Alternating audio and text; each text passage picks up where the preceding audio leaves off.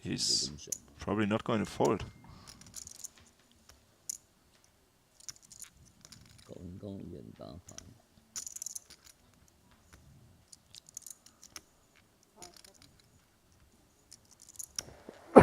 It is a very big bet from Mike Watson though, almost pot. Does make the call. A 6 of clubs would be disastrous here. Right color, wrong suit, as saying, made the call. And now checks one last time. Yeah, the jack is as much a blank as possible. Yeah, actually a great card for the set of nines. And oddly enough, Watson decides to check back on the river. Corey, are you surprised if he was willing to make that value bet? Michael Watson will be the one who can put the most pressure on everybody else. Nobody's super short here. Ivan Leo, the shortest stack, but still has 50 antes. Jason Kuhn will begin his final table with an ace-king. All in. Jams it. And another ace-king behind him for Watson, the chip leader. Yeah, and this is a bit awkward in these positions. Jason Kuhn just wants this fold equity for his hand. He doesn't want to raise call it off. He wants a hand like Jack 10 to fold, basically. He would just be flipping against Jack 10. Oh, and Watson is going to move all in over the top of Kuhn. That'll provide some protection to these two ace-kings. No way. Oh, okay. Whew. Got me scared. I was like, holy shit. I was like, it's a short-lived final table, man. Yeah, Mike Watson can afford to call it off here. I like, we're sharing some I suits. thought he would be up against hand like ace-queen sometimes.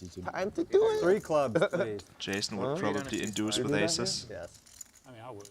Okay. It's going to be a chop, courtesy of the Queen-Queen 10 board. Yeah, in Jason's spots you don't want the person on your direct left to call it off. I mean, that's a pretty strong range right there. So probably seeing the ace-king was pretty good for him. Exclusive means that those who do come onto the circuit are quite familiar with one another. And the context makes for some very interesting situations where something on the surface may not look like it's supported based on, you know, the snapshot of that moment in time in the hand could have everything to do with an exchange that they've had with that player earlier. Yeah, exactly. These players just know a lot about each other's games. We don't know what history Elton and Ivy have with each other exactly. Yeah. I mean, maybe Ivy is known for having bluffed Elton in a couple of big cash game spots before. 10-9 suited on the button for Mike Watson. You could see that moment where he felt as though might be able to pop it and take it here. Instead, he chooses to check, and the sixes and the queen jack will get a chance to look at a flop, which is ace 10-9. Open ender for Richard Yong versus bottom two. And take a look at the equity. Richard Yong's queen jack, the open ender, actually is a favorite against Mike Watson's bottom two pair with two to come. Yeah, not only can Richard Yong make a straight there, obviously, also it's more possible to hit a runner-runner two pair here and win that way against the 10-9. Mike Watson will bet at it though, understandably, after being checked too. Fold. Now the decision back on Richard Yong. He could play this as a call. He could also consider playing this fast, having some fold equity presumably. All in. That's exactly what he does here.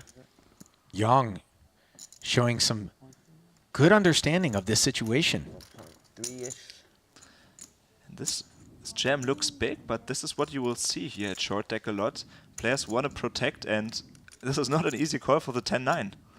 He knows he's drawing pretty thin against hands like ace-10, ace-9 against the better two pairs against the set.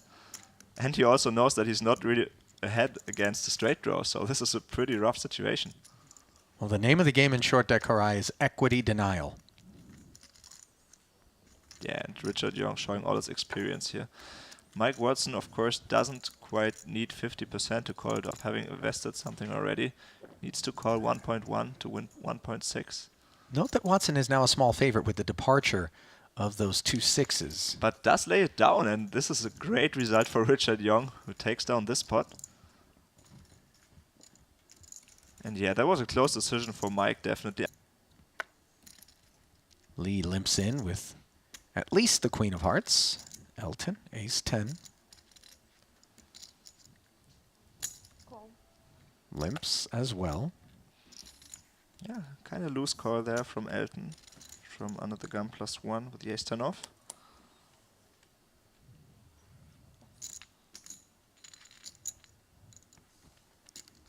Sixes for Watson. And out of the cutoff, all he has to do is get through Liao's button, which he does as Liao checks back the ace-8 suited. 4 players headed to the flop with 330,000 in the middle. 7, 8, 9 with a couple of clubs and tremendous amount of coordination here. Very wet board. Elton with the open-ender. Watson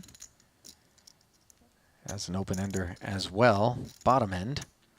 Liao had 8s with a gut shot, now has aces up as Watson makes the 9-high straight. Yeah, Kiat thinking here, if he has a hand like Queen 10 or so, he might think about betting out here as a bluff, as a semi-bluff. And he fires 225,000. We know that his second card is not a 6, Koray. No, he wouldn't limp in there with a Queen 6 from under the gun. So, yeah, Queen 10 seems kind of likely here in my opinion. And Elton with the decision. He has top pair, he has the open-ender. We know that a 6 makes a straight here, but yeah, of course, kind of unlikely that somebody has it. Michael Watson does have the 2 6s though. The problem for Watson, of course, is that 2 6s represent the third nuts. And if you're blocking 2 6s, you know that it's that much less likely that you're up against another 9-high straight. So what exactly is betting and calling in front of me? That 10-jack looms. Yeah, and also he knows that there's a card to come. I mean, this is Yep. not it. I mean, And he folds the straight. he does fold. I mean, yeah, again showing that he's like very careful with his approach, even as the chip leader. He understands first position bet, second position call, and the button act behind him, left to act. Ivan is actually the most likely player to have a 6, having checked back pre-flop. So yeah, interesting fold, but he knows if... Oh, wow. Now, Ivan Liao is raising, and perhaps he is doing so on the strength of being most credible to hold a 6. Yeah, I mean, that's very interesting here. Maybe he saw some weakness in his opponents. But this is very risky for Liao. I mean, the same reality that confronted Watson when holding 2 6s, having the actual straight, confronts Liao, who's just looking to rep it. Yeah, he kind of felt like his 2 pair is a bit too weak to continue, probably, and it's an interesting hand to turn into a kind of a bluff here, basically. Maybe he hopes to get a call from, I mean, against Elton, saying this would be a genius play if he gets Elton to call with top pair and an open-ender, now looking to check it back on the river. Although, look at it, it's a flip. It is a flip. He has position, though, in this hand. 오른쪽에도 Very, very interesting play. I think Elton's asking for a count here. And they both have 1.2 back. He's getting a really good price. Even against a 6 here, should Ivan play a 6 like that, Elton is thinking. I mean, it's only 325,000 more for me, and if I hit a jack or a 6, I might have some implied odds here. Do we remove 10-jack from Liao's range after having closed the action with a check back on the flop? Yeah, that's the question. I mean, if Ivan would maybe check back a jack 10 maybe jack 10 of clubs even, a hand that is so strong that he wants to check it back, isn't as afraid of a bad turn card as usual, but it seems kind of unlikely. Most of the time Ivan would have bet for sure. total 550. 3.25 to call. Yeah, Ivan is wrapping his straight here mostly. And Sang makes the call as the pot swells to 1.655.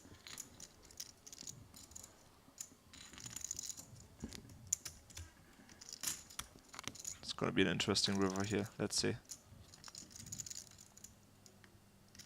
Board pairs with the 9, and now aces and 8s have been counterfeited. Elton Sang has the best hand.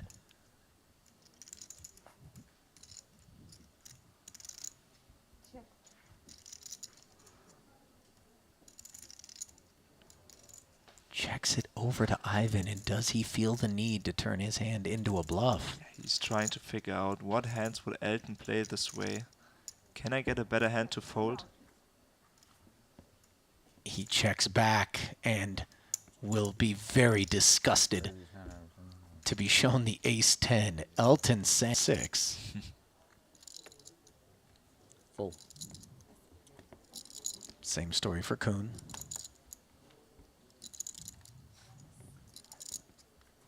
Now 2 red jacks for Sir Watts.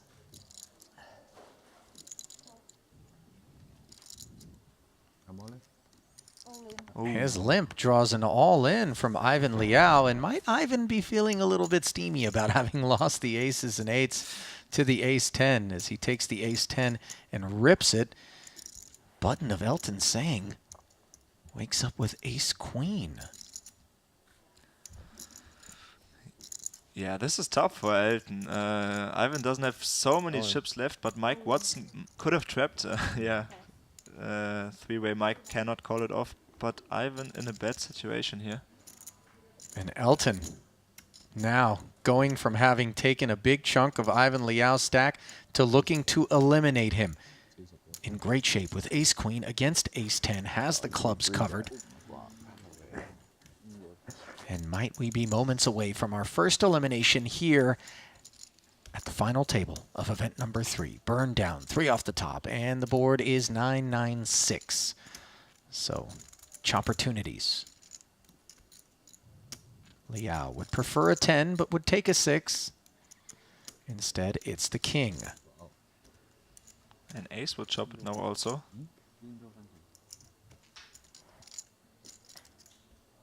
River is the king, and kings and 9s with an ace kicker for both players will give Ivan Liao a stay of execution.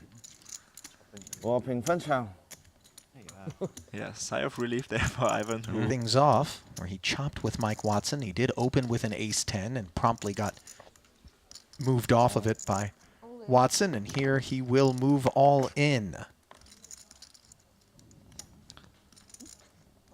And if this should fold back to Elton Sang, this is a difficult Bracket says situation. 1.4. I'm checking to see. Okay, 1.4, right?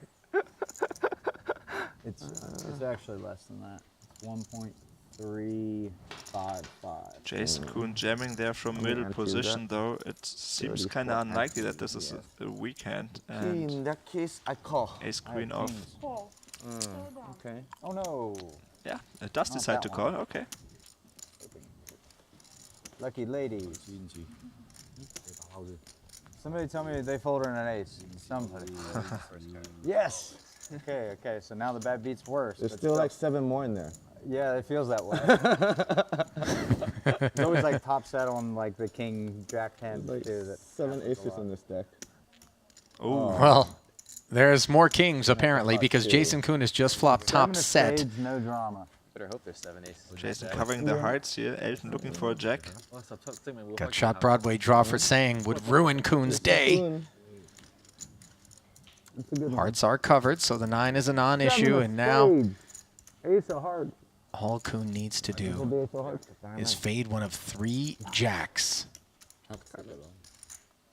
And he's Okay. done it. 1.355. Very big W here for Jason Kuhn, who moves up to second in chips. And there is nobody other than Jason Kuhn who's happy to see that double here at this final table call, right? Because we know just how competent he is Richard Young sitting there in the middle of the pack.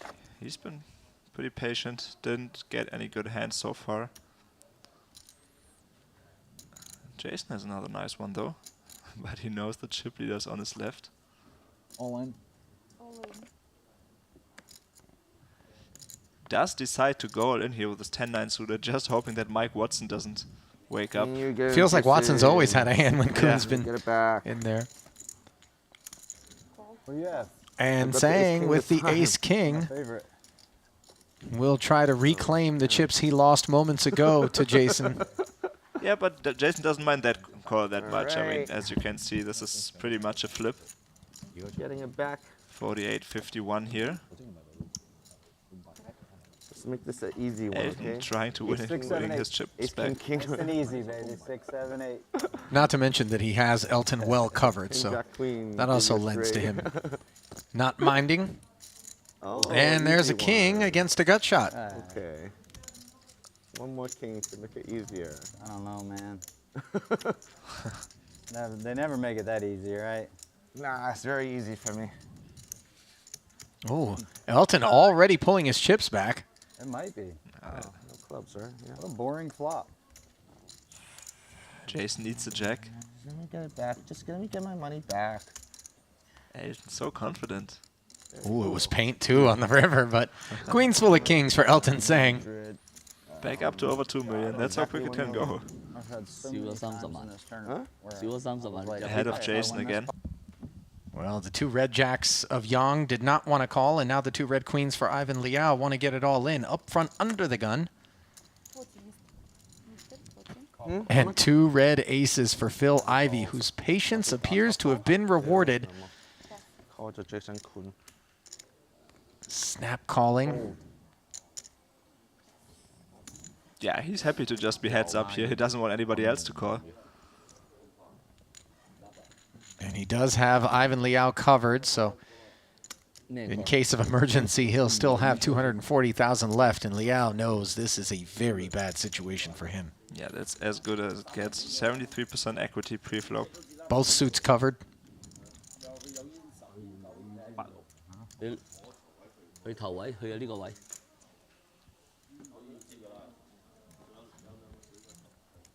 Ivan looking for a queen. Oh, there it is. Wow, Queen 9-8, and you see the look on Ivy's face. He is not amused. All right, welcome everyone. We are back. Welcome everyone. We are back for another day of short deck. What a finish there. We saw Ivy all in with aces to queens, got unlucky on the flop, ran out the bottom wheel, which is a little confusing in short deck. You can use the ace. He took it down. He ends up taking it down in very quick fashion, Rast. Phil Ivey, short deck champion. I mean, he just knows what he's doing. What were your thoughts on that event?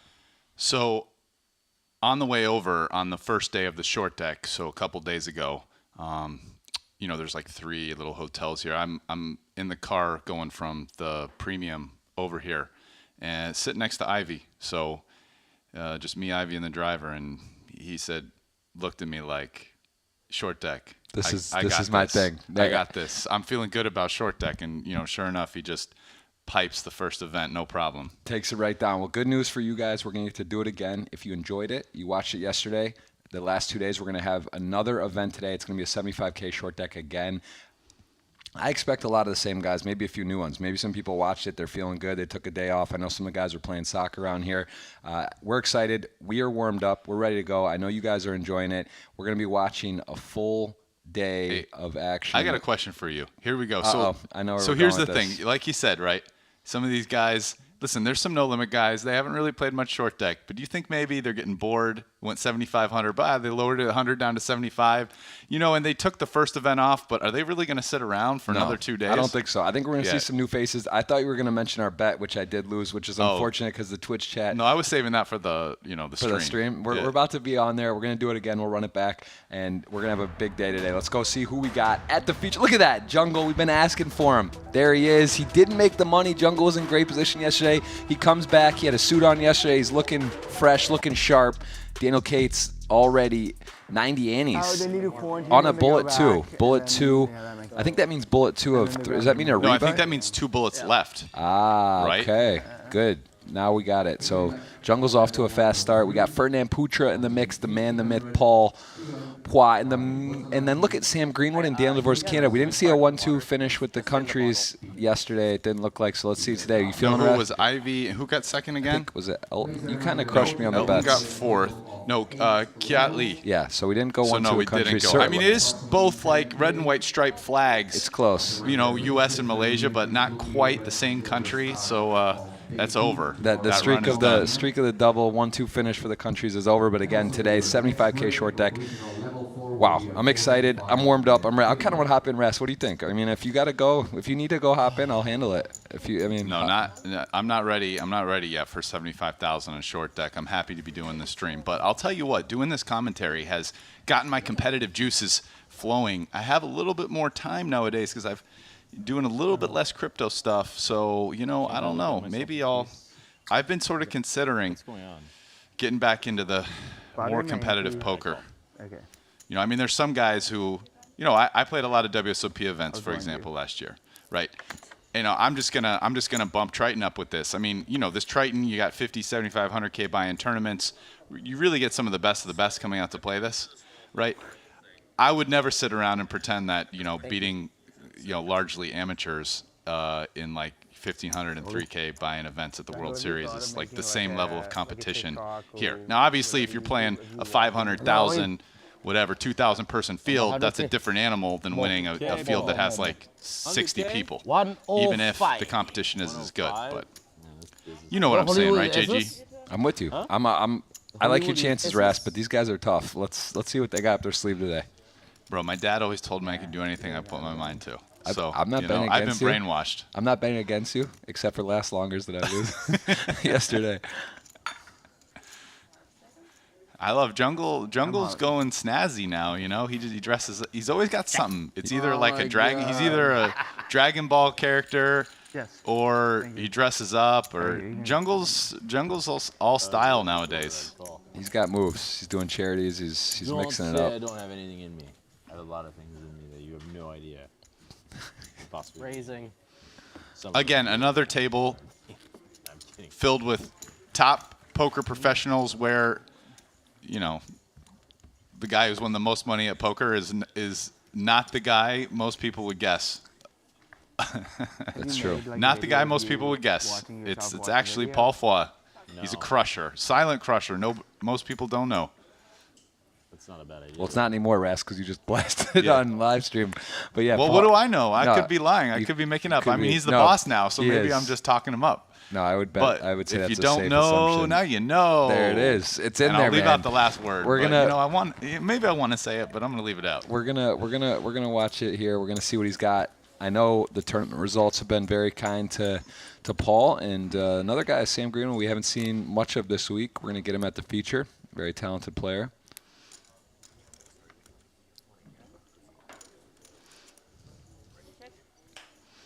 Yeah, the fun thing about short deck is you're kind of just always in the mix.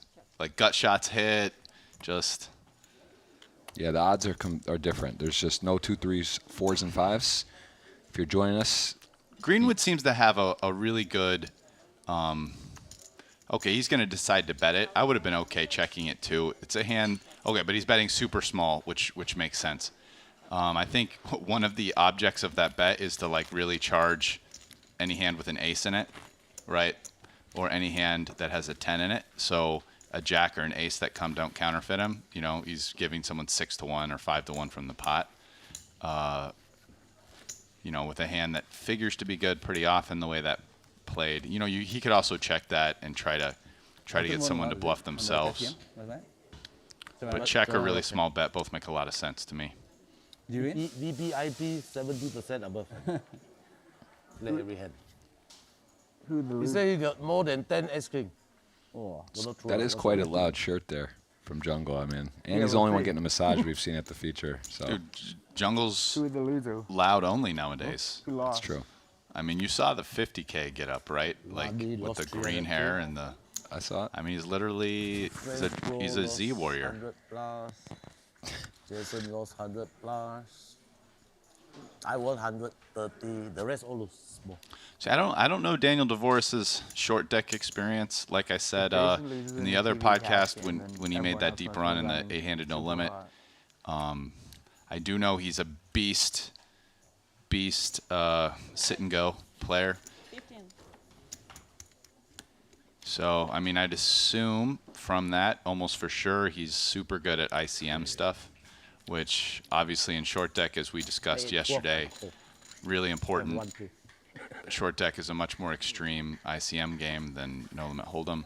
Yeah. Can you do my head and face? Or at least in tournament situations when you're down in there. Cameras. Jungle saying, "Can you do my face so I can do weird faces?" Gets more looks.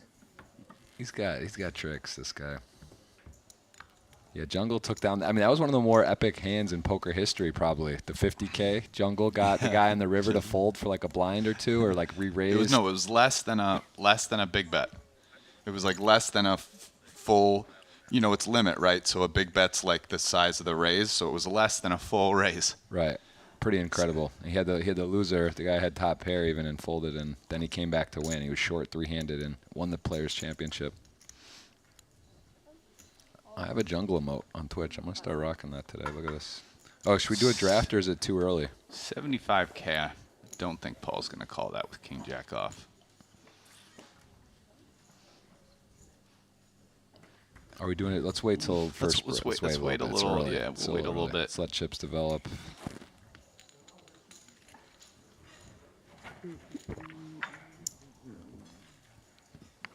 But yeah, we can do a draft. You know what we should probably do is we should actually do like a draft this time. Like we could do it snake style or whatever. You know what I'm saying? Between here and Monaco, where are you gonna go? You do snake style, like 1 2 2 1 1 2 2 whatever Yeah. till we get everybody. There'll be a We dinner just break. like flip a. Maybe London. At dinner break, we Go should back do it. Dubai. I And then come we from can Yeah. see the cannot fly stacks to and Dubai. we'll have I everyone. cannot fly to London. Yeah. All right, got it. Yeah, for those of you out there that want completely unbiased commentary, I'm apologizing in advance because after the draft, we have our guys, his guys and my guys, and the impartiality then leaves the table because one thing is I'm not going to pretend. I just say it like I see it. So when I can win $1,000 on a guy, all of a sudden I'm cheering for him. Yeah, it's true. Wow. Jungle does it. He takes, just so people don't know, I mean, when you've got sixes in this game, you are just extreme set mining. There's really nothing else you can do. It's like it's actually not that good of a hand. But when you flop a set, it gets a little better. Now Jungle with kind of a big bet size here, frankly, in a board that only has gutters, making it pretty tough to float with gutters, but Greenwood does it anyway. Stop there in Dubai. Greenwood with a what I would We are call getting the somewhat license. speculative call versus that bet size, and he bangs it off, rewarded for it. I mean, now the question kind of is like, will Jungle lose the rest of the 90,000? So this year maybe. Or It happen maybe January. After betting 25, there's a pretty good chance because I think Nice Greenwood's weather just there in gonna January. go all in here. Jungle's But you have to organize. gonna put Jungle in kind of a tough spot. You can see it as a 2-to-1 dog. We'll see after he goes all in 91. It'll be 145 in the pot. He'll have to call another. Those 3 games. Oh, he just calls. Okay. Thank you. Because those no buy-in, is it? right. What is Jungle gonna do here? I think have He can Mark, 70% check and chance decide. to get it He can try small bet. to the government. I don't think betting the full 65,000 makes a ton of sense. yeah, I've never been. But I'd love to go.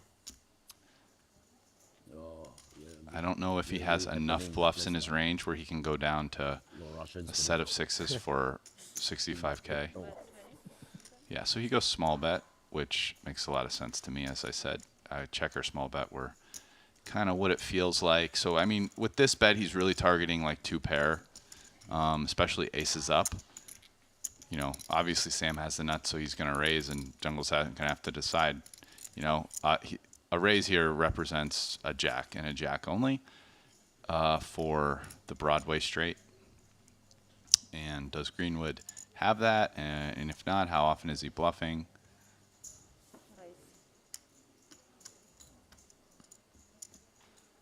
Raise 165. Is that a bluff? Weird. Yeah. And he just says, "Nah, bro, not bluffing enough here. It's okay, you got it."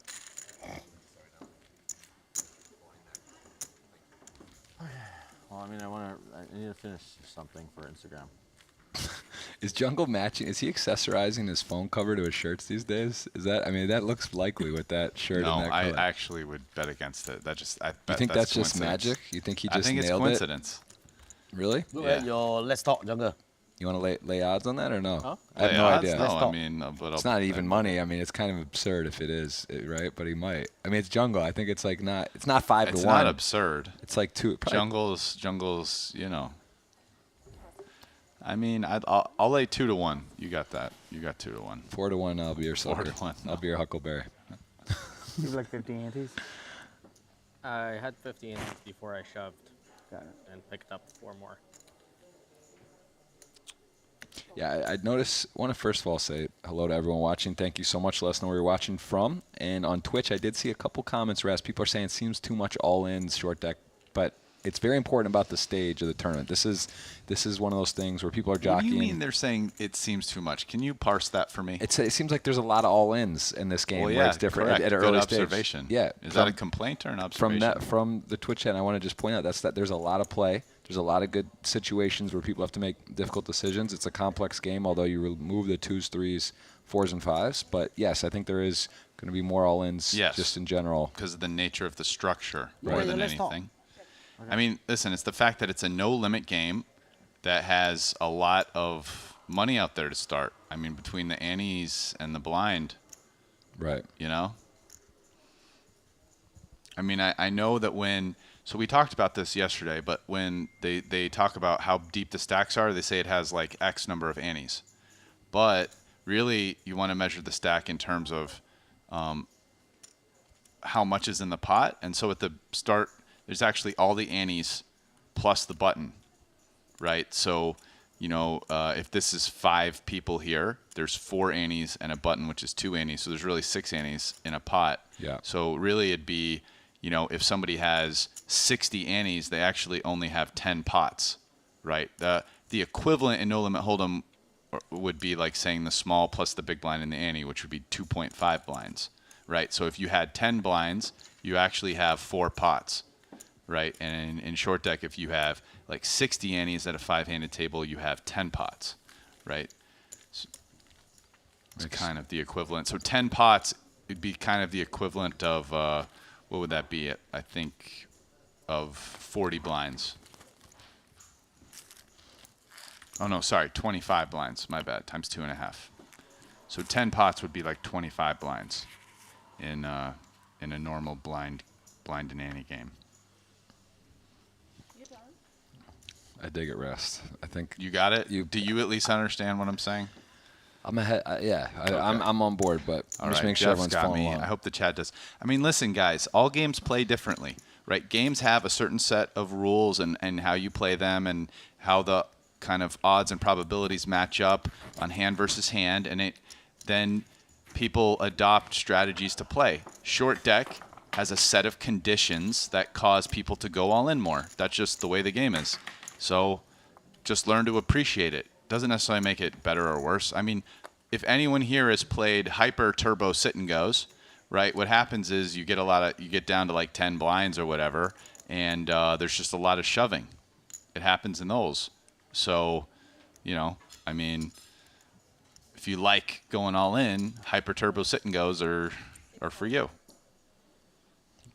Yeah, makes perfect sense. Again, this is event number 5, 75K short deck ante-only. If you want to see chip counts, live tables, the other outer tables as well, you can literally go to Triton/poker.com, or I guess a hyphen. Is it Triton hyphen? Is that what it is? Triton? This.com. You can see all the chip stacks. You can see what's going on, see who's in. Greenwood with a strange little bet here, leading out with middle pair bad kicker into 2 people. Not really sure what he plans to do. It doesn't strike me as a great bluffing candidate. and I just feel like whenever he gets called, but when he gets called, he's not going to be able to win at showdown very often, because he either get bluffed off his hand or it won't be the best hand, as we can see it isn't here. But I would guess maybe on this one, I mean, if Dvorak checks back here, which he very well might with top pair, I think Greenwood might bluff the river, maybe, because I mean, if a river doesn't improve his hand, it's just very unlikely he would end up having. Okay, it does improve his hand, so we're not going to get to see. But I would be curious if, like, say, an 8 came on the river. I think maybe he turns a jack into a bluff. Jack with like the worst kicker.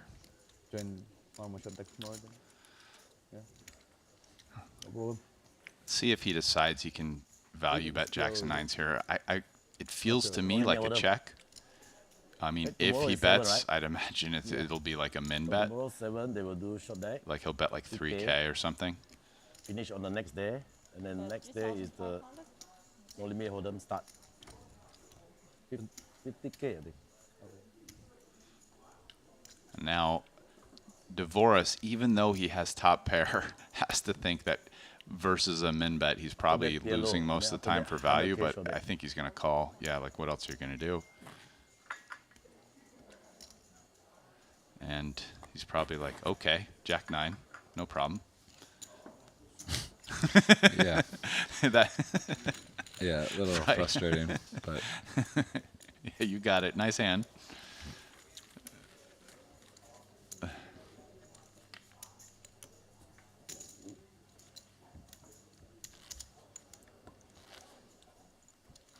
yeah, so again, early stages, new event here. It's very important to build a stack, as in all tournaments, but in short deck, as we see at the end. We cover this a lot. It's such an important principle, though. There's a lot of times you can't put your money in, and people who have chips towards the bubble, towards the end, are able to be a lot more aggressive, and everyone knows that. So they're just playing at this level, and I think this is also why we'll see, people really going for it, trying to build stacks. Look at who came in. Wai Kin Young, don't want to say he let me down. I don't even see what happened. He might have got bad beat. He might have something might have gone wrong. He didn't end up getting it done, but he's a very tough player. We're going to see him again at the feature today. And Jungle's really getting after it on this face You're and not stuff. really a pro. This is not normal. You don't usually see this at a feature table, getting a massage, and let alone I don't know what to call you. he's getting the full works over there. Family business, man. Ooh, a monotone flop. Yeah, we know 118 to 1 and Hold'em. No limit Hold'em the flop. Ras did some calculations. No, I did flopping a flush, and I said it was like very close to 200 to 1, You ran which some, I guessed. You ran some permutations. Dude, ran a permutation. I'm pretty sure it's a pretty easy probability calculation. Let's put it this way. Hold on. Let's say you have a suited hand, right? Your odds of flopping a flush. Yeah, There's 36 cards, got it. right? Because you're pulling out. 2s, 3s, 4s, 5s. Yeah, that's 16 cards. 16 from 52. Okay? I'm with so you I here. believe it's the odds would be 7 over 34 times 6 36? over. Oh, 'cause no, you're two. because you have 2 in your hand. Right. 7 over 34 times 6 over 33 times 5 over 32. I mean, If you think that's a simple thing, if you think anyone, I mean, that's just Bro, not listen. an easy. I mean, I got it. Listen, I got an 800 on the SAT in math. I got an 800 on the SAT 2 in What do I need to do to math. convince someone? Okay, Rest. That's what I'm saying. For a hot minute, I was a math major at Stanford until I dropped out. Although I was like the worst math major of all time. What are you talking But about? Plenty of business. I took a course in combinatorics, which I don't know if I passed it. 'Cause I didn't Rest, my pass point a is lot, that's not but a I'm simple just saying, like, calculation. I get it. that it's you a pretty prob- actually simple probability. As far as probability goes, it's pretty easy. All right, I'll take your word for it.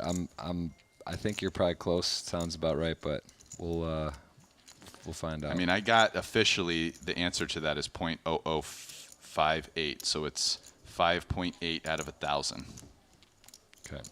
60? which is a little more frequent than 1 in 200.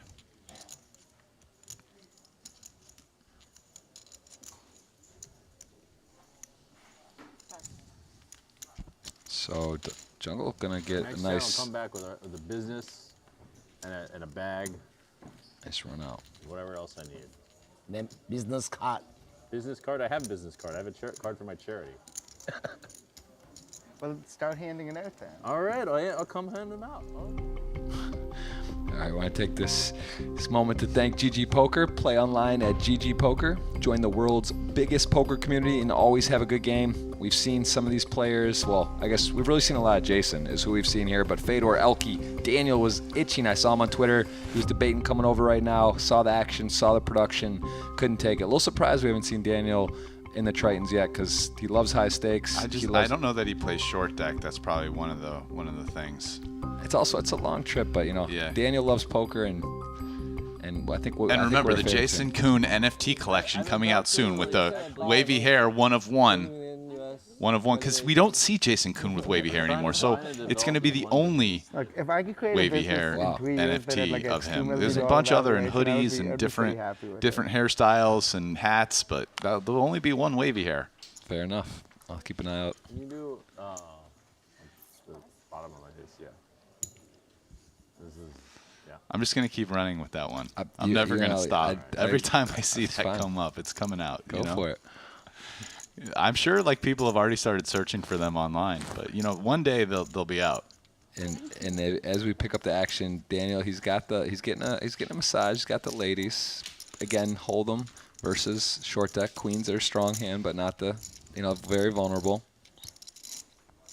I mean, you can see. Ooh, he lays down. He gets him to lay down the suited ace. Ace nine suited actually a pretty decent hand in So this yeah, game. businessman, you go to Little choose one surprised pro. he didn't gamble with it. Tom Duan. You partner Tom Duan. Or maybe Tom Duan can be the businessman. what? He might be a better, Combo. more convincing business. Is Jungle claiming businessman these days? Is that what he's going for? No. He's saying they're talking that Tom Dwan is actually a more convincing businessman. That was the conversation. Okay. I mean, yeah, I don't know if no matter what Jungle does, I don't know if he'll ever be able to go for a businessman. No, I know. I'm pretty sure Jungle's lost that card. There's some people that are just never gonna be able to be businessmen in poker. I think Jungle's crossed the threshold. Yeah, he's kind of solidified his place in the poker world. Yeah, I think just after winning the 50K championship and being an online crusher. The online crusher, like eventually one day there might be enough people that don't know, but like when you start winning major tournaments that are called like the Poker Players Championship and stuff, where you have to know like 9 games, yeah, it starts to get tough. It's true. So Jack 7 of diamonds with no backdoor flush draw, 30%. Surprising. I mean, you're just always in it. It's hard to call down a guy getting a face Yeah, massage though with that shirt on. Yeah, I mean it's tough to continue. I'm not saying he should have. Sometimes you look at the equity and it's remarkable. You're like, this hand is it's not an absolute air ball, but it's almost nothing versus top pair. And there you are, 30% equity.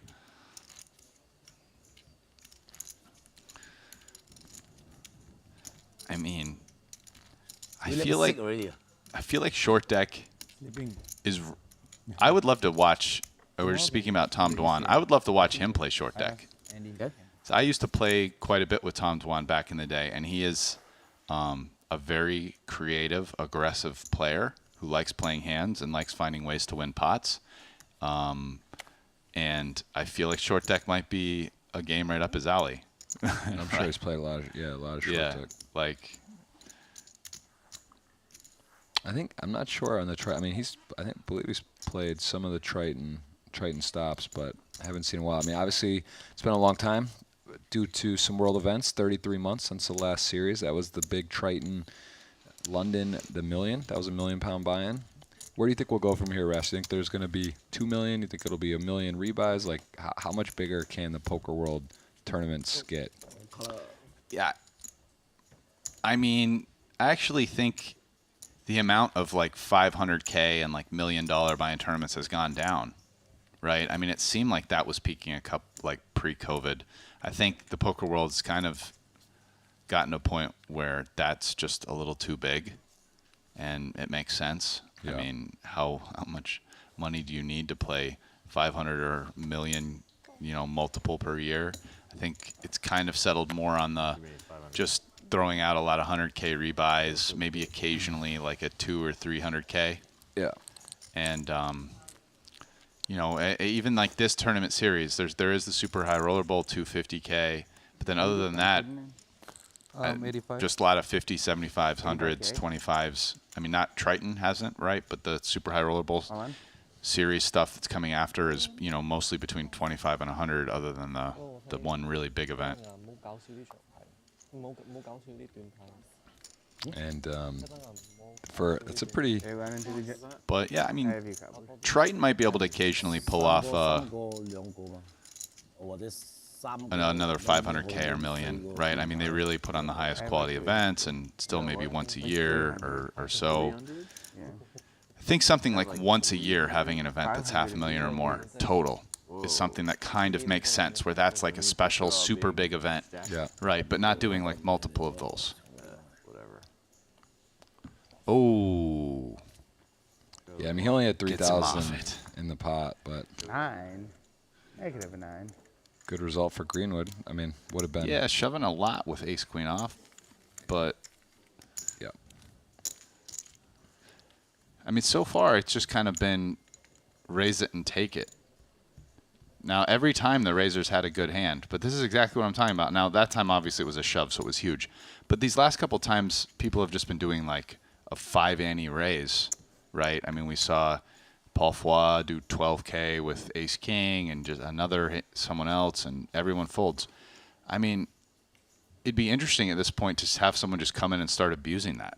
And like, what's going to happen? Because like everyone's just been giving respect to the raiser. And I'm sure, listen, I'm not saying it's wrong. The raisers had the best hand each time, and everyone's been, kind of okay to fold. But, you're in position. People clearly don't want to play out of position pretty deep, and people are giving respect. Like, I'm sure you could find a pretty wide range given how close the equities run and kind of abuse. Obviously, at some point you run into the problem that, there's a very easy response to this, which is just limp shove, right? Yeah. So. Yeah, I mean, we're very early stages here. You can see the field size 22 of 22. Everyone's still in. I mean, the re-entry's open until the start of tomorrow.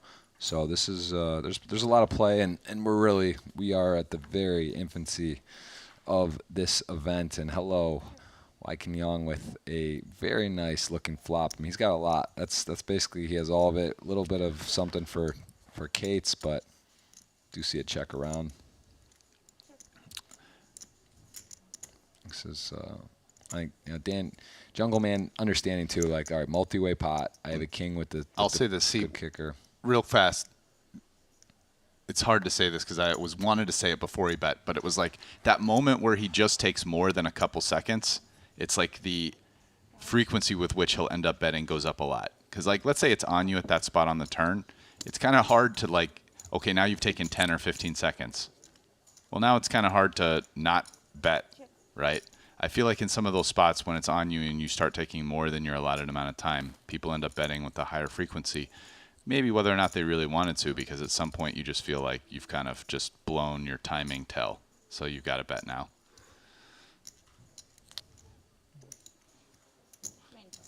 But just imagine that I said that in real time because I was going to, but I had to interrupt JG to get it out there. He's going to get called. Wai-Kin Yong. You lose. By a lot. Wow, nice hand and a little bit of a hit there. Jungle below 100 and. I had a good hand, Wai-Kin. I can tell. Huh? I can tell. Call pretty fast. It's check. Why? Jack. That massage is, it honestly has to be talked about. This is like, he is really enjoying it. Like he had a plan today. He was like, you know what, I'm getting a massage or I'm on the feature. I'm not, I don't care. Just going with it. What do you think about the face massage at the table rest? Is that on your playbook or no? I've gotten a face massage at a table before. Yeah, I've never done that. It's fine. I don't think I'm just saying it's like, because you're kind of in the, talk about poker face or keeping your cool. Like he's just in there getting. She's just getting, it's hard a little bit, right? Like, I mean, she's really getting into it. People in the chat are asking. I've never had one. I don't know. I just thought, I don't think it's weird. I just think it's different. I just don't see it. Well, listen, when you're getting a table massage, right? Or sorry, a sitting chair massage. Yeah. I mean, there's kind of a big chunk of, like, let's say you're getting a table massage. It's like everything, legs, whatever, everything's, sort of available. When in a chair massage, it's like half isn't. Right. So You run out more of- time's going to be, and at some point, if they're doing it hard on your back or whatever, they've got to move on. For But this pressure, is pressure distribution, you're saying. What he's getting from a comfort standpoint is just one of the easiest. You're 89,000 sitting behind. square. The chair's not. No, a you hair know. massage, fine. Face massage is like, you got to really like trust her hygiene, and everything has to be right. I'm Oh just yeah, saying. I don't even think about stuff like that. That's Whatever, fine. man. Hey, listen, I you're mean, doing listen, I you're feel doing like everybody's going permutations. over the top with all this COVID and like this and like. No, I'm not Oh, talking you got to that. keep alcohol. No. You got to be clean. Forget COVID. I'm Bro, talking 5 in second general. rule. If it falls on the ground, you can still eat it. I Like, get you it. know, I get it. you got to I'm just build saying. up your immune system, man. I get it. Someone's hands, it's fine. It's fine. Whatever. I'm just- Bacteria is everywhere. Do people realize that they have more bacteria in their body than cells? Inside your body right now. Res, Take that, this is- OCD people. You're turning Res, off this the is stream a poker now. stream. You're going This is a crazy. poker stream. You're running But it's true. permutations and talking about health codes. I'm just saying, I respect it. I've never Yeah. seen it. I've never seen really someone get a face massage at a feature. Permutations is, listen, man, I'm just helping the people with some math. But you can't say it's an easy equation. It's not. No, it's not. Yeah, it is. It's pretty easy. Okay. That's not permutations. That's just basic probability. All right. Wykin with Queen 10. He's going to be +1, and he's in there. Let's see. 3,000 levels. So this is a lot of play, Russ. This is early. We're early in the tournament. Let's see some post-flop. Yesterday we picked up the action. It was a lot of all-ins. It was a lot of all-ins yesterday for a bit. Yeah, And these right now- guys are playing a little bit more chill. Some raising. Sometimes Sam's just been shooting it in. Is Jungleman asleep? I expect Sam to raise this up here. Now again, will he go with the all-in sizing or will he do a raise? No one wants him to raise. None of these guys with their holdings. Oh, he doesn't. He checks it. Scared. He was scared of the limp re-raise there. Doesn't want to call it off with ace-jack suited.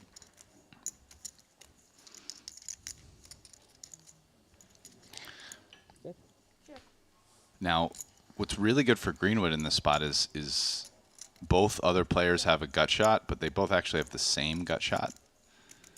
So, and Wykin with the Queen 10, the 9 actually is kind of a super killer card for him. Ooh. Now both players pick up a double gutter, and they would need to make a straight to beat the top two pair. No longer a king or a queen are good for a pair higher than a jack, but a king or queen both are the two cards that fill in their double gutters.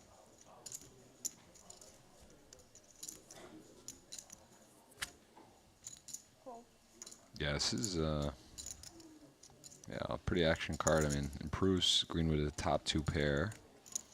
There is a straight available. There's which two is- straights available. Yeah. The 6-9. The wheel plus the 6-9 and 9-10, But with top two pair and a lot of draws and a decent amount of money in the pot, Greenwood could decide just to raise this. He's probably most scared of Wykin, and unfortunately Wykin's much deeper. If Putra had a straight, I think Greenwood would take the risk given that he just flatted. Raise. Yeah, he's going to go for the raise anyway. 27. 27. And he chooses a small sizing, which is interesting. I actually kind of feel like versus that sizing, he's not going to get it folds. If Wykin calls, I expect Putra to call, but Wykin could play this in two ways. He could decide to try to re-semi-bluff here. It's a little harder for Wykin to call because Putra's behind. Putra's call, if Wykin calls, is much easier in a sense.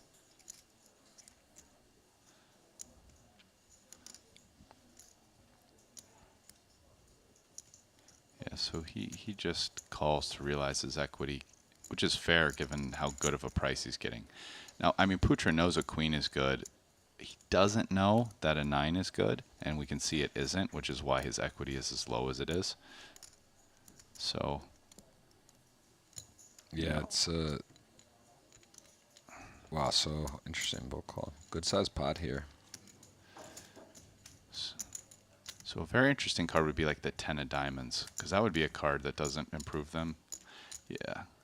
This is, again, also an interesting card, because it's a card that either Wykin or Putra could bluff, because they obviously have no showdown. Neither one of them has a pair, and they no pair on this board, or straight, or flush, which is tough. Neither have a diamond blocker, but slightly less relevant in this game.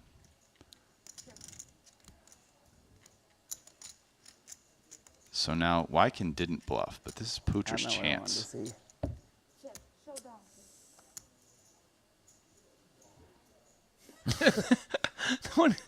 No one can even turn it over. Oh, there it goes. Wow. Can bluff the river. You can. I wanted to bluff the river. You're behind me. Look like you have a flush draw, you know. Yeah. Going to the nuts. I meant 27. In my head, it was counted to raise size. I'm like, okay, you want to raise 27 more. Yeah, on it did top. seem a little And then small. I heard the 27, and it's just like, Chip, you know. yeah, it's just like, God damn it. Sam just saying that he meant to make it 27 on top, so that would have been 38. Yeah. So you are good at math, bro. Well, People think some of the like, like pros or like all these like math geniuses, and then it's like, quick, add these two numbers up in like 10 seconds, and they're like, oh fuck.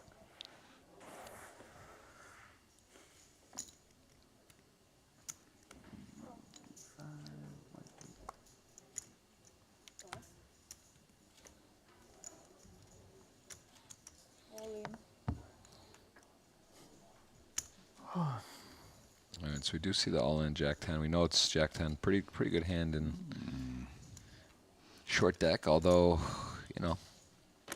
Jungle with a decent hand here. I'm curious to see what he comes up with. He does have to worry about the under the gun limp, which, I mean, yeah, 1,500. which is a little scary. I mean, honestly, Putra's Get away? all in here feels pretty gambly. Given the under the gun limp, I kind of feel like he's just like 47. wants to gamble because he's short. yeah, I mean, the 10's just, again, not really going to be ever in great shape. Even here, with the Jack 10, it's like a coin flip. No, it's not. It's a dog. Look, 50-42. Less one become 30. Yeah, to I go. mean, let's not call that a coin flip. How close, like, what is the cutoff for the coin flip? I'm just not even asking you. I'm asking the poker community at large. Like, in a game where all equities run close, do we just call everything a coin flip? I mean, Give out He's going to win 50% of the time. no, he's going to win 42% of the time. He's going to win, but they're going to Tens. chop 6 or 8. Yeah, tens is basically never a favorite.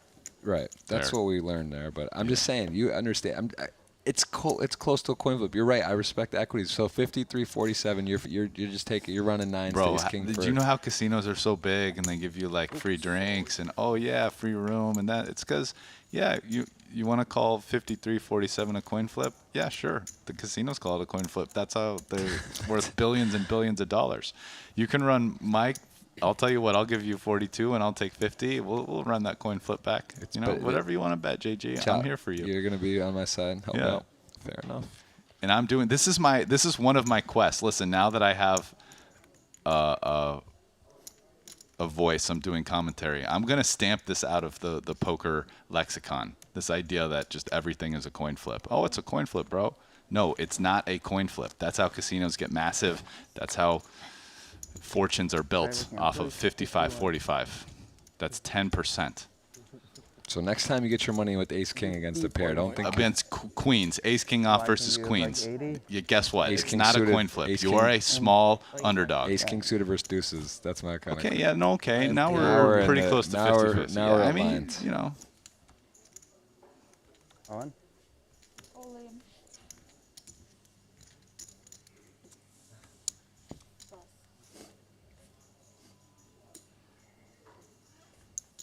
It might have been 15 plus 27, so it would have been 42 if that was 15. I thought it was 11K, but 45%.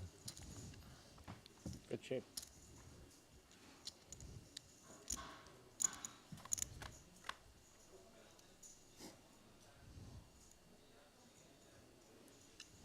man, Greenwood's really laying it down here. some all-ins. I guess effective stack I sizes. wanted to give you a set. I thought that was fail. Give me a set. All right, so Dvorak's going to double up with the queen 51. 10, the jacks. 50,005.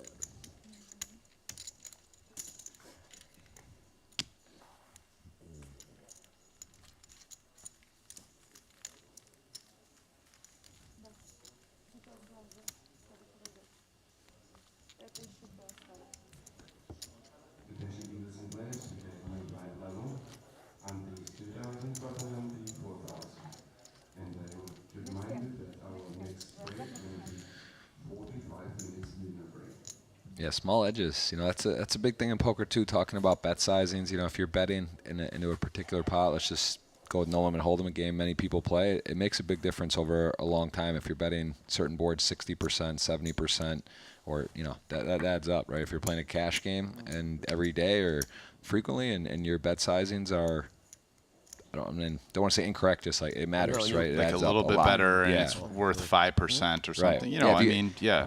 If you have the best hand and someone has a flush draw and you charge them, you know, if you give the wrong price or a good price, or just not even the right or wrong price, if you could exploit and get a larger amount, knowing a guy will never fold a draw, right? You can really tailor that to your benefit. So that's something to think about out there.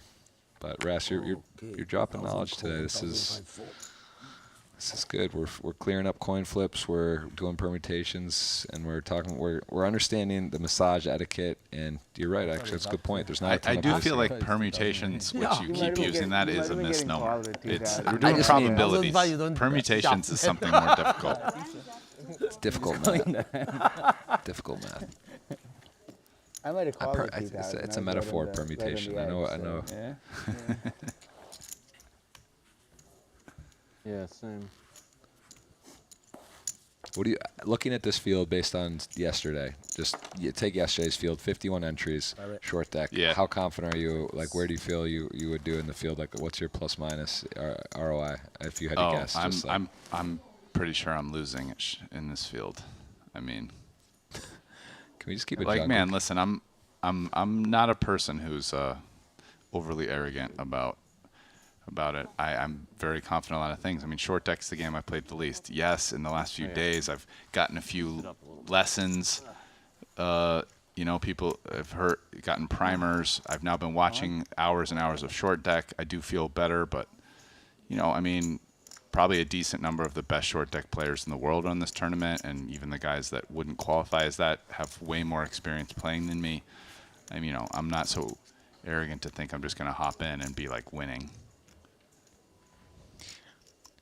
Yes, and is this becoming a theme? I mean, is Greenwood just going ham, dude? He is all in with the queen 10 suited, effectively shoving. I mean, everyone's got, I guess it's not a crazy shove with their stack sizes, but he seems to be really laying it down here.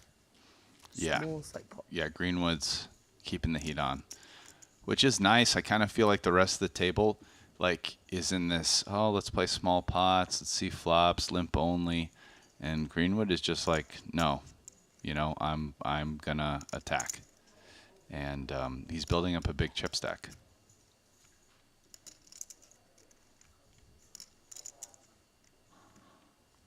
Yeah, and Stevie, there's 10-8. Look at this. He's really in the tank. We saw Stevie considering the 10-8 in a spot that seemed not close, and I think, you know, he's just again thinking about what their hands are, what are they shoving, how well does my hand, what kind of equity do I have here? Maybe they have some big cards and. My hand might play pretty good multi-way. I mean, we can see it does play pretty good multi-way. Like, actually, he's 27% four-way here. I mean, Putra's not calling the A7 off, so it'll change the equities a little bit. It'll actually, you know, I don't know if this actually eliminates cards, so I'd imagine it doesn't have that function. So Wykin's equity will go up quite a bit, and there won't be an ace that's eliminated, but. I mean, he would definitely call if he sees it. Okay, so he does end up calling. I mean, this is a hand that plays pretty good multi-way. I mean, not quite as good as 10-9 suited, but... Yeah, here we are. He got a little unlucky that the 10 is dominated, but at the same time, his hand still has that. Yeah, and actually, these real equities, if we were taking the A7 out, that the A7 being out hurts Wyken. Good luck. The A7 out, Very and there's no optimistic. diamonds in that, so I would guess Wyken it goes down at least a couple percent, and with no diamonds Ace jack. on that A7 divorce, probably at least 30. 7 something with 1 diamond. Oh yeah, and to answer a question in the chat here, this is not the same event. This is the second Triton event. Okay, Jack of Cups. Wyken the favorite here with no pair. That's a bad card for Divorce. Oh no, he picked up diamonds. Ooh, I didn't notice that, and he made a flush. Give it to me. He says, give it, take it. You get it. Nice big pot there. Wow, run out, runner, runner, flush. I mean, listen, man. I know flushes are less likely in this, but I mean, they still happen. It's not like it's never. much more than I remember. I'll say 105,000? that. Obviously, a short sample size, but they are coming in.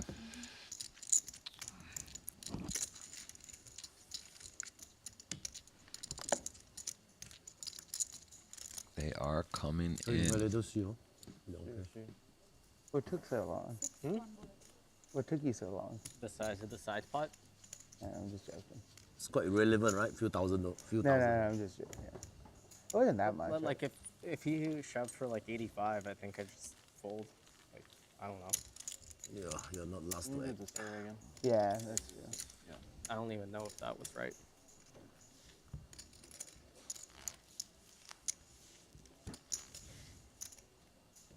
Yeah, you hear He it. probably knows, but he won't tell me.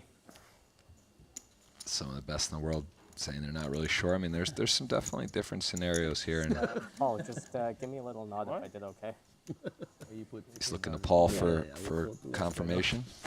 But I don't know whether it's correct or not. Hands using 2 time banks to call it aces to scale off the like the other 10-8 suited calls, you know? Cut it. Yeah, they're discussing whether or not he was right to call with the 10-8 suited there. How much you're playing jungle? Divorce said he doesn't know, but that he thinks, who did he say would know, but isn't going to tell him? Did he say Jungle or Sam or Paul? Paul. Almost like a little over 100. So, giving Paul a shout out there. Giving Paul some respect for sure. Put some respect on his name, on my name. I feel like I see UFC guys say that pretty often after they win a fight. Put some respect on my name. Yeah. That's what I want to see Jungle do after he All in. he goes all in and wins this huge pot. Just stand up, like massage girl moves back, slams down some chips. Put some respect on my name. I could see. That's Mr. Jungle Man. Jungleman gets animated. I think you never know what he's gonna do. This isn't all in. Let's see if rest. Maybe he's got to win the hand first, but let's see how it plays out. Jungle doesn't look super interested in the result of his hand. I think he's gonna be okay either way. How rich is Jungle Man? That's the question. He just doesn't care. Ace Queen. I've talked about this hand. It's so problematic. It's hard to win. It just seems hard to win. I don't even know if that's. Oh. Wow. It takes away the ace out, but it adds a bunch of other outs. Ew. Oh, He did it. Some guys can Jungle. do it. Not the nuts, because the 10 of hearts is actually a straight flush, but Cute way. I do feel like we're seeing flushes at a higher frequency than is normal. Yeah. But Yeah. And 2 royal flushes this week for Sir Watts alone. How about that? Mike Watson with 2 royals in a week rest at a live event in a high stakes tournament. It's pretty special. yeah.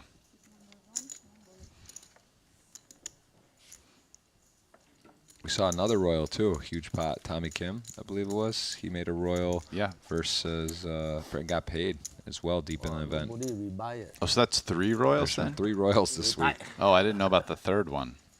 I knew about the 2.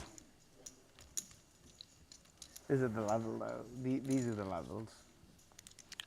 Are all 3 in no limit, or is one of those royals in short deck? I mean, it's definitely. I mean, it's got to be easier to make a royal in short deck, like somewhat significantly. Yeah. Right. I mean, no deuce 3, 4, or 5. Well, no, but it wasn't short deck. I think They it were was- all it was 3 in two no for limit. sure. Yeah, no 2 for limit, sure were no limit. and I'm not positive on the other I kind of feel like maybe the third one was in short deck, but I don't know. I didn't know there was a third one.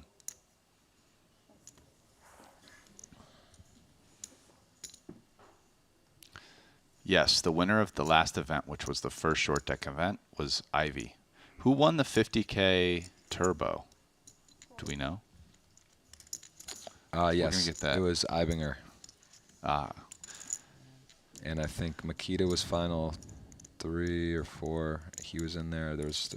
I can't remember who else got, but yeah, he won it for 600 something thousand.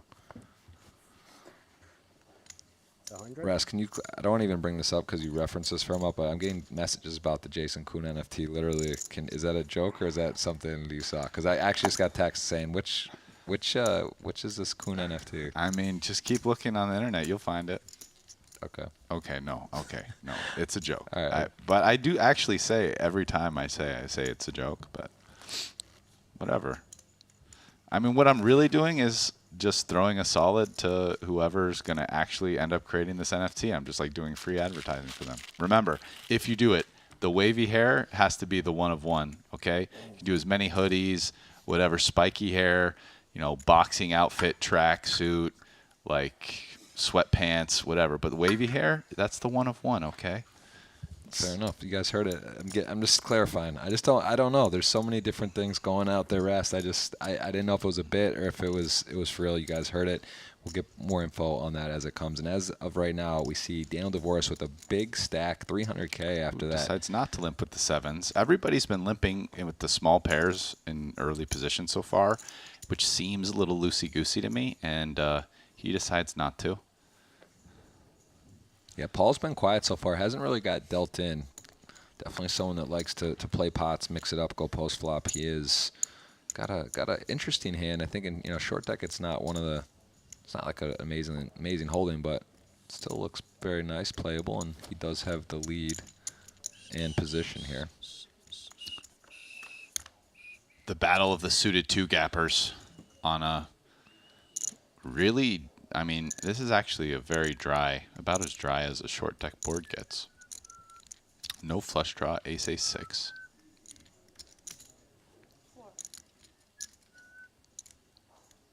Jungle betting with a really bad nothing, and look at Paul. Just probably has some plans, but happens to have the best hand. A little float going on, and Jungle. We'll see if Jungle was planning a multi-street here, or that was just a one-off trying to win it. But I don't think a multi-street would work here unless he went big. But I mean, because Paul's actually got a gutter and the flush draw. He's got to think, I'm not getting Jungle to fold an ace, but I might, if I bet here, I might be able to get him to fold anything else. And he probably thinking Queen High doesn't have a ton of showdowns, so I can get behind this bet. He's going half pot. Jungle's done. Just a one-off trying to win. Nice hand from Paul. I mean, he calls on the flop, obviously with some plans. And Paul's played a lot with Jungle. He knows what's going on. It's okay. That's now you see maybe why Daniel DeVoris was kind of like, oh, I bet Paul knows. He's definitely knows his way around a flop for short deck. And I'm gonna pot. tell a little Paul Foy story. Okay. Okay. It's gonna take a little bit, but so I don't know how many people know this, but I was one of the first to go to Macau. I actually went during the World Series, like who knows, 14 years ago or something. 14 years ago. Yes, I went with Keith Gibson and Phil Locke and someone and David Wells. We were all over there.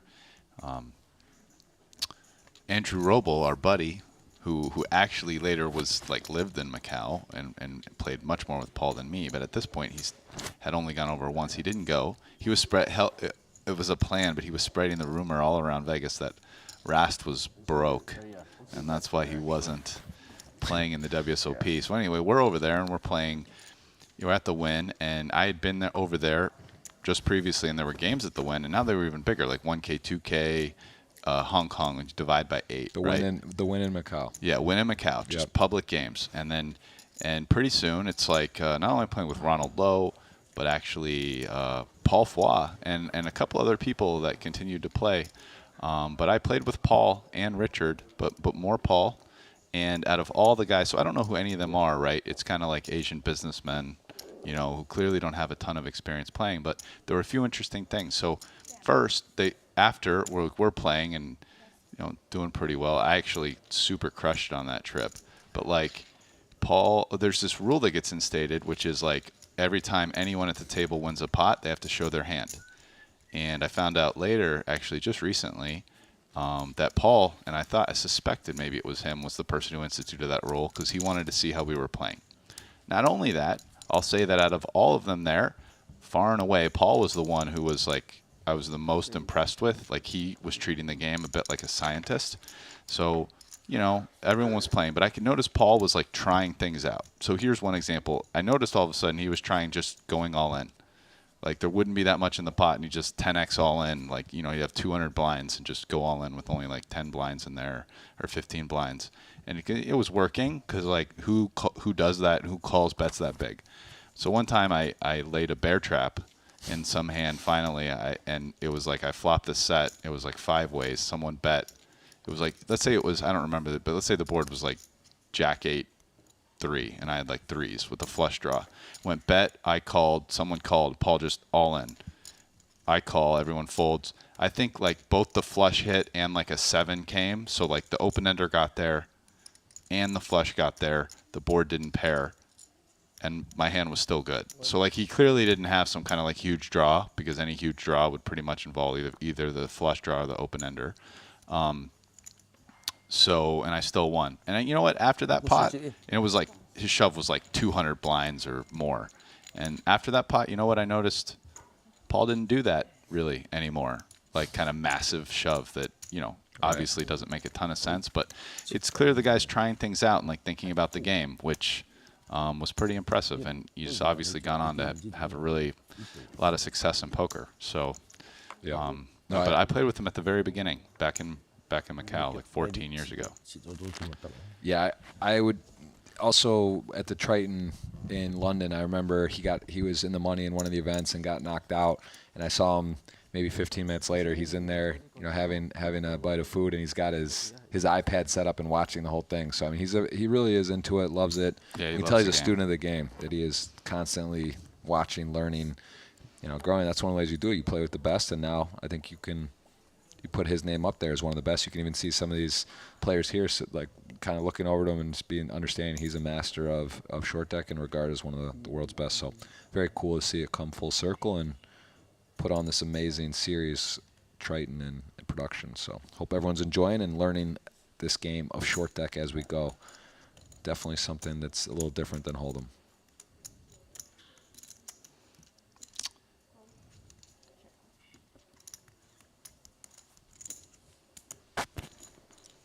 And I think that's one of the nice things about these televised events too, because oftentimes people watch final tables, and there's a lot of ICM implications. It's fun, right? Because that's where the money is.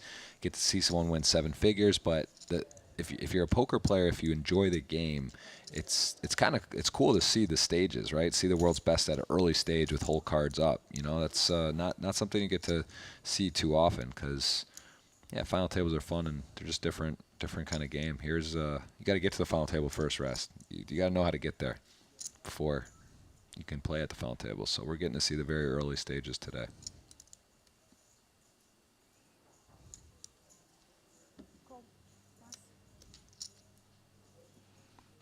Yeah, and to put the timing of this into context for everybody, this was like a couple years before. I mean, there's probably some people in the poker community who know about there was the private game at Star World, like Dwan and Juanda and Ivy and some other people played at. But this was a couple years before that, because really what happened is after they played at the Wynn, by the next time I came back, like 3 or 4 months later, they had moved the game to the Grand Lisboa, and it was like private. So they weren't just playing with whoever at the Wynn anymore. And then after that, later they went to Star World. And at this point, that game was being run by Paul. And then that's when they started letting some pros not from China play with them.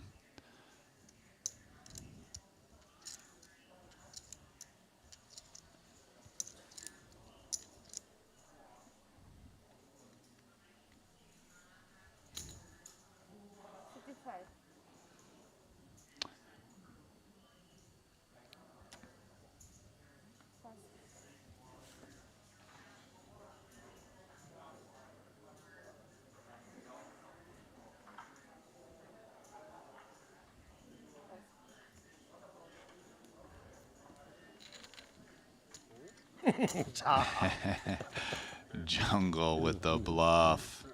Pocket sixes. Sixes, A6 suited. A6 of clubs.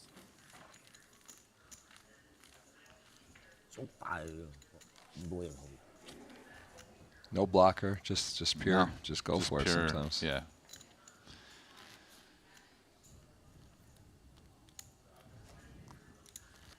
Yeah, someone asking if this is a rerun. This is not a rerun. This is live. Just another 75K short deck event here. This will be playing to a winner tomorrow. Gonna watch action through the night for a few more levels. We'll have dinner break and then several more levels.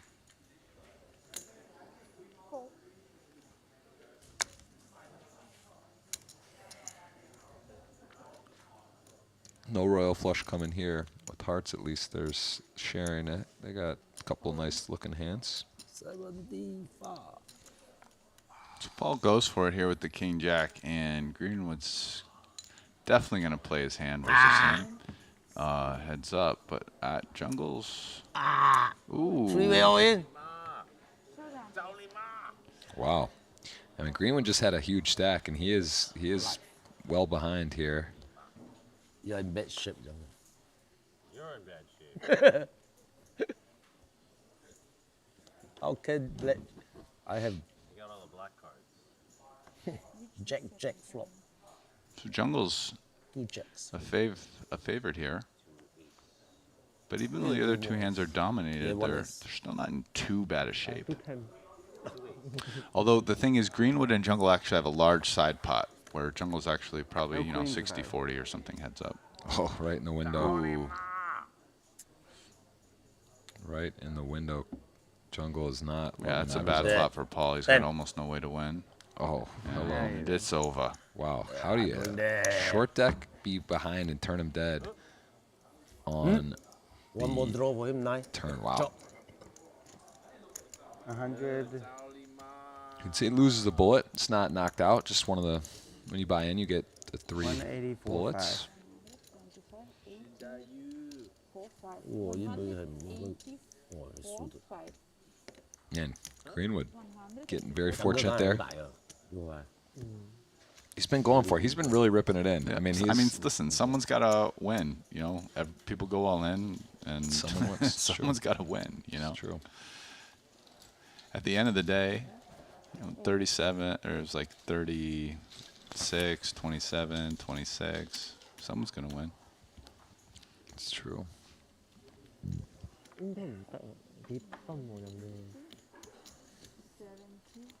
如果我多數走500. 8萬咯。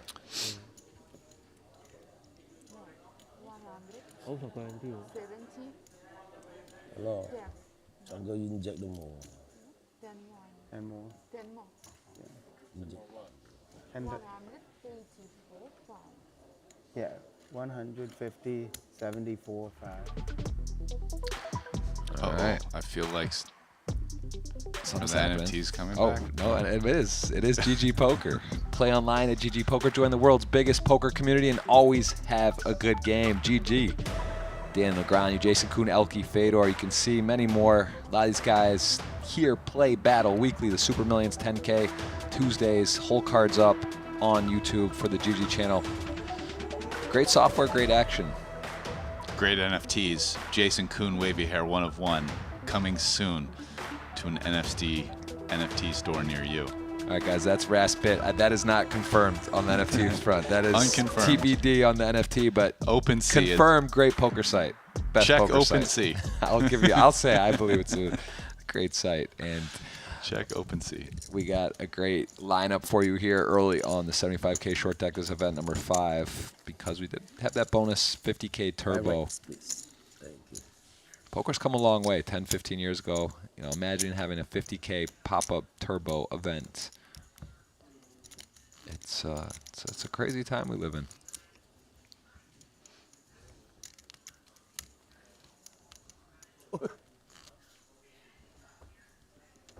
Yeah, Greenwood with doing some inventory. He's got a fresh new stack. Big stack, a lot of chips, different Stacking colors. up. How am I going to stack all these? It's a good problem to have. Yeah. Figure out the stacking arrangement. He's been quiet. We've seen a few people, multiple caches. Sir Watts, Mike Watson, with How much you have? 4K? another big score today. It looks like the antes just went up because now it's a 2K ante. So there's 14K in the pot. So Paul only has like, what is that, like 7 pots now? So instead of limping, he might just open shove, which he does.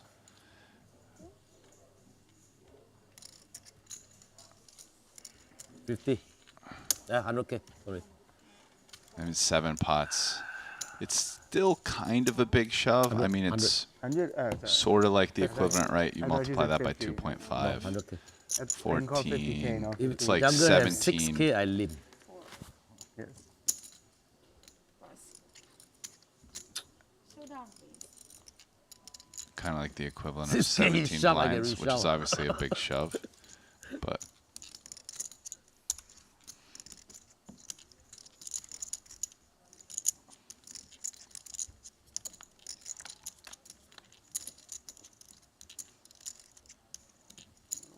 All right, give the man a 6. Let me spin it up. Hiya!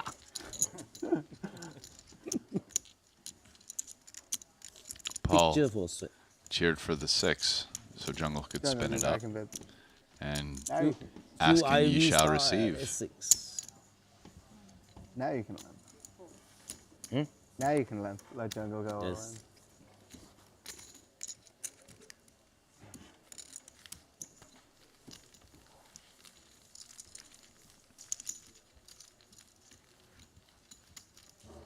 So Ivy was complaining to me how bad he runs last tournament. Complaining what? How bad he ran? He runs last tournament. When? Just generally. No, just now, when the last tournament. He won. What do you mean? Yeah, before he won, he had like UK chips and stuff. He said he ran bad. Now they say he run good. S6 against S King. He beat Richard S King, S6 shove.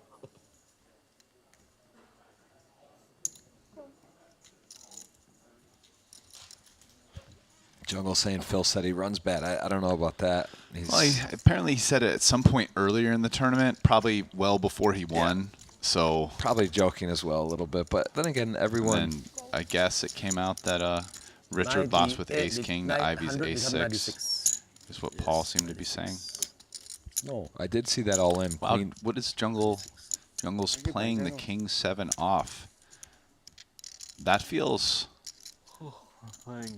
I don't know about that one. I mean, King 7 off in this game is like absolute garbage. So even though he's really short, I mean, maybe he just feels that when you're this short, you just see a flop and you flop something and get it in. But I would fold that. I mean, Greenwood is just absolutely slamming it in. More a bit. Yeah, but I mean now, true. Although let's also realize that this is effectively only a 100K shove because that's what Wykin has. Yeah, but listen, yeah, he's had he is pretty good slamming. hands, and it's not like he's been super out of line. And again, yeah, effective Yeah, for sure. but he He's just really slams he's it. just in there. Yeah, he he's likes just- it. I like it though. We need to get Chidwick over here also, Yeah, so we then can we'd just really have get going. some big pots. Get some people to $1 million pretty quick. Yeah, I mean that would make this. To be really run fair, up. Dan Cates actually may find himself in a good spot, right? All the dead money, he's only got 17K, and he gets to basically. I mean, but King 7's like here's 38%. He's Yeah, but yeah.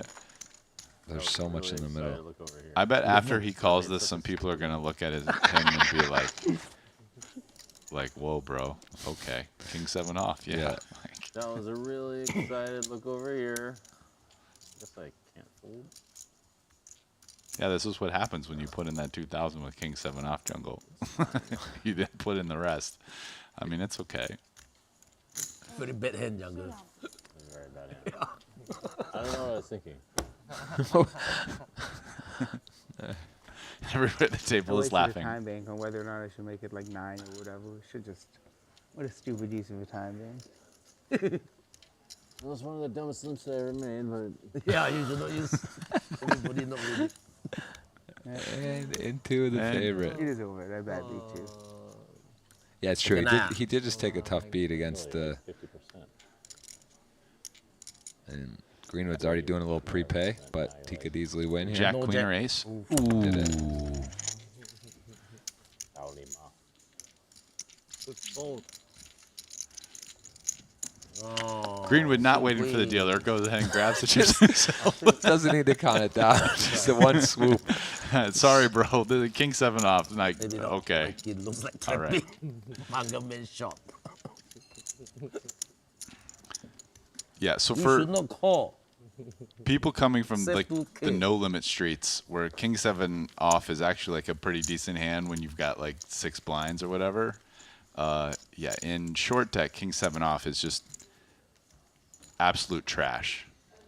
Yeah, it's like probably the equivalent of like 9-3 or 9-deuce. Yeah, or like something. 9-4 off or something. It just you just don't play it. Yeah. Yeah.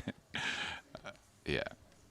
Unless you're getting a massage and have a pink shirt on. Yeah, and you just don't care, right? you're just like- I mean, maybe Daniel Cates actually owns the Jason Kuhn one of one wavy hair NFT. He so- really just doesn't. He's Yeah, just I going mean, for he already everything. knows. It's like his children's children are already secure when he sells that for like 500 million.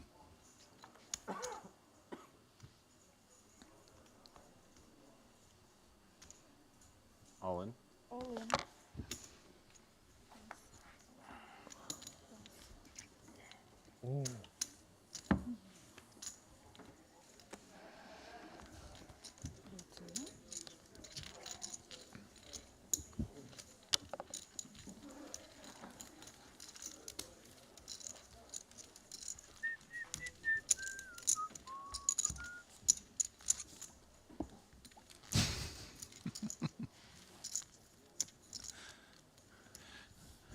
I mean, listen. I'm the just showing folks at confirmation. GG, like there are people texting JG on WhatsApp asking about the NFT collection. I don't know, GG. Like this is a business opportunity I've just created for you.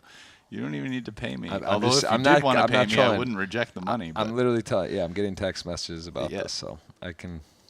Rash, you're causing problems over here. Am I? Or- Maybe or I'm causing business opportunities. ventures. Maybe That's I'm true. causing opportunities.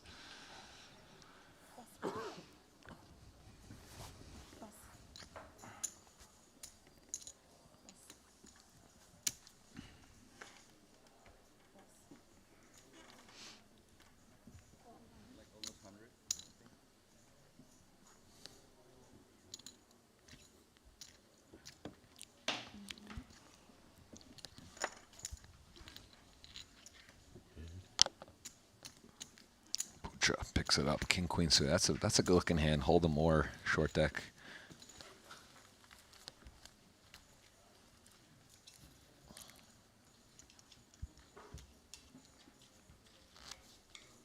Just picked up some Triton gear, Rast. Did you see this new? Did you go to the store today? Have you seen it? I have seen the store. I might pick up something before I go. Sweats is the move. Yeah. Sweats or even the sweatshirt. Yeah. But something. They do have a Triton Or hoodie, online. rather, I mean. Yeah, hoodie can never go wrong. I got the sweats, did a little everything, but I know Triton does have the store online. I think I'm not sure there's a Triton/store, TritonStore.com. Just Google Triton Poker second Store. three. You're gonna Sit get. beside you. You're gonna see it, and also Triton-Poker.com if you want to see updates on the other tables, chip counts, see player profiles from all the Triton events. You can see the history there. Really nice site. Actually, yeah, can we start looking at some chip counts here? Let me go to Triton's website and see what's going on in the outer tables. We do have a good look here, the chip stacks and everyone, but Sam Greenwood, he's the chip leader overall. All in. Jason Kuhn again chipping up. He's in third, 300K. Makita, Ivan one Liao, more. a lot of fan favorites out there. Need him to go all in. Kerry Katz in there, trying to redeem send him a himself from trap. yesterday.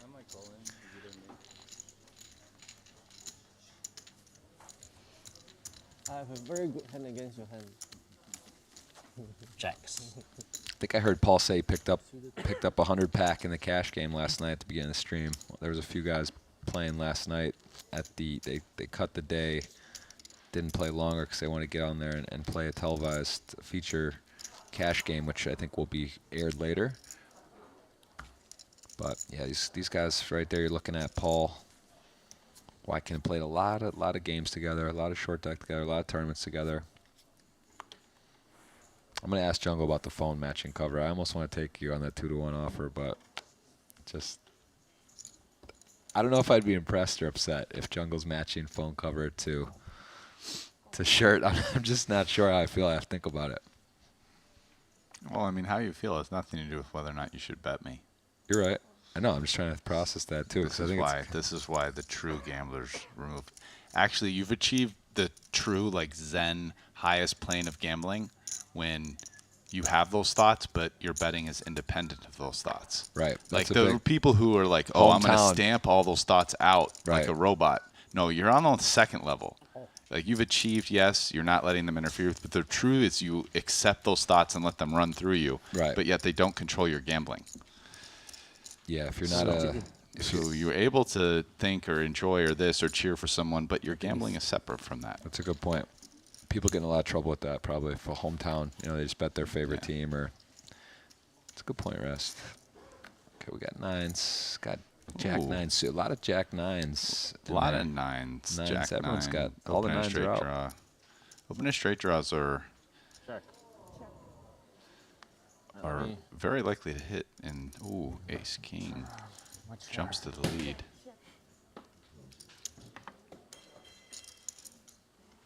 Can you explain, Ras, why straight draws are more powerful than flush draws in short deck? No, I didn't say they're more powerful than flush draws. I mean, More likely to hit.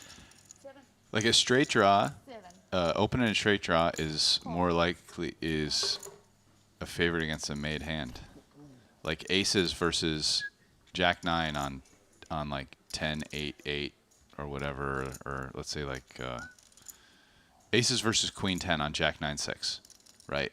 Where aces, it's really hard to improve, and the Jack 9 just between the king and the 8 or running 2 pair trips is actually a small favorite. Luca, are we coloring up the vocals? Are we coloring? As opposed to like no limit hold'em where whatever it's over a 2-to-1 dog. Coloring? At break.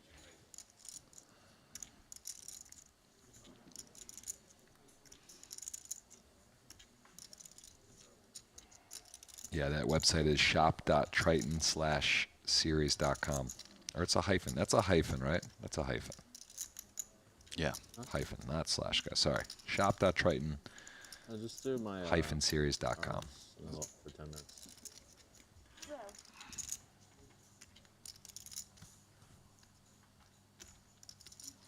Whatever. Can't take it. Jungle. One.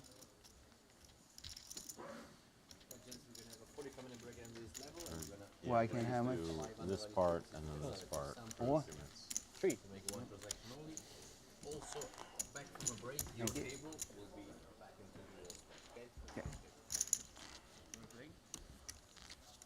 Looks like getting ready for a break here soon.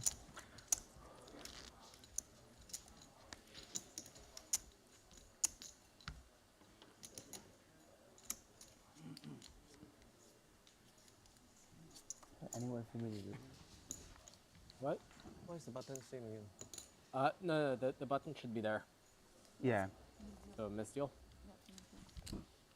Oh no, Jungle. wait, no, no, Jungle was button last time. my last hand, yeah. Yeah. Yeah. So, yeah.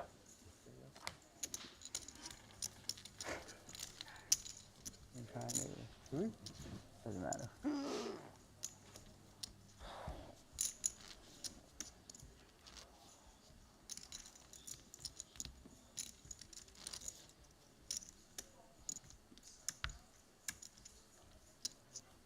Oh, right, of course, it doesn't make any sense.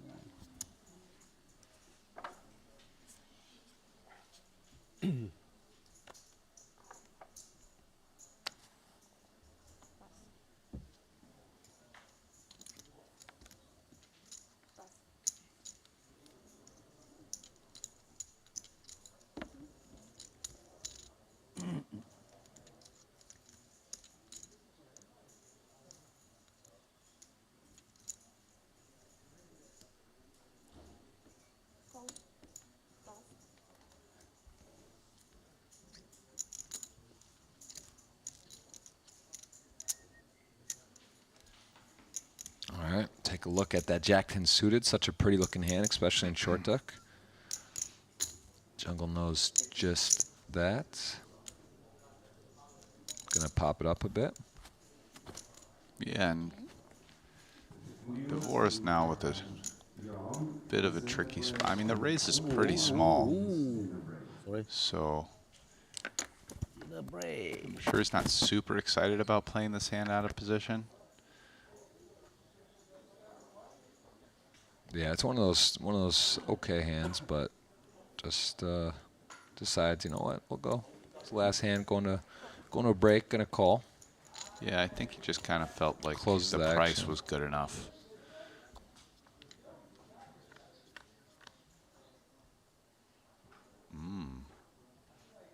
This is exactly the kind of board that is very good for Divorce, in the sense that they both have a decent hand with some showdown, and probably not too many bets will go in, although it depends on the run out, and he's pretty likely to hold up.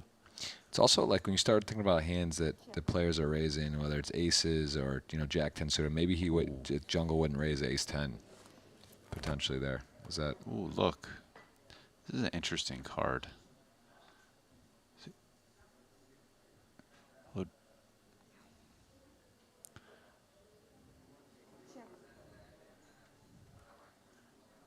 So this is a card where Jungle's, I feel like his bet here is kind of a little bit of a, I mean, he's kind of pressing equity. His 10 might be good, but he has a huge draw, right? With the gut shot straight flush draw. And it's the type of hand where on the river, if he gets check called out of position, he could kind of turn it into a bluff. He has the 10 blocker. He probably figures it's not good often enough at showdown. Anyway, we're not going to get to see that. That would have been interesting.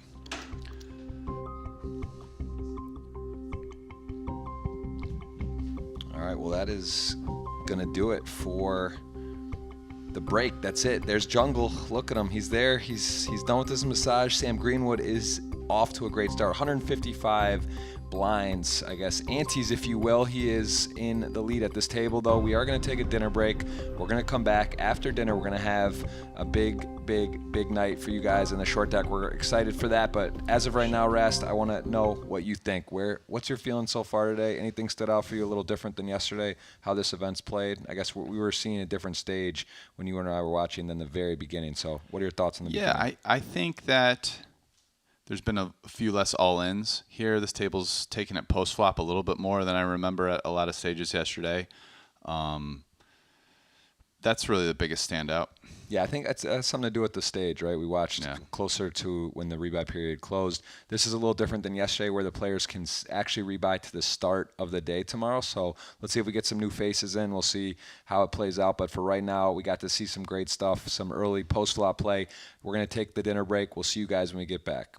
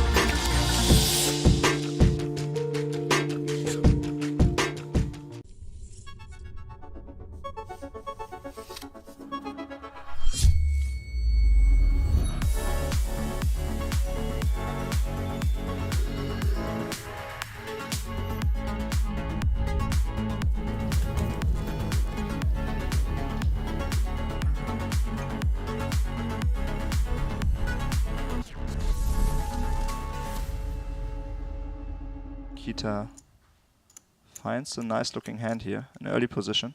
Raise. 10-9 suited. 375. And he makes it 375,000. Yeah, that's effectively all in. He just left one single 5K chip there. Just in case disaster happens behind him, he could. He can't really get away from it now, though. And yeah, maybe. I mean, if 4 people are all in, Right. Then Where he might all of a fold sudden and he could try find to get himself in the 7. money, right? Exactly. Dan Cates with the king-queen. Slow down, please. Piles it in. What do you have? King, queen? Has Makita covered. They tell you that later. I'll have King Jack. I have Jason Kuhn. Jack King. So Makita Batsiakuskis. Yeah, Tournament life here in event number 3, hanging in the balance, and he flops top pair, and it got shot well out in front of this king-queen. Hey, king coming. Yeah, this was almost a coin flip pre-flop. He had 47%. Actually, I don't mind if you win too. The ace is safe. Kate still Yeah. Actually, maybe with better. 20% plus. Needs a king or a queen. Knock one off better, or have this deeper stack on my. Oh, and he does hit the king on the end, and Makita, an experienced short deck player, knows that's the way the cookie crumbles from time to time as he is eliminated. With a big stack, second in chips right now. Ivan in there and Jason Kuhn rounds out the top 4. I'm being completely honest. Sir Watts, Michael Watson, the tournament short stack at the I moment. probably will eventually. Missed one hand. Like many things to look at. All in. And that short stack will decide now's the time with Queen Jack, as Kate's asked for it all and got it, sitting on ace-6. One thing we failed to mention so far during today's broadcast is that the ace plays as a 5 as well as an ace. So the wraparound to the low side, if the board is 6, 7, 8, 9, you've got yourself a straight. Or in this instance, 7, 8, 9 would give Dan a straight, and it is 9, 9, 8. So he's got the gut shot straight draw. No. Look at those equities. It's just a flip. Just like a complete flip still. Gut shot for Watts as well. Before Queen Jack was ahead. It's ahead And now. now Queen Jack turns into Jackson 9s. Ace or 7. How much? And then 9s full. 615. Mission accomplished for the short stack, Mike Watson. And Yeah, very crucial pot for him 5, I don't know. They off. 5. with both of your cards. ace-9 for Richard. With ace-9, you can flop a straight here, unlike Yeah. one deck.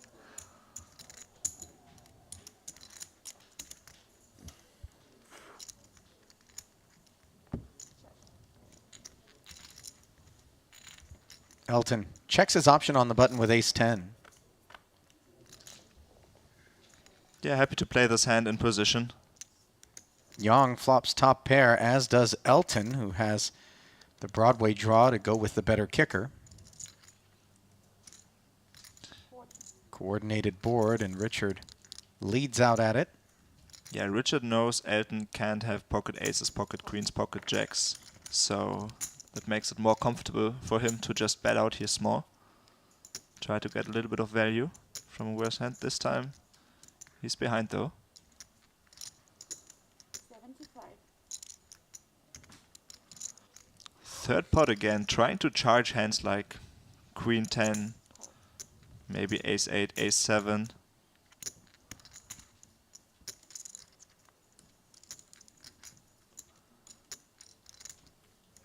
And that's gonna be a scary card for Richard, who checks. Yin. And just like we saw Mike Watson check back his 2-pair before, Elton of course knows every king makes a straight here. Ace 10. Not worth a value bet, just checks it.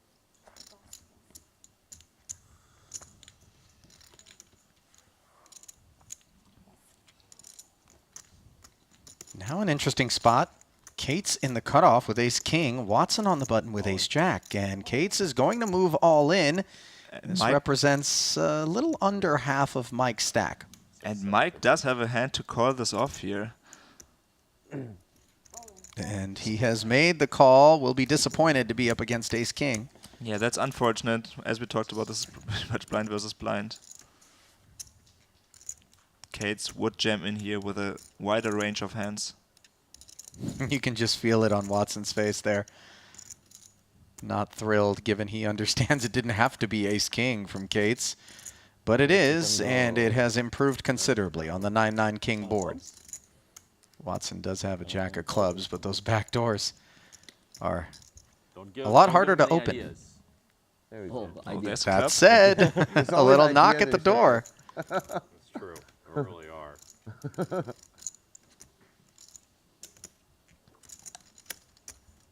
Can Watson find the club? Oh, my goodness. Jungle. Runner, runner, flush. Oh. So difficult. Anima. GG.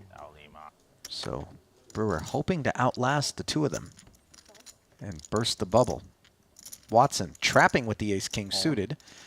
And Brewer is going to pile it in with these two red kings, understandably. Watson's not going to go anywhere, though. This is it. Watson has a calling hand here for sure.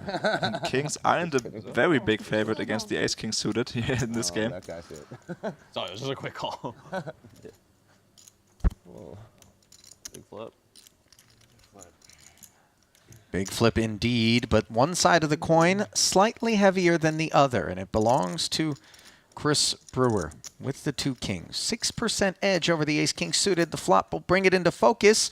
Jack 10-6, so far so good for the kings, but Watson now with the Still Broadway 40%. gut shot. 7 of diamonds.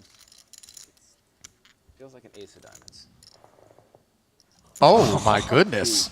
Reach into the deck and call for your card, Mr. Watson, as suddenly it is top pair for Watson, and Brewer needs to hit the flush or chop with the queen. Could have also hit the king, but instead it is aces up for Mike Watson, and yet again he takes the worst of it pre-flop and emerges victorious.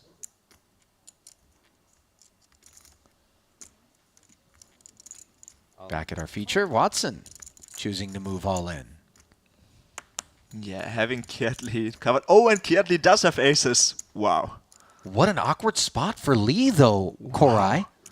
And you see, he hasn't called yet, but he knows. I mean, 拖得啲嘛好強。 this is the one hand he has to call it off. Yeah, here. and it's the pot of the tournament, and suddenly Waikin Yong could potentially end up on the inside of the money bubble without being weighted out by some of the bigger stacks. Granted, he did just double, but Watson, absolute disaster. But this is first against third overall. 咁唔係我啦，我咁 cheap leader all in 啊，對。好彩你上鋪唔係 AA 啫。 Watson does have 35% to win this, 你 though. 話 AA 點樣？ The Jack 9 suited needs help, and a Jack in the window followed by a 9 puts Watson out in front. Bottom two Very pair, and slightly, he yeah. has Kietley covered.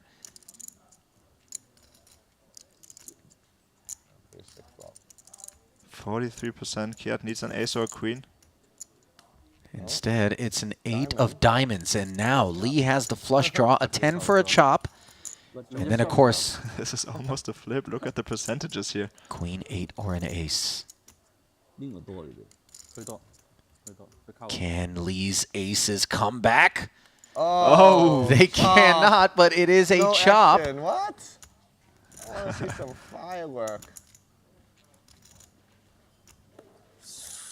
Yeah, wipe the sweat off your brow, Mr. Lee. Where in short deck tournaments it happens to me. just as you said, you would be the overall chip leader, and you would be in such a good position to win the whole thing. 我都冇辦法啦。 How many aces are on the stack, Ali? Yeah, Yeah.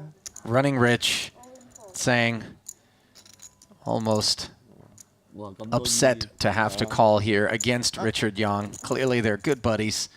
And Yang with the pocket tens, having moved all in, OK 啦，give Richard is a in dire 10 啦 straits. Keep him alive. Yeah, Elton, of course, having the bigger stack. Way easier call for him. 可以。 And he's in much better shape than the aces were against a Jack 9. The Queen-Queen Jack board favoring the aces even more as Tsang goes to 81% here, and Yang needs some runners or a 10. 呢排死咗啦，開呢啲就 仲有一隻 Not 手 there. 唔係你開啲係死咗。 Just 2 outs for Richard. 哦，你10 10 OK OK 10好啦，推唔推啊10？ Tsang genuinely rooting for the 10 on the river, and it comes in! 我幫你嗌出嚟啊 Wow. So, have a seat, Mr. Yang. Live to fight another day.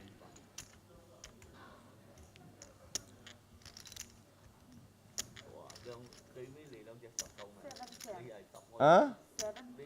7 7 10 so much 7 getting paid 係輸咗 here in this 75K short deck. Elton Tsang limping again with King Queen suited. Hand that can take considerably more pressure than that Queen Jack off. Richard Yang Young. says run it with the Jack 9, yep. Yeah, gonna be very happy to see a flop cheaply. Especially Short that stack. flop. Yeah, and that's a very big one. Pair and a flush draw. Piece for Elton too, though. Gut shot. Bets a $1.25. Yeah, hoping to take it down right here. Would put some pressure on a hand, like a pair of sixes here. 7 on the turn does not help either player.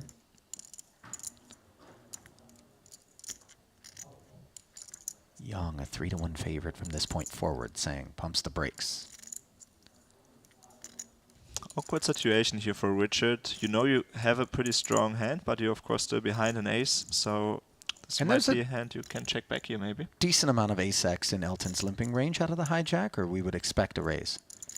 I think he would limp in here with some aces for sure. He would raise it up sometime, so this is kind of hard to know. But after having checked it over, we saw Elton doing some thinner value bets earlier in these kind of spots. So Richard correctly assumes that maybe there's a little less aces here in this range. So he does bet for value and protection. 250,000 into 400. Yeah, Elton pretty much just with a gut shot. Hitting a gut shot is way likelier than a no limit though. And he beats some bluffs. But against a 250,000 bet, he correctly lays it down here. 對，三樣都搏射。 And Richard Young, who moments ago was just 1 card away from elimination, hit the 2 out. Go out in 8th. And Richard Young probably was in the ICM lab since the last Triton event. Good discipline there from Young as we see Elton limping with ace-queen suited, and I suspect that even with some of the better hands, pre-flop these big stacks are going to be doing a lot of limping Korai, not looking to play inflated pots. Set of 9s for Watson on this ace-9-6 board. Elton with top pair, checks. Yeah, Elton could have bet this some of the time. This time he decides to check.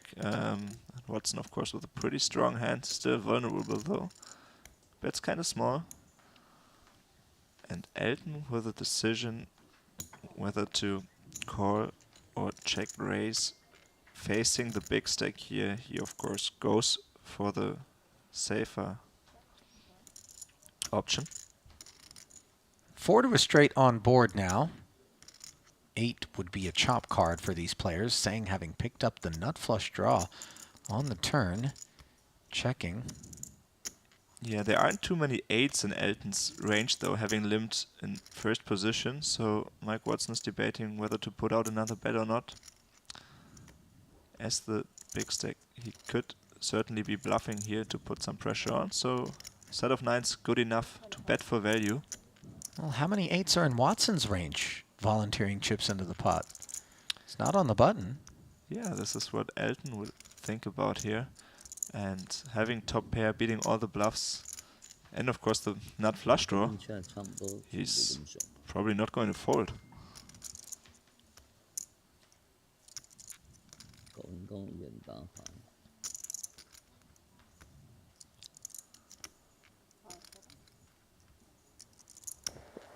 It is a very big bet from Mike Watson though, almost pot.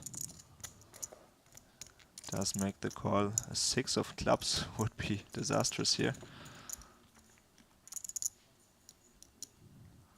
Right color, wrong suit, as Sang made the call. And now checks one last time. Yeah, the jack is as much a blank as possible. Yeah, actually a great card for the set of nines. And oddly enough, Watson decides to check back on the river. Corey, are you surprised if he was willing to make that value bet? Michael Watson will be the one who can put the most pressure on everybody else. Nobody's super short here. Ivan Leo, the shortest stack, but still has 50 antes. Jason Kuhn will begin his final table with an ace-king. All in. Jams it. And another ace-king behind him for Watson, the chip leader. Yeah, and this is a bit awkward in these positions. Jason Kuhn just wants this fold equity for his hand. He doesn't want to raise call it off. He wants a hand like Jack 10 to fold, basically. He would just be flipping against Jack 10. Oh, and Watson is going to move all in over the top of Kuhn. That'll provide some protection to these two ace-kings. No way. Oh, okay. Whew. I'm scared. I was like, holy shit. I was like, this is a short-lived final table, man. Yeah, Mike Watson can afford to call it off here. I like, we're sharing some suits. Thought he would be up against hand like ace-queen sometimes. Time to do it. 3 clubs, please. Jason would probably induce with aces. Yes. I mean, I would. Okay. Yeah, it's going to be a chop, courtesy of the Queen-Queen 10 board. Yeah, in Jason's spots, you don't want the person on your direct left to call it off. I mean, that's a pretty strong range right there. So probably seeing the ace-king was pretty good for him. Exclusive means that those who do come onto the circuit are quite familiar with one another. And the context makes for some very interesting situations where something on the surface may not look like it's supported based on, you know, the snapshot of that moment in time in the hand could have everything to do with an exchange that they've had with that player earlier. Yeah, exactly. These players just know a lot about each other's games. We don't know what history Elton and Ivy have with each other exactly. Yeah. I mean, maybe Ivy is known for having bluffed Elton in a couple of big cash game spots before.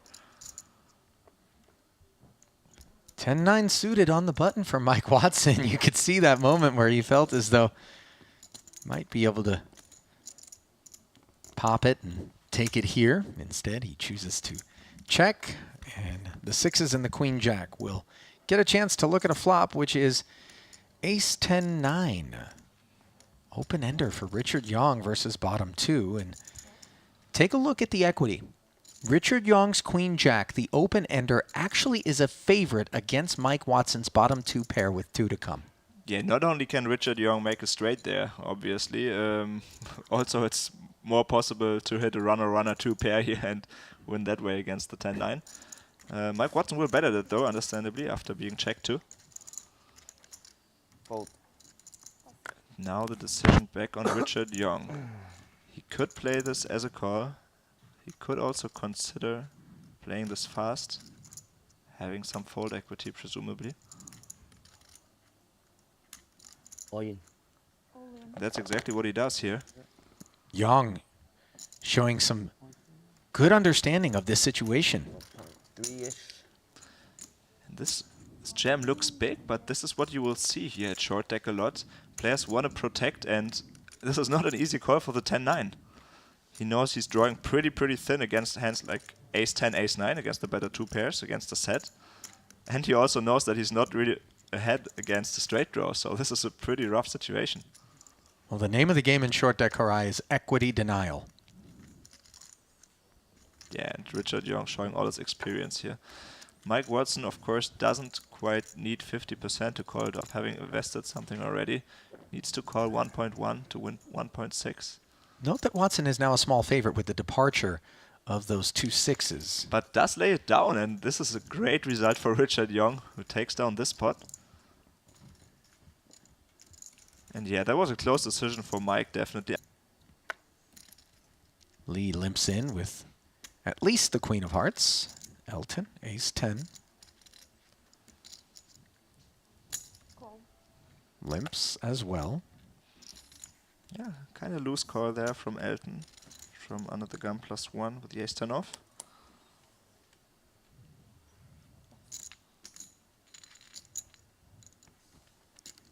Sixes for Watson. And out of the cutoff, all he has to do is get through Liao's button, which he does as Liao checks back the ace-8 suited. 4 players headed to the flop with 330,000 in the middle. 7, 8, 9 with a couple of clubs and tremendous amount of coordination here. Very wet board. Elton with the open-ender. Watson has an open-ender as well. Bottom end. Liao had 8s with a gut shot, now has aces up as Watson makes the 9-high straight. Yeah, Kiat thinking here, if he has a hand like Queen-10 or so, he might think about betting out here as a bluff, as a semi-bluff. And he fires 225,000. We know that his second card is not a 6, Koray. No, he wouldn't limp in there with a Queen-6 from under the gun. So, yeah, Queen-10 seems kind of likely here in my opinion. And Elton with the decision. He has top pair, he has the open-ender.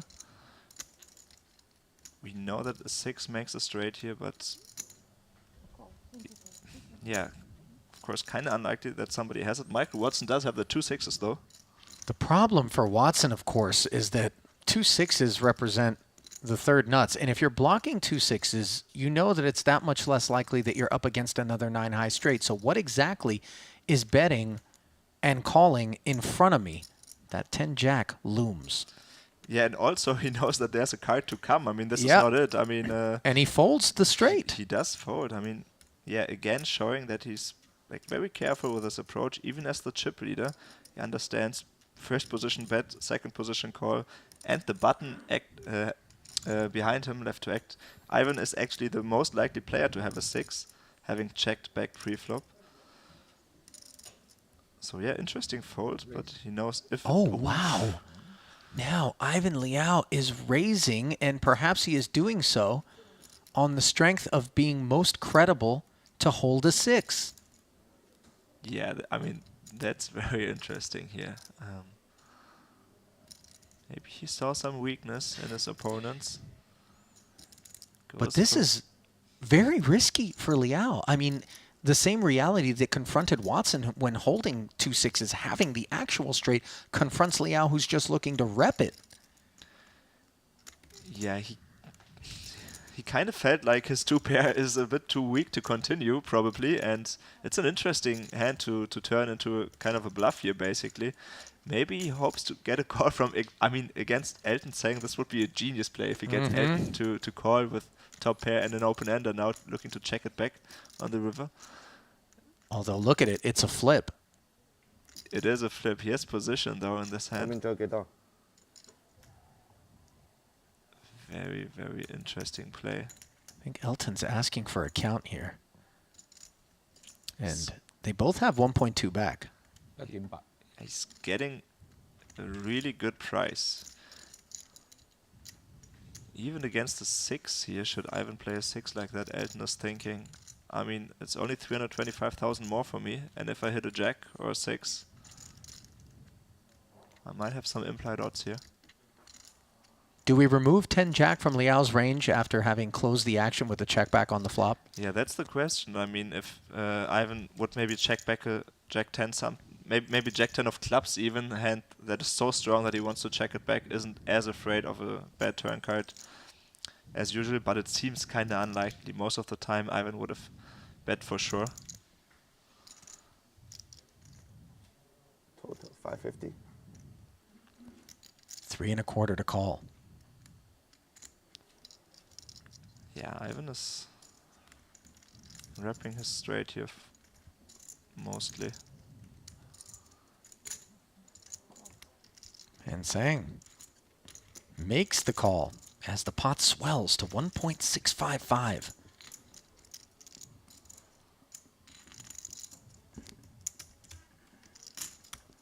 It's going to be an interesting river here. Let's see. Board pairs with the 9, and now aces and 8s have been counterfeited. Elton Sang has the best hand.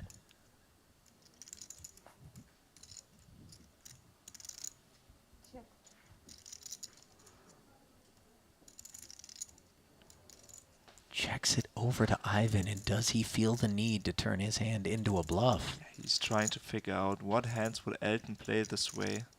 Can I get a better hand to fold? He checks back and will be very disgusted to be shown the ace-10. Elton Sang 6. Full. Same story for Kuhn.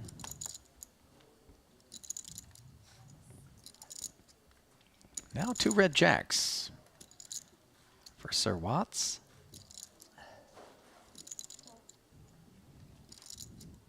I'm on it. His limp draws an all-in from Ivan Liao, and might Ivan be feeling a little bit steamy about having lost the aces and 8s to the ace-10 as he takes the ace-10 and rips it. Button of Elton Sang wakes up with ace-queen. Yeah, this is tough for Elton. Ivan doesn't have so many chips left, but Mike Watson could have trapped. Three-way Mike cannot call it off, but Ivan in a bad situation here. And Elton now going from having taken a big chunk of Ivan Liao's stack to looking to eliminate him. In great shape with ace-queen against ace-10, has the clubs covered. And might we be moments away from our first elimination here at the final table of event number 3. Burn down, 3 off the top, and the board is 996. So, opportunities. Liao would prefer a 10, but would take a 6. Instead, it's the king. And ace will chop it now also.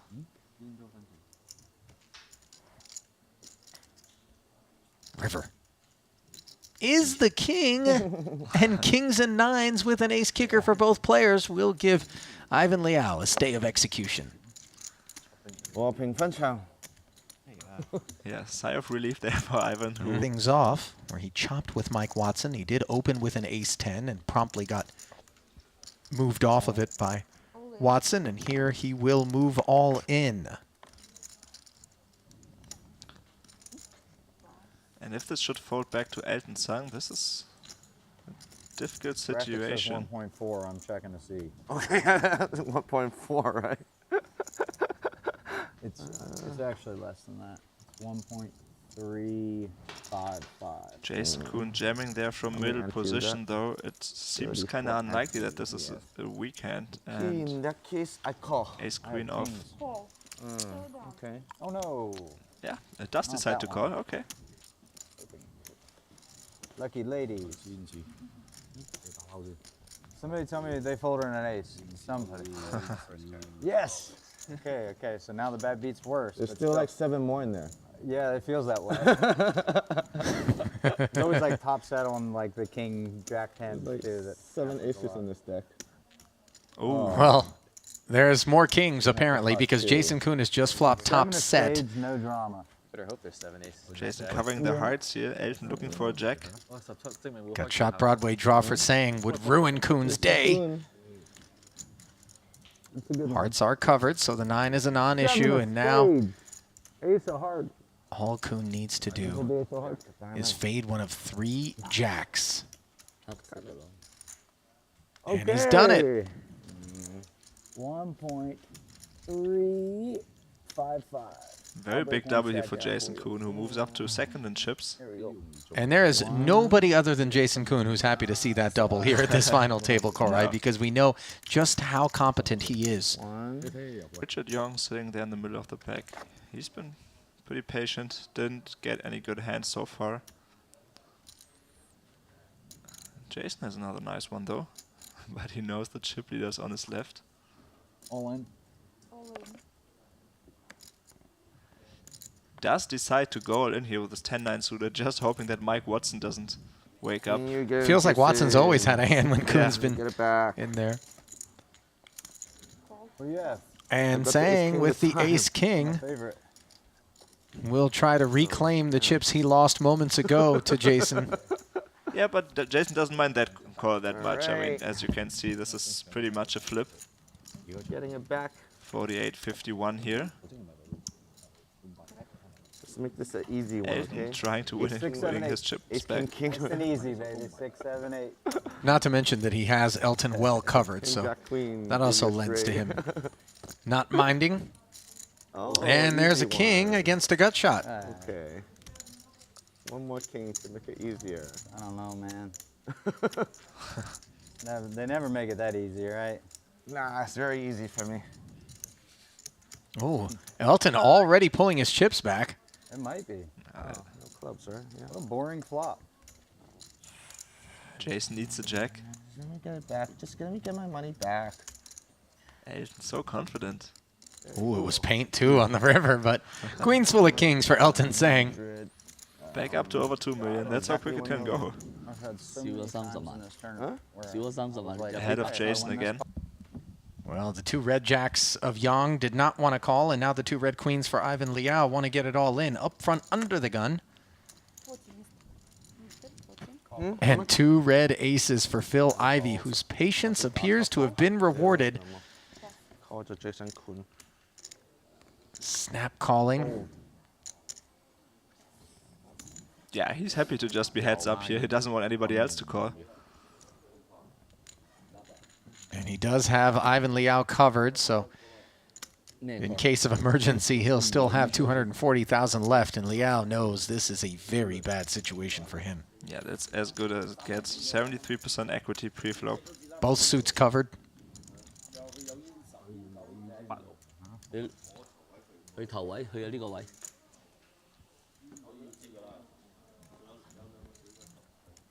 Ivan looking for a queen. Oh, there it is. Wow, Queen 9-8, and you see the look on Ivy's face. He is not amused.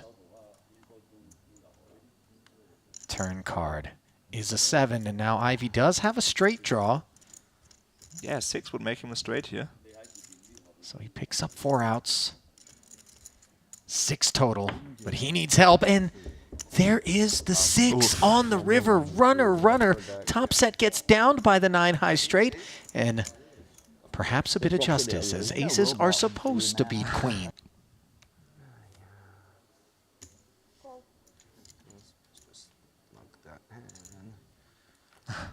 Elton dwelling on his decision to check raise.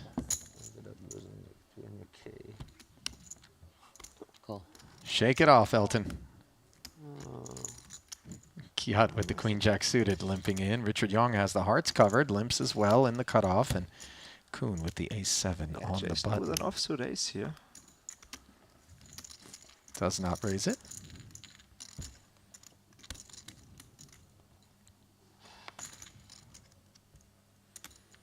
Three players, 360 in the middle. King 8-7. Kuhn with bottom pair, middle pair for Yang. Yeah, not a lot there for Kiat Lee. 7 and 8. Also not that good for his range. Limping from early position. Jason Kuhn has the ace of clubs along with his 7.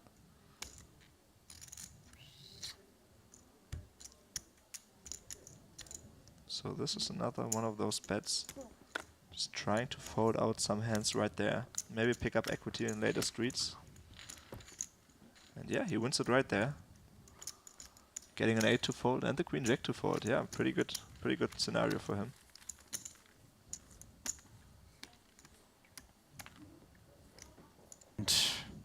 Nope. Can't remember. It was a Chris Brewer. Yeah, perhaps? I think so. Yeah.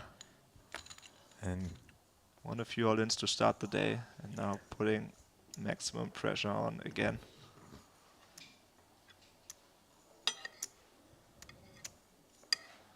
And Richard's stack getting shorter and shorter. Has to pay 50,000 every hand. Decides to call with the queen 10. yeah, Watson's king 10 has the queen 10 in bad shape. So Young was hoping for a better spot than this.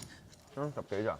係啊，唔緊要， Yeah, he'd be live against a lot of hands. I mean, this is one of the worst ones he can see. Still over 30% equity though, even being dominated. Ace 9 6, and that Queen 10 really was hoping for a better flop than this. Oh, but a queen on the turn, and suddenly Yang can wear a smile, but he needs to fade a king or a jack. And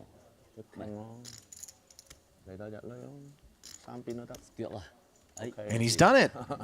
Short stack's always double. Every hand. First little hit to Mike Watson's stack. Richard is back up to 1.7. 60幾萬啫喎。 And that means that it's very close between Jason Kuhn, Elton Sang, and Richard now. They all have around 1.6, 1.7 million.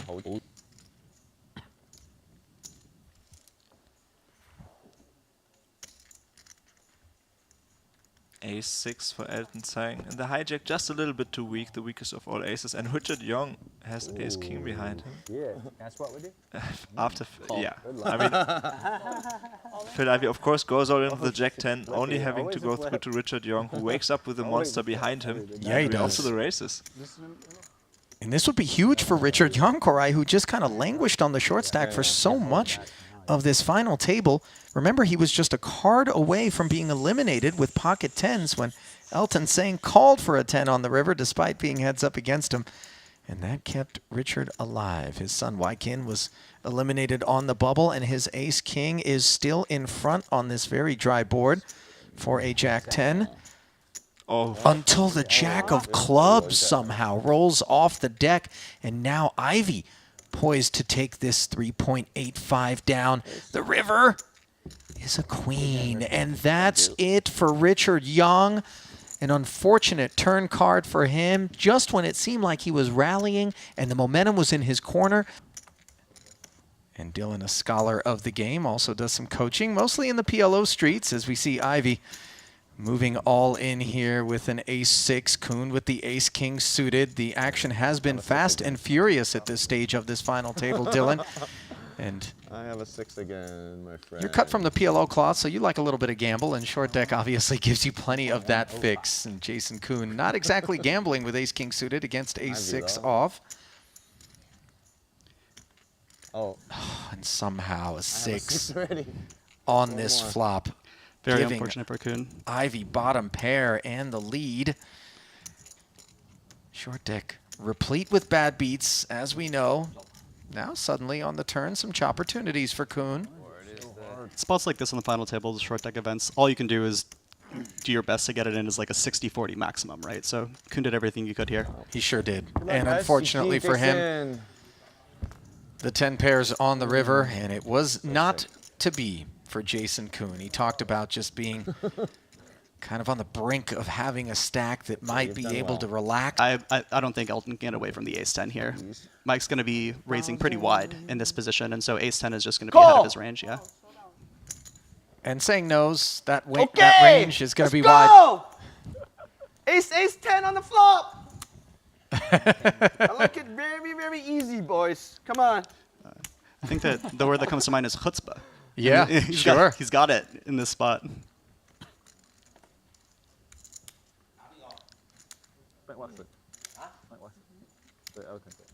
1.17 million all in, and a far more meaningful pot for Elton Sang, whose tournament life is at risk here. The flop, a queen followed by a 6 and an ace, so it looked as though Watson outflopped him. I like it easy. But Elton with top pair. One more ace, make it easy for me. No.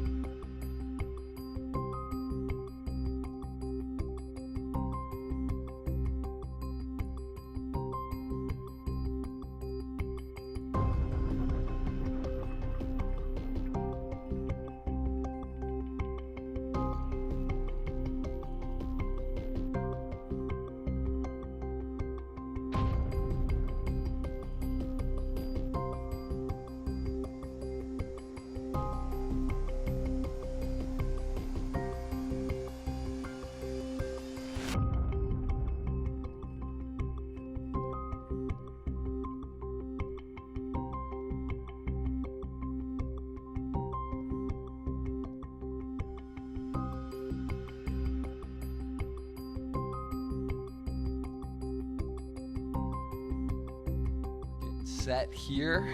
Take a look at the table. We have got a couple Malaysians in the Seth building. Davies haven't seen him for a little bit. And Danny No-Show Tang, we were saying. I mean, kind of joking, but kind of not. Hopefully we get to see his whole cards. I think he plays the game very well, so get to see a new feature right now. Short deck. This is the 75K event number 5. Triton Poker here at the Marriott Cyprus. 3K ante, 6K button. Going to be an exciting day again. We'll play to a winner tomorrow. We're going to play tonight, a few more hours. There's players coming back from dinner break. Jeff Gross alongside Brian Rast. We are in the short deck part of the Triton series right now. Phil Ivey taking down the 75K, the last short deck event. Takes first place, was all in with aces to queens. Queen came on the flop, but he ran out of straight and held up against Ivan Liao. That would have been him down to very, very short. Instead, he wins that pot, goes on to win the tournament. That was 7-handed, that went all in. So, you know, it's anytime, you just never know how it's going to go. But when you get it in good and you hold and you have to get there, it's always a little more dramatic. Phil Ivey adding another title to his I don't know what happened. resume. You met him before, yeah? Do you play poker? All right, Jeff. Let's see who goes first in the draft. We're drafting right now. Yeah. Okay. The higher roll goes first. Okay. Go ahead. And Jiggle and then drop. it's snake afterwards till we're done. Okay. Ooh. 17. That seems Very average. I'm more of a 19 guy. This is 5 dice 6 times. 18. So you're going to be first. Beautiful. Should we get the chip counts out? What are we doing? Yeah, let's get the chip counts. It's pretty early for us to do this, but I like it. Can we skip a level? Wasn't there a 2.5K level yesterday? 2.5. Wasn't it? Yeah, wasn't it yesterday? Just now it's 1.53. Yeah. So yeah, Ivy won over $1 million. Believe it was 1. We can wait until. Do you want to wait? I mean, because we're playing till the end of the day, and then that's theoretically the end of the rebuy period, right? It started the day tomorrow, but yeah, we can just do it towards the end. You want to do it towards the end? Yeah, you got the first pick. All right. All right. Beautiful.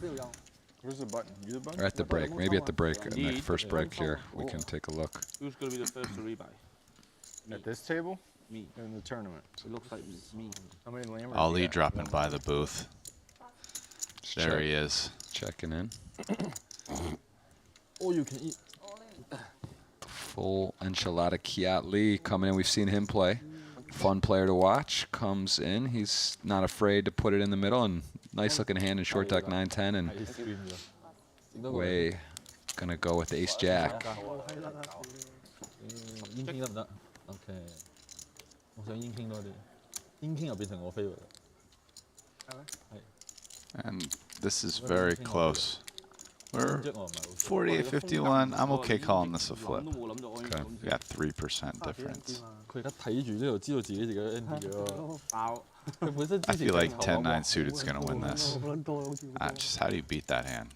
It's not easy. Oh, that might be how. That's one way. Just flop it straight. All you can eat。 Thank you, sir. 你唔緊要嘅，你第二槍先至發揮。 Nice hand there for Way. Makes the nuts on the flop, holds up. Kiat Lee's eliminated, so it looks like he doesn't have any more bullets. Gonna have to rebuy 又係呢個節奏，食飯翻嚟爆。 if he wants to take home this Triton title. Yeah, this is interesting because the short deck is one of those things we said the equity runs close, and at the end you want to have chips. So going out now, I think we'll see people starting to gamble before the end of the day, realizing coming in with a brand new stack at the start of the day. Some people do that, but it's nice to have chips in this tournament.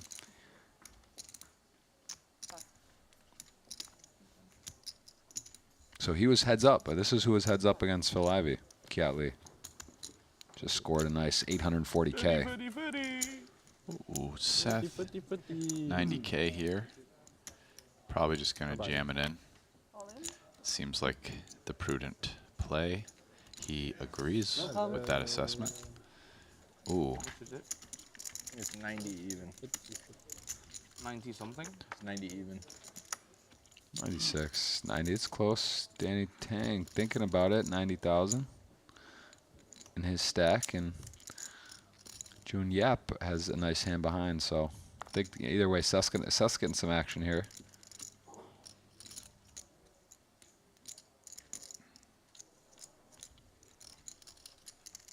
Okay. Danny's just shaking his head a little bit. Probably he would have been first in if he would have shoved it.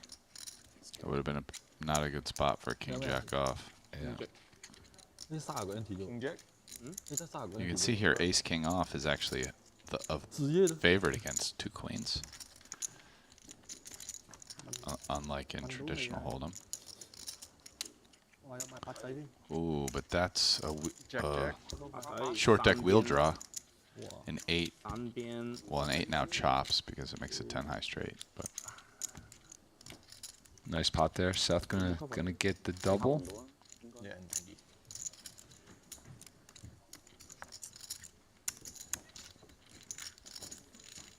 So Queen's gonna hold up there.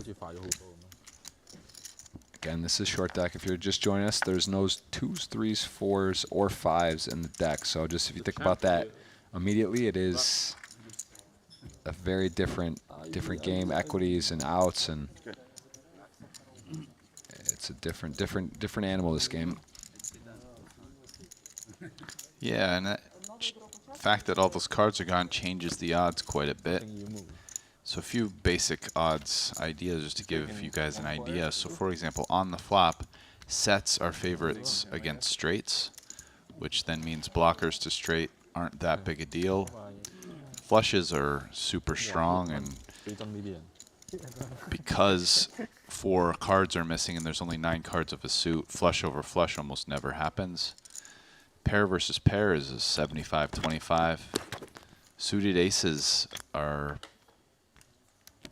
around 45-55 versus kings.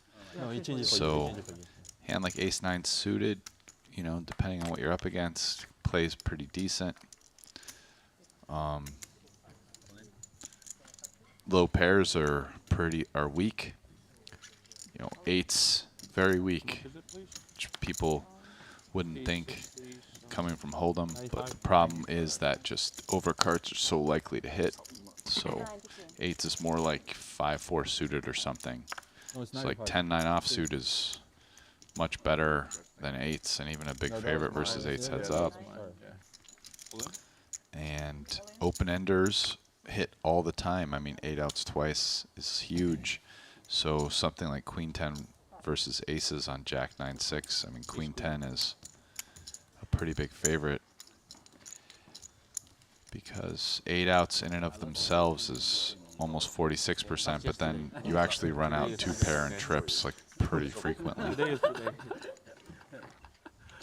And we do see an all-in here. Ferdinand Pucher going to get in versus Danny Tang's ace-queen, so going to be behind. We did see Phil Ivey, who just won the last 75K short deck event, literally earlier today, has joined the table, so nice addition. Little Ivy time. And Putra is going to hit the, oh my goodness, what a run out that is. Goes from ahead to way behind to chop. How would you try to do that? You have all the money.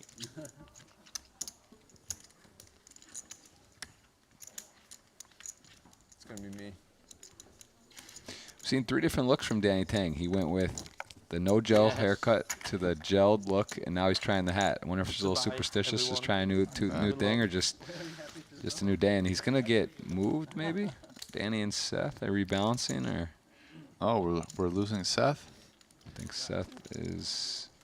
Danny got some time yesterday on the stream, but basically haven't. Even though Seth has played all these events, he's gotten, at least when I've been in the booth, basically haven't had him at the table.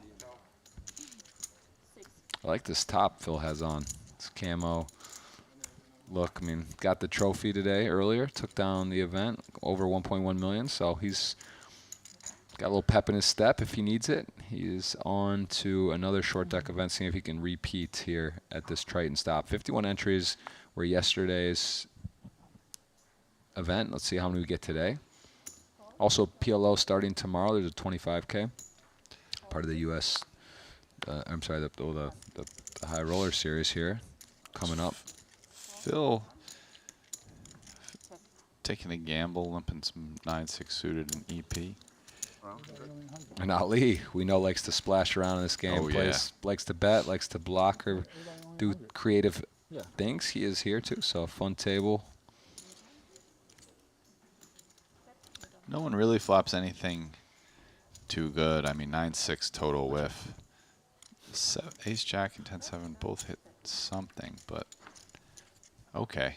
Well, kind of just feels like 10-7's going to take this down. He's in position, so this feels like everyone's going to check to him because 9-6 don't really have anything to bluff with, and Ace Jack, no reason to bet. Can't imagine Putra checking this back too often here. I don't really think anyone's going to call him. I would guess Ace Jack. Oh. Ivy thinking about this with 9-6 suited here. So maybe thinking of like a check raise or something. I don't know. Yeah. Get a little. He is on the button. It checked around twice, so definitely could be light, but as we see, it's not light. He has it, and he is going to win that pot.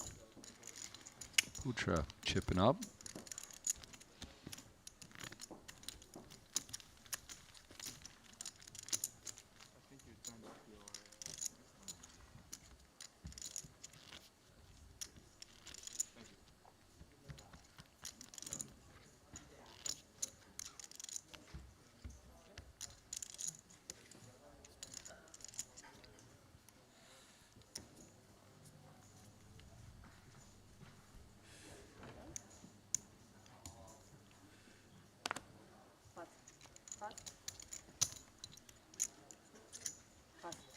Yeah, 6-7 suited looks a fun hand to play and hold him. Not one of the worst hands in this game, although it is suited, so tempting, but pass. We're gonna see Ivy on the button here with King Queen and a limp from Putra with the 9-10, and Ivy's gonna take it upstairs for all of it.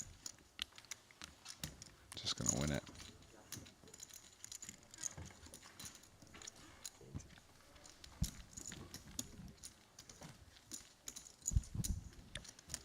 King Queen off.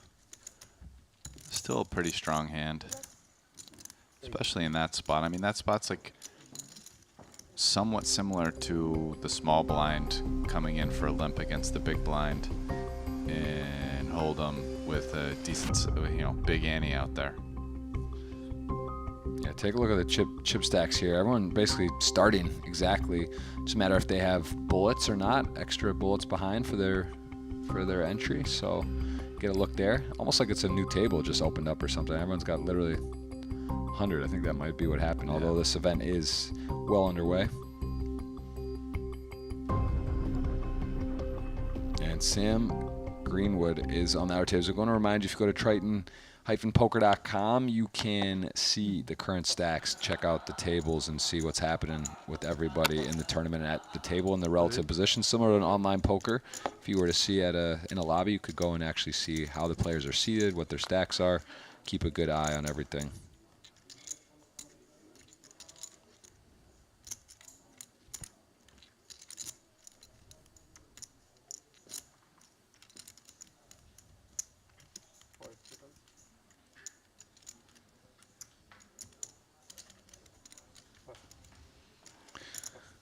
Another all in. We're not going to see there, but ace 10. Picking up a couple hands, getting it all in. It sort of seems like we're at that.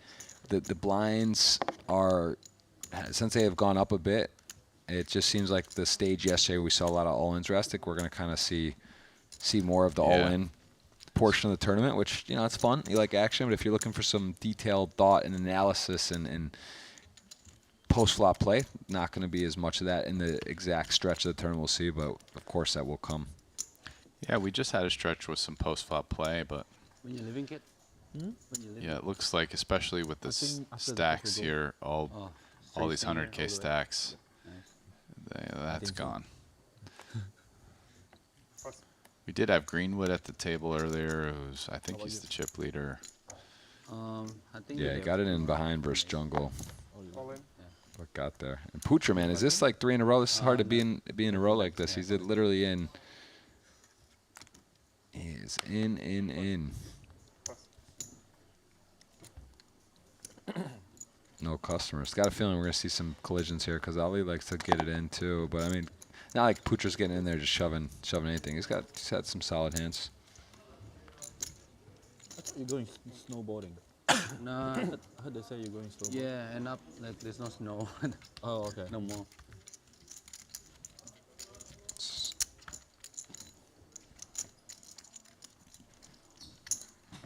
So 5-handed at the moment. They picked up 2 players. Must have been opening a new table. Some entries coming in again. Open till tomorrow, so we'll see how much the field grows. If someone's knocked out, they can come back in. We have some availability to re-enter and.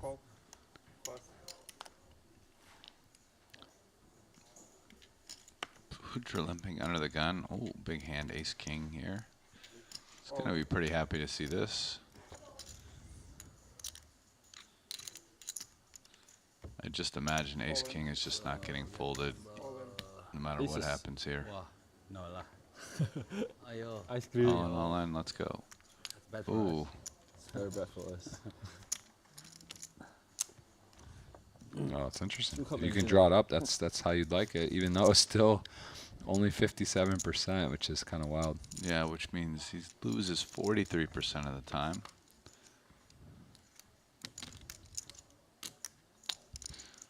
Solid start. Ooh, and now a heart or a 9. Nope. Doesn't matter. Wow. 2. Well, triple up there.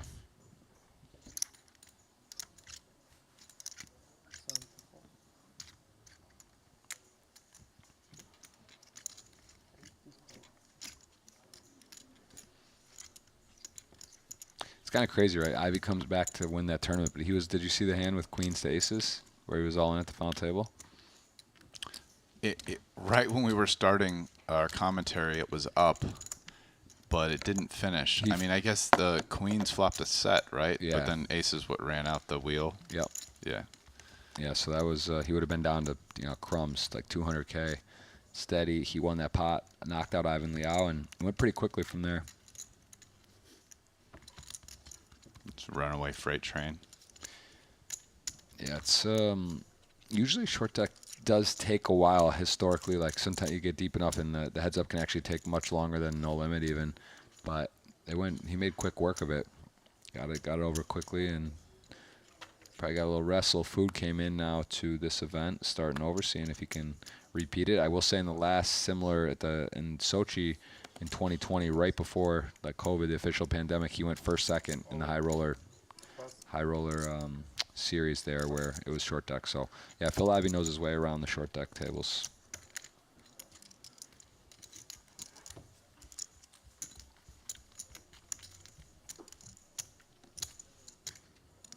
Yeah, he seemed pretty confident to me on the way over when we shared that car ride from the premium suites over here to the Crystal Cove at Merit Resort and Casino.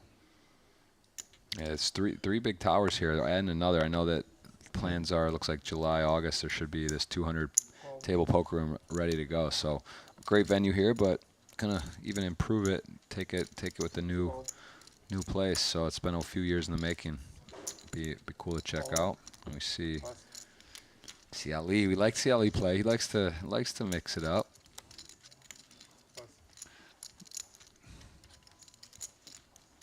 So there were some limps, and Ollie still went all in. So we don't know what he has. I'm gonna go with he has ace queen. That's gonna be my guess. All right, ace 9 suited. What was that, jacks? I mean, ace-9 suited, I think, is like around 45% here.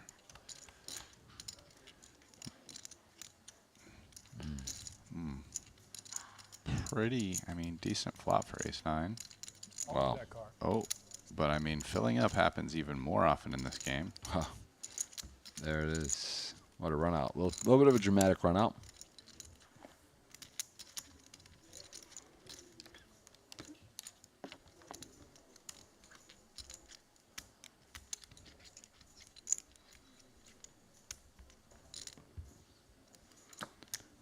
Oh, he got faked out there. Got a nice turn, and then wasn't meant to be. So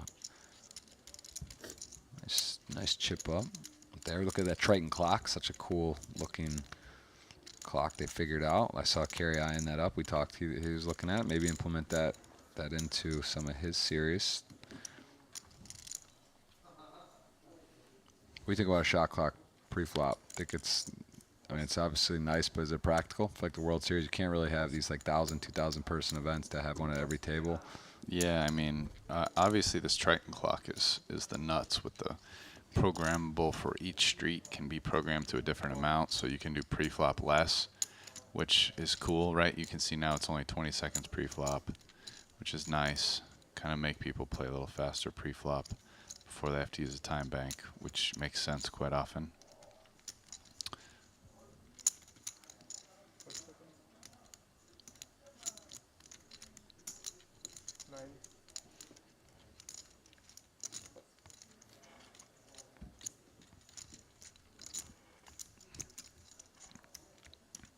But yeah, I mean, I think part of the issue at some point is when you start getting huge events, it's like people have to be even more trained, right? Because not only are they shuffling or this, and in the World Series, you deal all the games, but now it's like operating the clocks.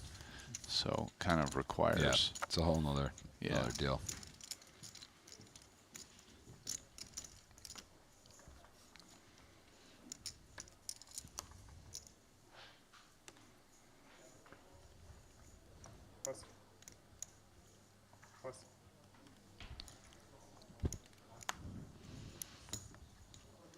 So yeah, this isn't a stage of tournament we're going to see very much post-flop play, but we see a lot of pre-flop play, and in pre-flop play, short stacks control the action in a very strong way, because obviously you're only as deep as the shorter effective stack in, so being short is powerful. You kind of get to attack all the dead money out there, and it can make it difficult to handle them as a big stack, because obviously short stacks are just usually going to play all in, just like other games.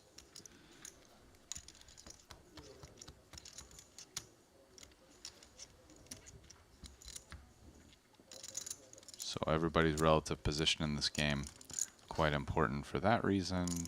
As you get deeper, then when ICM effects are there, again, as I think we discussed yesterday, sometimes you actually want to be out of position to the super big stack and ICM spots, because you get to, you know, go all in first, and then the deep stack, you know, can't put ICM pressure on you. You're already all in. Then they're just deciding whether or not they want to call versus your range. Whereas if the really big stack goes all in, and you have a lot of ICM pressure in short deck, the ranges are so close. Like, there's a lot of times, like, say you're only supposed to continue with aces or something. So, because that's aces, the only hand in short deck that really has a big advantage against a lot of ranges. Yeah, here King Queen suited versus Ace 7 off. King Queen suited actually slight favorite, which would be, you know, it's reversed and hold 'em. So, wow, quite a card. King Queen still has some chances, and there it is. There it is. It was still 1 and 3 between the King, Queen, and Jack. Yeah, that was a spicy run out.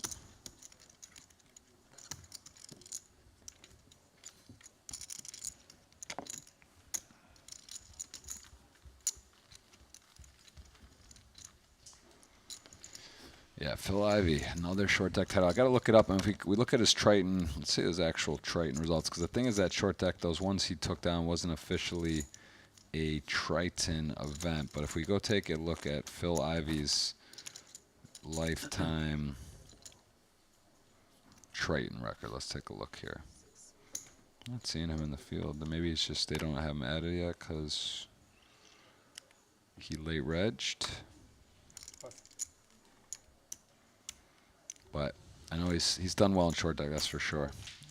Here we see a pair, a little bit of a set mine come in, see if he can get a cheap flop. Not going to. Ollie with the queens. Pretty big jam though, because the limper covered him. 200,000 here. That's with their 5-handed. So there's 36. I guess it's not that big. It's like 8 pots or something. So Phil Ivey did win in 2018 the 250K Hong Kong short deck for 4.8 million Hong Kong. That was 10 pots. So he does have a short deck title. Actually, a lot of his results are short deck. 2 titles, 7 cashes, 5.7 earnings, and queens 9, 10. Playing effective like 60 NT, so definitely.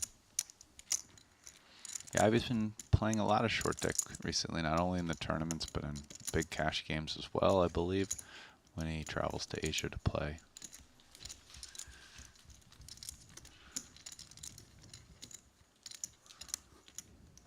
You still a lot.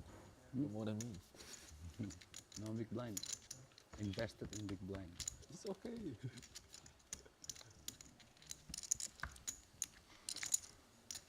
Yeah, we're not sure how much experience all these players have with one another, but I imagine out any of these guys that are playing the high stakes short deck cash games, Phil probably knows them fairly well, and they know Phil. But Ali, I would just say, as we mentioned, kind of newer over here. Some of these guys probably haven't played with a lot of these players, so it's kind of fun when everyone's feeling each other out. Doesn't know their styles. You kind of get to know someone's style pretty quick though in short deck, how they handle. You see a couple showdowns, whether I'm sure guys talk to whatever. Someone's seen the stream, played at the table. They ask somebody. Yeah, I would guess actually Ali is the guy here who has the least experience with everyone else at the table. I mean, he's basically coming from like the mostly no limit tournament scene in the U.S., which is just not really where any of these guys are. Are playing, and not even really Ivy that much anymore in that, right? It's been a while. I mean, back when Ivy played more tournaments in the U.S., Ali wasn't. So.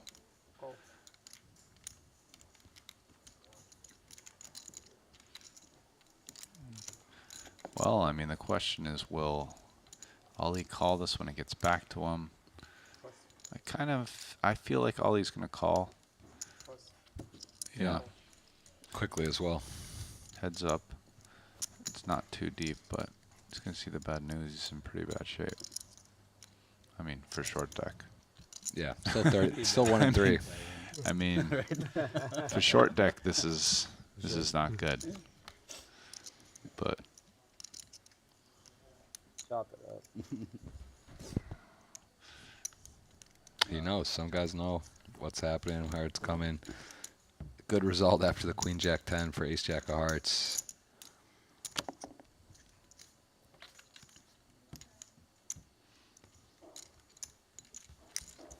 For you guys' information, I'm playing any 2 now.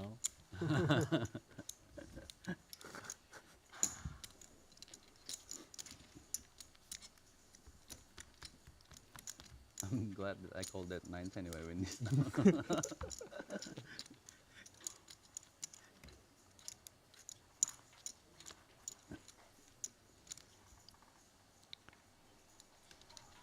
Yeah, we're at that phase of the tournament. King, Queen off. He's going to decide what does he want to do. Does he raise it? Does he limp? He's going with raise.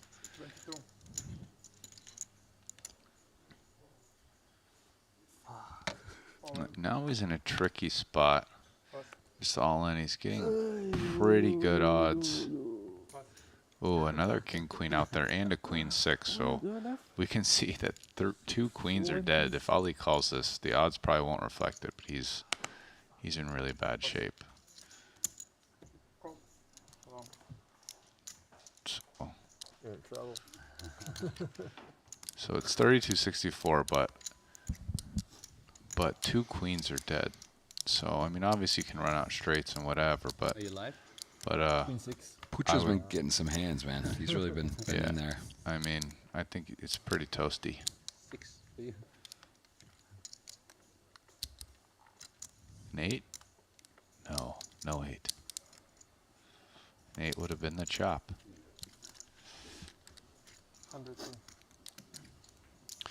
Chips flying, exchanging hands, people doubling up, jockeying for position. You will do see the comments that it is a lot of all-ins, and yeah, hey, that's part of it for sure. It's also why it's fun. There's the equities run close, and there's some gambling going on. Really any two now.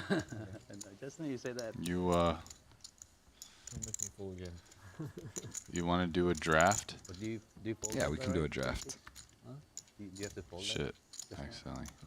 I guess so. After like, I mean, if I have 6-7, I'll put it in.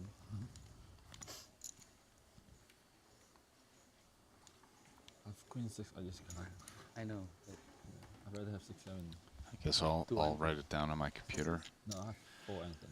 Or another thing we can do is is there going to be a break at some point? I think Do have a break? we do get one more break here. Yeah. You and I could stay on. Are we allowed to stay on and Do we could the just draft. like do the draft Interesting. during the break? Um, Give the people what they want. yeah, maybe like I'd like more to get some added assistance. I need some help because I got some. The other good thing about doing during the break is the chips won't change, right? Whereas if we're actually drafting like 20 people, the chips will change while we're drafting, which is like kind of weird. Yeah.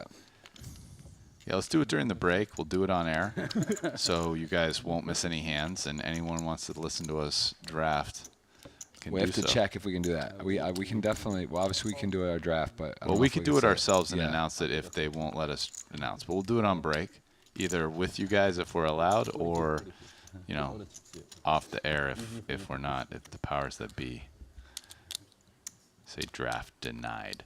You can look from the odds here. Looks like 8 is the favorite, I guess, because wow. I guess because there's no blockers out there with 10 cards, and it's higher than 7s. So Ivy just leads out. He will obviously 7s can't fold. Fuck. Set over set. Pretty sick one. Oh, 10. 10 is super light. 10 is very live. It's very live, Didn't which see they're not any. taking into account. We saw 4 cards that aren't a 10, I should have put that. but kings are pretty live too. 6 as well. Now a 6. 8. Ivy makes the nuts. GG. Quads. That's nice. Ooh. You're first. Is Ivy going to be your #1 pick? Could be, yeah, I mean he's hot. I mean, Maybe he could be. Depends where his stack comes in, but Yeah, I definitely. mean, it's already chipping up a little bit there. I don't want to play with that game. If I don't take him one, will you take him? I Yeah, mean, might- I'm very yeah, I mean, 2 and 3. Yeah. Like, we'll see. Yeah. Yeah, I'm probably. We'll see. Let's see. We'll see where we're at the break. Ali could be a decent pick. He's a bit of a wild card, but he could go for the win. Ali's, you know. He's not min cashing probably. I'm probably fading Ali Like in our here, drafts, frankly. I don't know. I think I busted you. I'm probably fading him. You give me a little free tip. Fair enough. Oh, Well, listen, man, at some point, you always draft chips. I have to thank you. You want But- the cash after? I Something mean, like that. my read so far is that Ali's not very experienced at short deck. But he does have a lot of poker talent. You know, it's this. Who knows? This is his like second or third or fourth short deck tournament. I mean, how many has he played? Has he ever cashed a short deck tournament? I guess it's worth looking.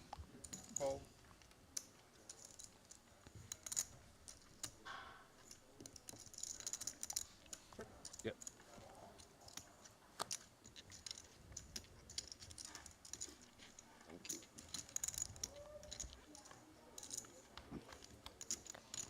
All right. See a couple of pairs again. Ivy gonna flop a set. I mean, yeah.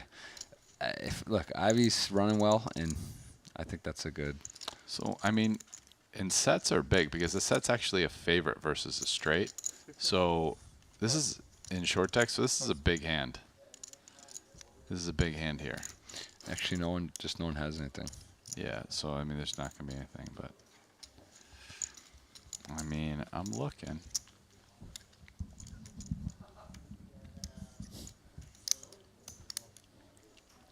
Yeah, I see some comments in the chat. What's up, official Adias? You're right. Jack 10 suited, 10-9 suited, very strong hands. Oh, no. It does look like Ollie has some short deck experience here looking at Ascendant mod.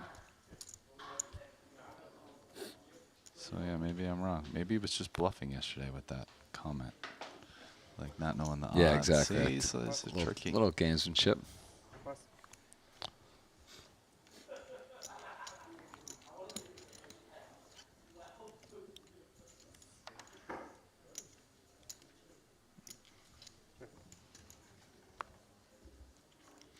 Particular mix of players, not super talkative. I don't know if some of the players don't know each other as well, but friendly group. Everyone seems to be having a good time. Juniat gonna go ahead and lead on out.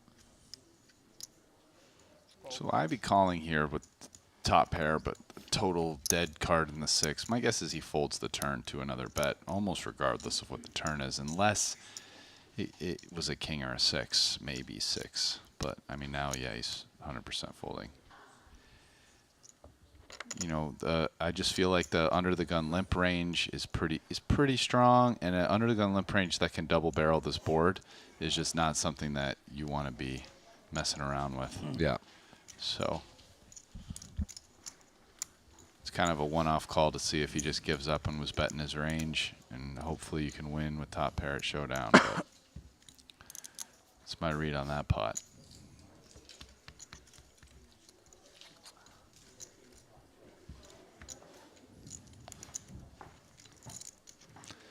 Now listen guys. Any discussion about how good somebody is at short deck right now is just me throwing some misinformation vibes to JG. We're about to draft, you know?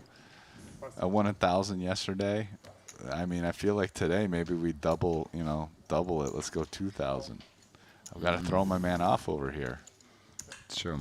Just like Ollie's trying to throw the Right. field off. Exactly. I'm not listening. I'm not listening. It's Not all listening to like say. A little this or that into your #1 draft pick. Yeah. All right, we've seen a couple set over sets here. We see both players miss. Jacks and 8s, ace 10, 6. Ivy, though, going to lead out. Show some aggression. If you got 2 ace here, you don't love it.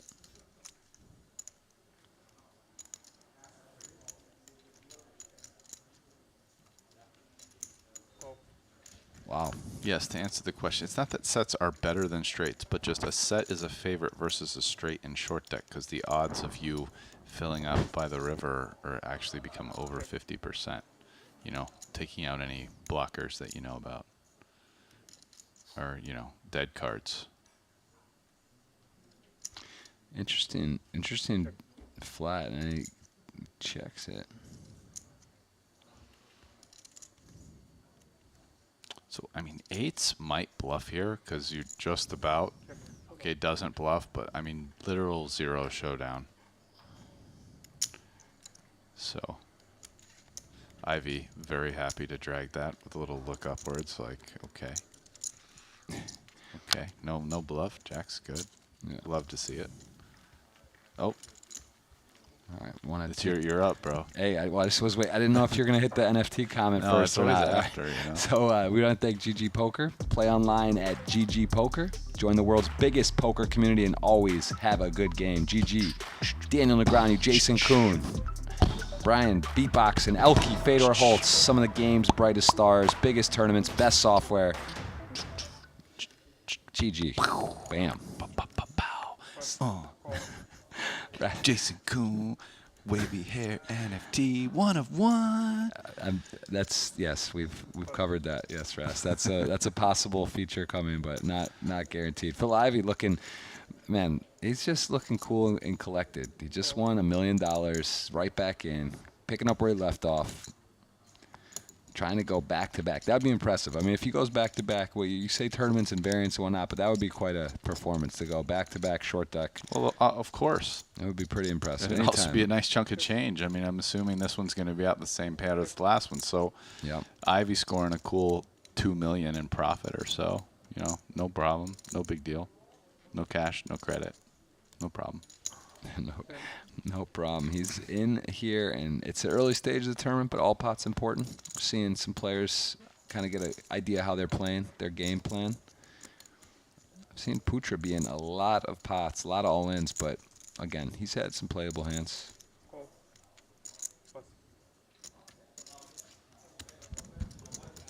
Yeah, some discussion on this.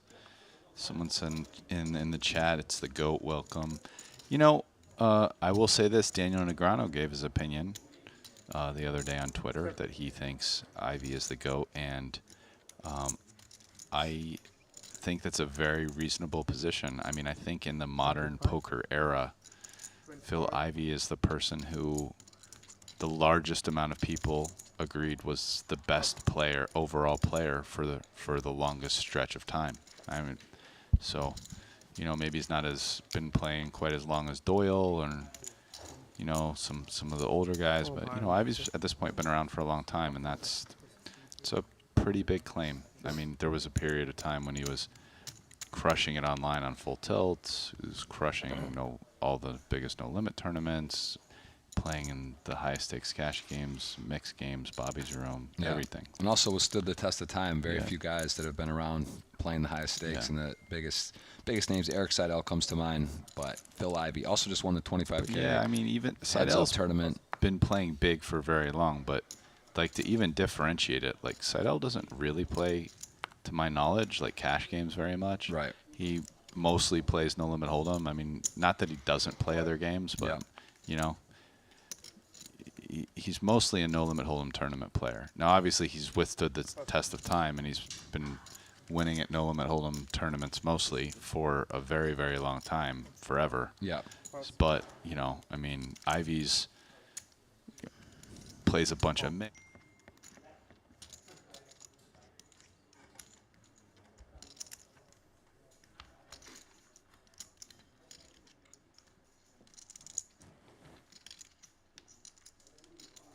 You have 30, right?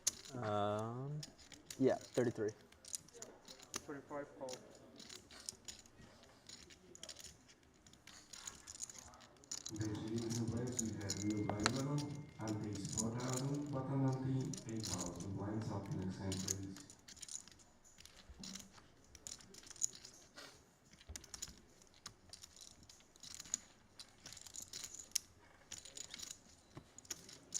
And even evaluate how good most of these guys are playing, even if they watch them. All right, I'll specify like, more. I don't care what Joe Blow, amateur player, has to say about who the best player is. Twitch chat. This isn't. Okay. This is Ras talking, not me. I think everyone's opinion. Everyone's opinion matters. I'm just telling you. If you were to poll anyone who has any poker opinion, not saying they know necessarily. I'm just saying but like their opinion doesn't matter. Why is that? Well, like. Okay, listen, it's one thing if a fan can follow, let's say, the NBA. Yeah. But sometimes it's like very clear what's the best team. They all play each other or whatever. In poker, most of the players don't play each other. Many people play different games. And poker is a game where most people, like, there's so much luck involved in short-term results, at least, unless you're talking about results over a multi-year time frame. Yeah. But in a short time frame, in order to evaluate who's the best player, you'd actually need to kind of evaluate how they're playing. And the vast majority of people aren't good enough to evaluate, to actually say how well this guy's playing, right? I mean, that's part of the reason why, for example, someone like me is doing commentary, and it really matters for something like poker, to help contextualize and give my opinion sometimes on some of the plays.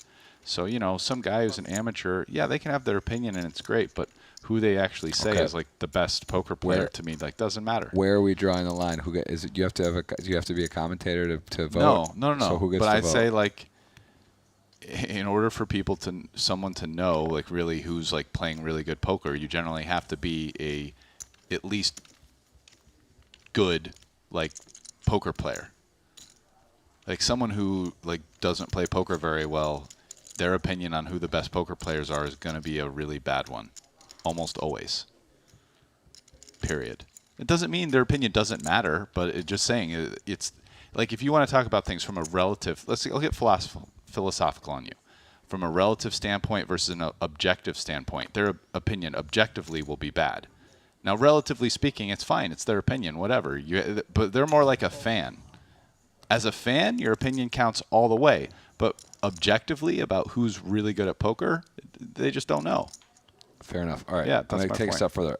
anyone that Ras deems qualified to answer the poker debate. All right, let's go there.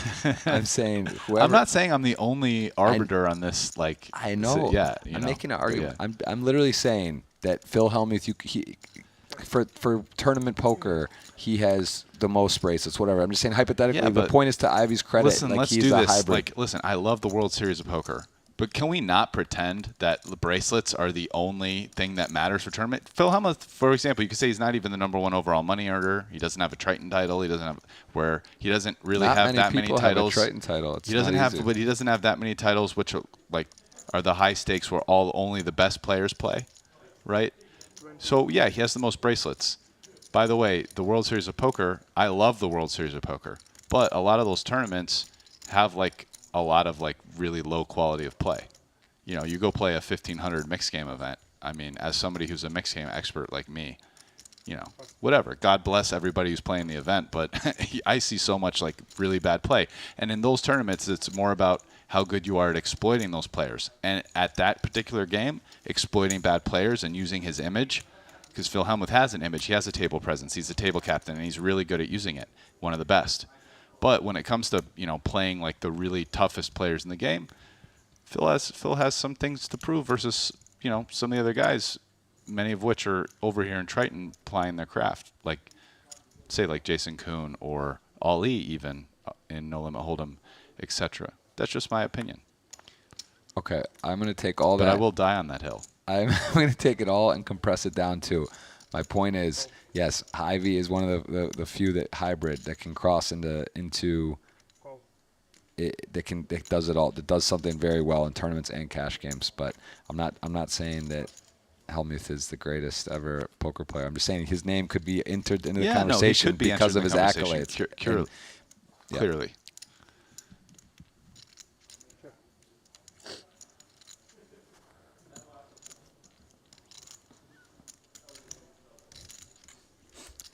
People are fired up, man.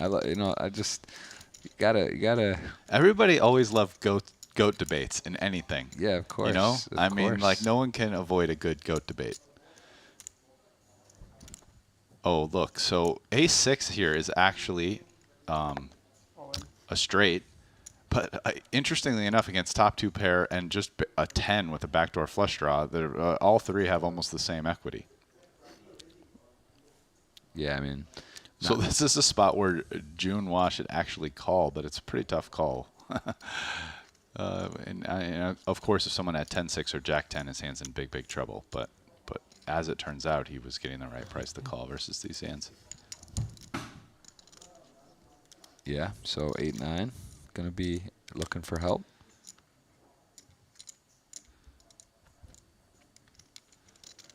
Ooh, board pairs, but not the card to fill up. And Ali gets it done. I mean, the biggest takeaway, I think, is of what I said at the end of the day, just to wrap it up, is just that I think it's very hard for people to actually know how good other people are in poker. Because usually you have to watch hands that they actually play, be able to, or play with them yourself, and then be good enough to evaluate exactly what that means. And that just, and then not only that, but people's games evolve. Either people get worse over time because they're not working hard, or they get better over time because they are working hard. Also, if you're talking about somebody who doesn't just play No Limit Hold'em, but they play a bunch of games, it's not like everyone's the same level of quality in all the different games. Like, some people are much better at certain games and worse at other games, and there's cash, there's tournaments. So at some point, it just becomes very hard to evaluate. And then even what your criteria are, like, are you overweighting No Limit Hold'em because it's the most popular game? Are you considering everything equal? Do you care more about tournaments or cash? It's obviously easier to know someone's tournament results because, those are all on Hand and Mob and published, as opposed to cash game results, where the truth is not many people really know how someone's doing and how much they're winning or losing in cash games.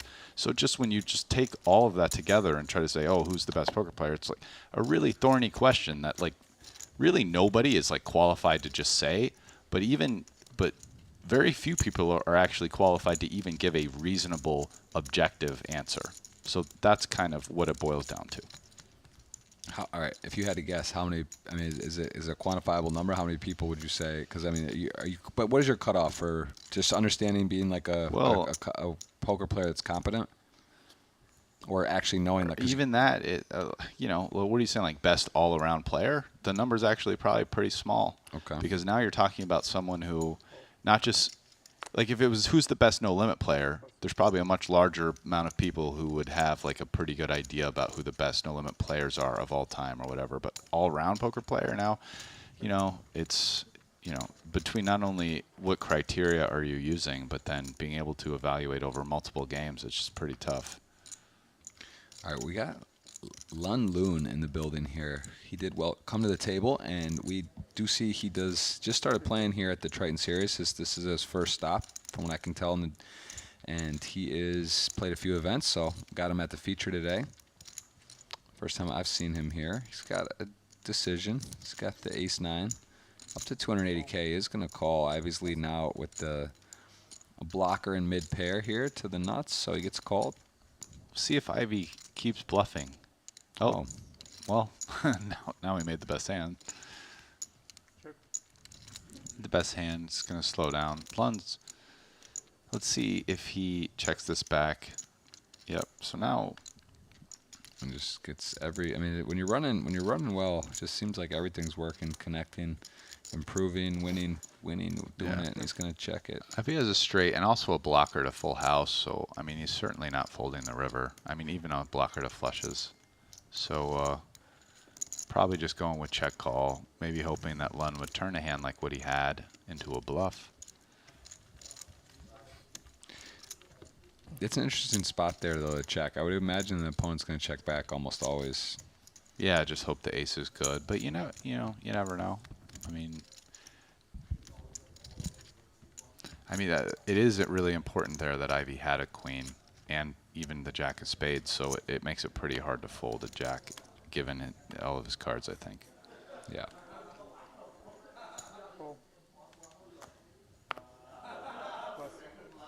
That's interesting debate for sure. Ivy already up with 300K here. 1-6 is dead. There's some boards that could create some action here. They both have low cards. My guess is on a lot of high card boards where they both miss, Ivy will probably end up just betting his range advantage and win, since he was the under the gun limper. But we're not going to get to find that out. He said 1-6 left in the deck, no problem.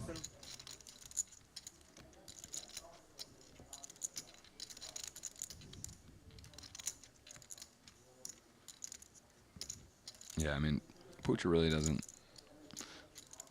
Not many good runouts for his hand here, even if he's ahead, and ultimately he's going to pass. Ivy's just on fire, it feels like. Dragging a lot of pots.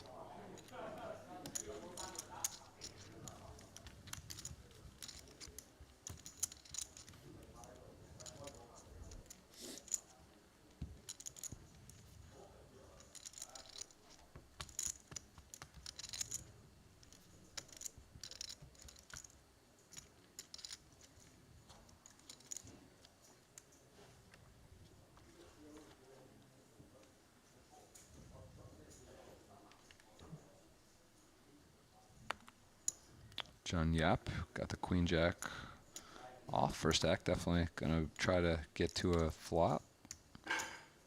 He's gonna come in.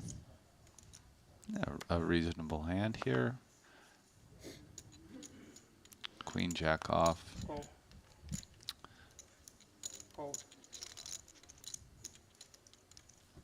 Ali with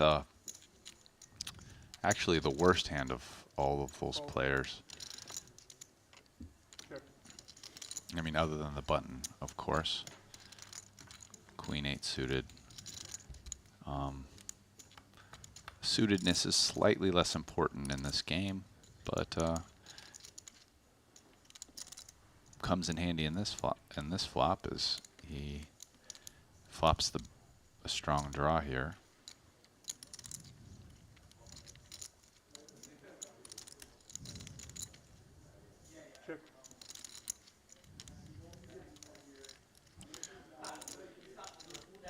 Yeah. mean, knowing how Ali plays, I think it's very likely he bets this. And I'm not even he's shown a propensity to just, okay. So actually, he's maybe just going for check call here. Doesn't want to get blown off of his equity, which I guess, given that there's a few short stack, makes some sense. Yesterday, it seemed like Ali was just firing a lot. Like anytime he could conceivably bet at a pot post flop, he was in short deck. So I'm sure Ali's going to end up calling this. I mean, I don't. Everyone's going to fold. It's going to be Ali's going to call.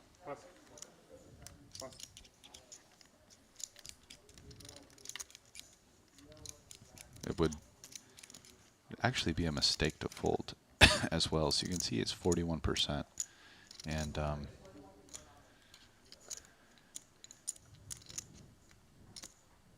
he's getting almost 2-1. And with the 8, I mean, he can run out straights as well. Yeah, so.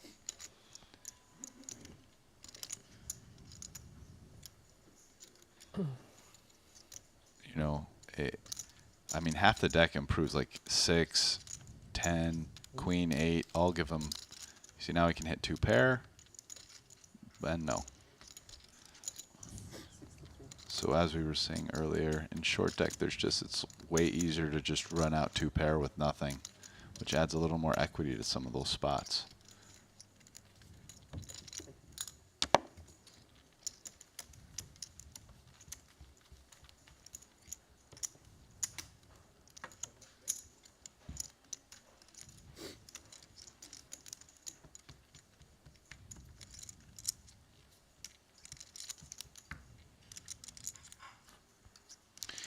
Yeah, this is definitely a game that I think is going to get more popular. Although we did think for a minute it would just kind of be the new craze, and it didn't quite fully catch on into like live cash games. I mean, tell me about Aria Bellagio and stuff in Vegas. Is there really not much short deck action in the U.S. Pretty close to zero. Yeah, for cash games. I mean, I think there were a couple games at the Aria in short deck Hold'em a couple years ago, pre-COVID. Nothing recently, and then not recently, but I don't know. Over the last few years, there have been a few short deck PLO games, right? That have sprouted up, but I haven't heard of any of those recently either. So Ace-9 actually flops a gutty here. The 8. Oh, but it's over. And Philip, No Home, Jerome, Ivy, stacking fools left and right. I mean, he might be the chip leader now. Man, oh no. That'll make it pretty easy. I'm pretty sure JG is taking Ivy if he's the chip leader. Oh no. I've got to fade the back-to-back. I kind of want to cheer for Phil, but I'm going to have to fade him now. Yeah, if you want to offer 2, maybe I go 2-3. Oh, he's not actually. Whoa. I don't know if this is updated. Apparently, Jungle's the chip leader with like 730K. Jungle.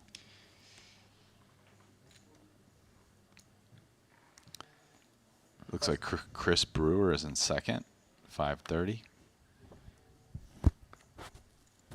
Konstantin Osipao, 430. Don't think this is. I think this needs refreshing though, because Ivy is still hasn't counted that last spot. He's only at 300, but he's over 400 now. Yeah, 297. It's too much to go all in, but he's going to raise it up.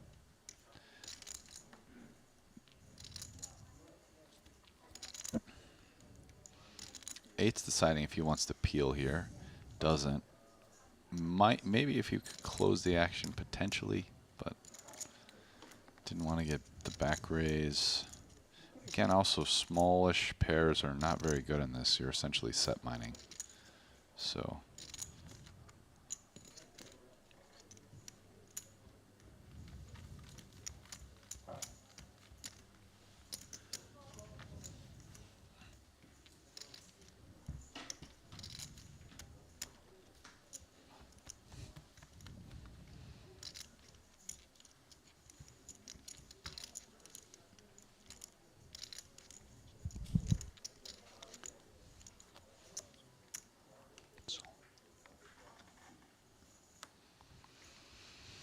Yeah, Ivy's starting to get his chip stack built up. Got some kings up to 415 here, 419. Nice looking hand from Jin Yap. Gonna be Will he playing. go back to the well? No. No, this time he avoids the hammer because Ivy certainly wasn't going to limp call versus a raise in that spot. But to a flop, and you can see actually ace jack suited is the favorite here, 4 ways. Ooh. So even though 9-8 flops a full house, ace jack suited is going to be live as it can make a flush. Ivy's going to lead out here, see where he's at. And I think he's going to find that he's behind because 2 people are going to be putting money in. And my guess is after, well, June has to decide if he's calling or raising. He's not folding. He's going to call. And I expect Lun is going to raise. Trapping here with a boat's not quite as powerful because obviously flush draws are always live. So yeah, and then also the okay, he's still going to trap though, which now he's just got to pray that the was club also doesn't roll the club off. or the king. You are giving those pairs, Yeah. giving them free. Any overcard, there's not a lot of undercards, so like any card above you could be a little not concerned. It's hard to do, but you are letting that peel off. Ivy couldn't be more done with this hand. He's after getting called in 2 places and a 10 rolling off.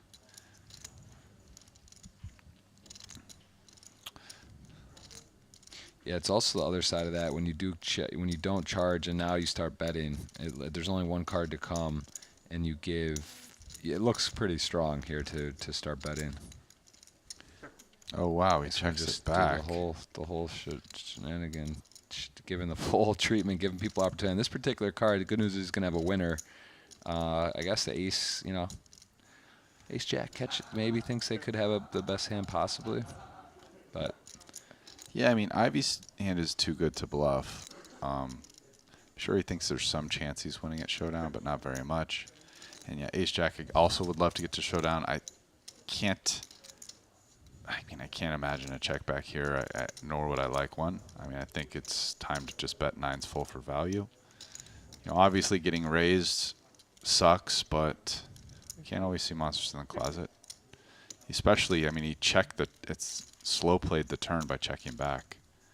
I mean, if anything at this point, it kind of looks like maybe he made a straight somehow. And he could expect that someone could try to bluff raise him to get him off a straight. So it's interesting to see if he would call. I don't really think we're going to see a bluff raise here from these hands. I would not want to have a jack in my hand to bluff raise, really, because I'd want my opponent to be more likely to have a straight, because that's what you would try to get to fold. All right, so Lun shows some deception there. Goes for a bit of trickeration, lets people have a chance to bluff or catch up, but it's a dangerous game when you don't want to catch up too much, right? It's a fine line. So he does win the pot, but takes a little unconventional line and also throws some trickeration in there. And I mean, doesn't even win anymore because of it. Right. For what it's worth. I mean, he didn't raise flop. He checked back turn and still won $0 more. Yeah, it strikes me. So I've seen Ivy be leading out with some sets and more. It seems in this game, similar to PLO, I think it's a little less conducive to be trapping, or kind of like bet your hand sort of deal. Yeah. It seems like it's more in line with the strategy. But then again, Yeah, it's okay to mix in some deception. Yeah, can always mix it up, but I would agree generally with that statement. So Ivy with a pretty big effective shove, and he's going to actually run into it with Putra's going to have him in pretty bad shape here. What, did cut off limp and Ivy jammed? Yes. 140. Yeah, nicely executed hand from Putra. Did part of the problem, but now he's got to win, and this is a open-ended all of a sudden. 50-50 or no? Oh. Okay, wow. Ivy can do it. I mean, brutal run out. Putra looks a little annoyed by that, as he should be. And Ivy, I mean, when you're rolling, you're rolling. We might be seeing Ivy with this get up on this camo for a while. I mean, he wins a tournament today. He's just running hot, close to the chip lead again. See, I mean, let's give Putra might be on his bicycle walking away right now, but let's give him some credit. I mean, he just, you know, laid a pretty good trap right there. Well executed hand. It worked out. Got it in good. About as good as you can get it in short deck. I mean, not as good, but, you know, up there. 55-33, that's solid. Yeah. And, you know, it just didn't work out. And the Ivy train just keeps on rolling. That's a tough one. You send your clip. You send the clip to your friends like, yo, I trapped Ivy. I crushed him. And then your friends wait, why are you out? But you're leaving. He knocked you out, but I got it in good. Why am I out? Ivy's wearing the camo. Yeah. You can't miss. He brought the heater on. Like, he's just going back to back. It's preordained.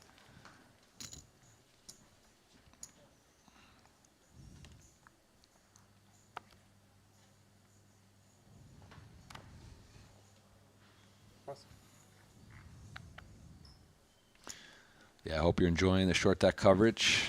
Jeff Gross alongside Brian Rast. We're going to be taking you to the end of the night today. And we will be joining again tomorrow. Re-entry and registration is open until the start of day 2 of this event. This is event number 5. Play to a winner tomorrow.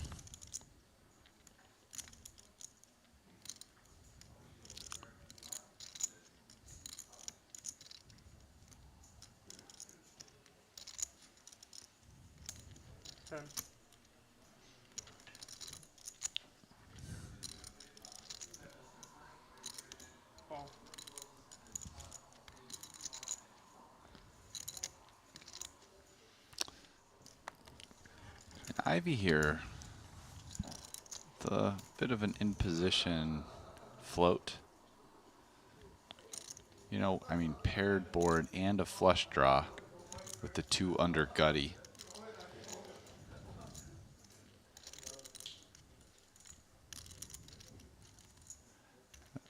If Brewer bets here, it feels pretty hard to continue as Ivy. Imagine, you know, unless he's really planning something dirty, he's probably folding here. But I mean, a call here to me would signify that he's intending to bluff a lot. Okay, so he's really going for it. Yeah, okay. He opts against it. I mean, understandably, that would be kind of an above the rim little play right there with bad intentions, because there's no way any kind of implied odds or anything like that would justify a call. I mean, it was a decent size, healthy bet there. After Brewer bet the flop in multi-way and then led again on the turn after getting called.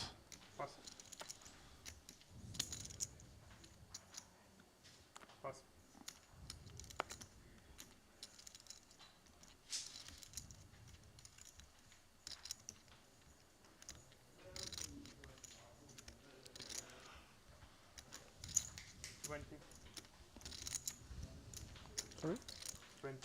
20.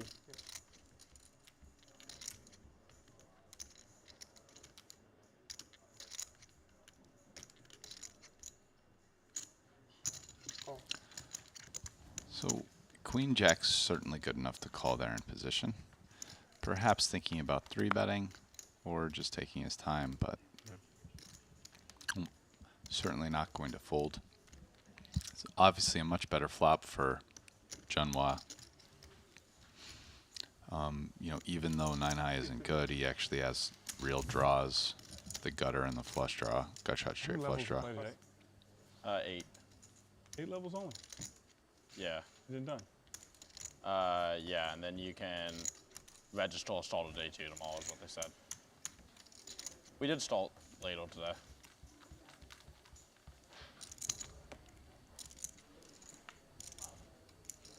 Ivy realizing there's not that much more play left.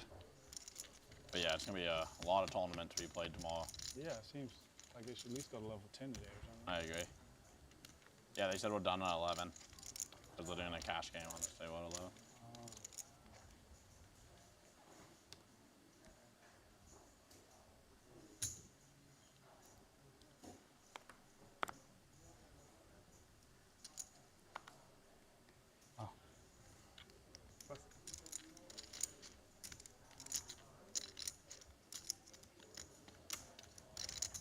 Call.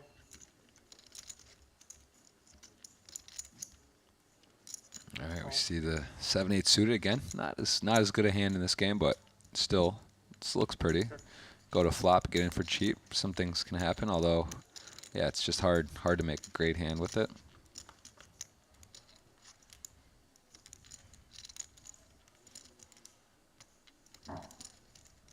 Ace Jack has. I mean, it's crazy. That gut shot's crazy, right? The over in the gut shot, and you're just really in there. Yeah, I kind of feel like versus this sizing, Queen 9 of diamonds here is going to peel one off, especially the backdoor flush draw. You know, no, doesn't go for it, but we've been seeing a lot of people. I mean, Ivy peeled with less the previous hand in almost the same spot where Brewer bet in a 3-way pot on a paired board. But I guess Ivy and Brewer have, and Ivy and Brewer have slightly different ideas about that spot. I mean, the other board had a flush draw too. This one was rainbow.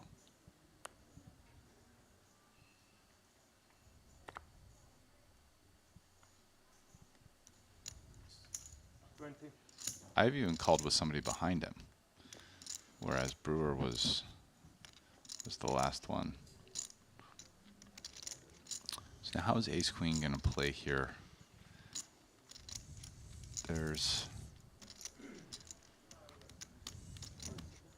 Definitely might go all in, yeah. I mean, at 16,000 to start, and he's got 267. We're talking about 15 pots. I mean, so it's a reasonably deep all in. I mean, you're talking like over 30 blind all in here, so it's actually not a slam dunk call here with Ace Queen, but Ace Queen off. Yeah. Not at all. 你扣到我就怂了哦。Ace Queen。Ace Queen 那个你啊。一样啊。Probably puts Lun on a range of queens, kings, aces, and ace king, which he's not doing very well against. You know, ace king and ace queen, sorry. All right, there we got to look at the top. Phil Ivey at this table, at least. I believe 2 bullets remaining, right? That's what it means. So he's got sitting really nice. 527 with those bullets behind, and Lun Loon getting some feature here. First tournament series, it appears, for Triton. Joining, trying to get a cash under his belt. Went for a bear trap. No one bit. Picked up an okay pot, and he's sitting 300. Chris Brewer, man, seems to be I just feel like he is dangerous. I think, you know, Ras, I don't want to give away draft strategy, but I'm going to hopefully find him on my team. Not necessarily the first pick, but up there. I think he can play. Ooh, King 10, the taxi. A little stronger maybe in this game. It's not, any Broadway hand that's suited feels nice in this game. I mean, they're pretty nice. Yeah, they're nice. Hold 'em, too. They're all nice. It's nice. Find that, work that into a PLO hand too. King 10 suited can do stuff with that. Excited for Triton PLO. Jason did say they've had it. They have had a PLO event before at Triton, which I didn't realize. So they're going to try to maybe mix that in a little more. It's a great game. There it is. 2 club flop. 10-9 double gutty, Jack 9 gutty, King 10 of clubs. Just a pretty big flush draw. A7 has a straight draw too. Somehow. Yeah, but I mean that's even though we can see speculative. he's actually 21%. It's I mean it's like 20? the dummy end of the Right. bottom gutter on a board with a flush draw. It's total garbage in this, and I expect he's gonna fold when it gets to him. Even though somehow he actually has pretty good equity, which is like bizarre. Because I guess the 9 doesn't help anyone. But there's 2 9s that are gone. I feel like it's not taking into account the fact that 2 9s are gone. Right. No, I it mean, doesn't. I know the ace is good, But it shouldn't, right? They're just telling. It's like what the player, from the player's point of view. The 9-10, the double gutties are always sneaky, just in any game. All right, the king. So rolls off, and Lun Loon going to realize that equity favored he was, and he is currently jumped into a nice position. How's he gonna play it now? Is he gonna bet equity? Is he gonna check? I mean, there's 92,000 in the flop. So yeah, he's gonna bet with the, I'm sure the intention not to fold versus a jam. Thank you. But I mean, he might not really get action at 10-9 versus a bet this size. It's not the best spot. Okay, he calls. Wow. Ivy's not calling for sure. So there could be Brewer's got a potentially. There could be there's a couple cards here that could really get him in some trouble. I mean, Brewer might bluff too. Oh wow. I mean, a flush beats a full house. I mean, he basically has the strongest hand you can have here, essentially. Yeah. I mean, other than the ace high flush, but which we said flush or a flush, not a common sight, and he is all the way up. And wow, nice instincts here to check. I mean, he's got his opponent in. Brewer with the club check might be less likely to bluff now without a club, but still might do it because he has literal 0 showdown. Yeah. So. All in? Yep. What a play. What a play by Lun Loon. Just absolutely well done. We saw him trap a couple times. This time, he even got the nice bet size on the turn and then really read his opponent well, thinking, that's what poker's about. It's about, is my opponent going to check back? Does he have some value, or do I check, and is he bluffing? In this particular spot, Lun Loon was dialed in. Absolutely perfectly my opponent executed. has a draw a lot here because he didn't raise flop, didn't raise turn. Yeah. And, a draw. I have a flush myself, so he probably missed. But so I'm giving him the chance to bluff. And if he did somehow have a flush, I mean, he's going to bet that anyway, right? So yeah, that was a great play on the live streets. We're going to talk about the online streets, GG Poker. Play online at GG Poker. Join the world's biggest poker community and always have a good game. GG Poker, great sponsor here. Not even going to bring up Jason Kuhn, but I did. I was about. You're going to tell me about the NFT? All right. The one of one Jason Kuhn wavy hair NFT. It's, there's going to be ones that have the spiky hair, these boxer. He did some amateur boxing fights. Sprinter, tracksuit, poker gear. Okay, maybe even with the family, the son, the wife, Callum, Bianca, everybody. I don't know, but in his WhatsApp, he's wearing like Christmas outfit. But the wavy hair will be the one of one, the most valuable, $500,000. All right, let me close that off with the disclaimer, the NFT, that is not yet out there or confirmed, and Rast is speculating. So, but GG is a great site. We will confirm that, and we'll move on to may or may not be on OpenSea.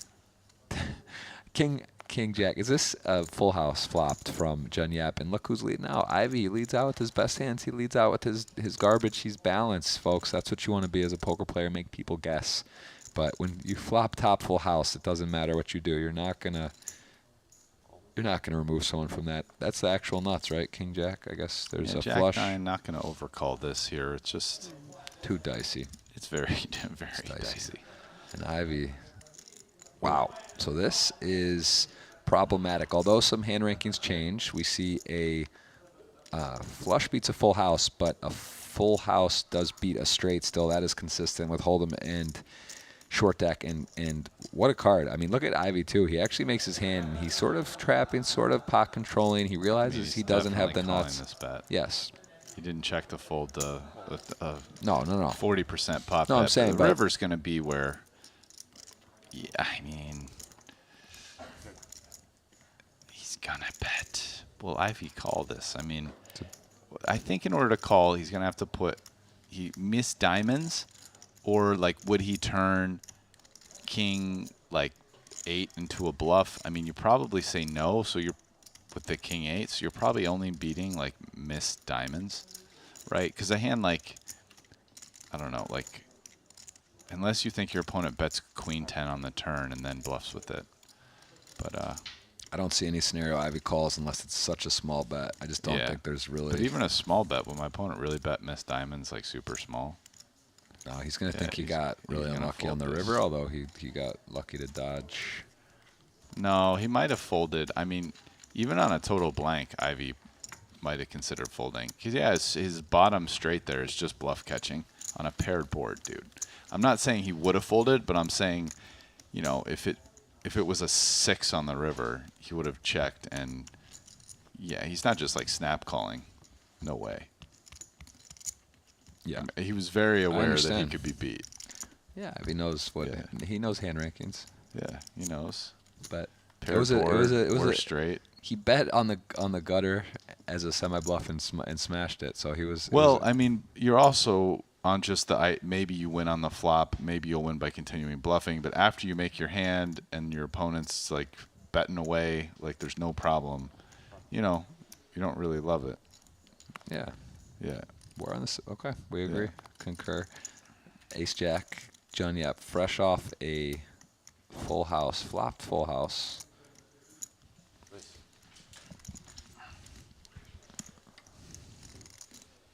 And I love that hand. That's the hand of the day. Lun Loon just slipped it over the second nuts. Oh yeah. Brewer, that was the biggest hand. Really I mean, well he's got quite the stack now. Yeah. And Brewer again, just a poker player guy who goes for it. He knew he had a loser and he went for it. And he's going for it again. Just doesn't even call here. Just re-raise. 147.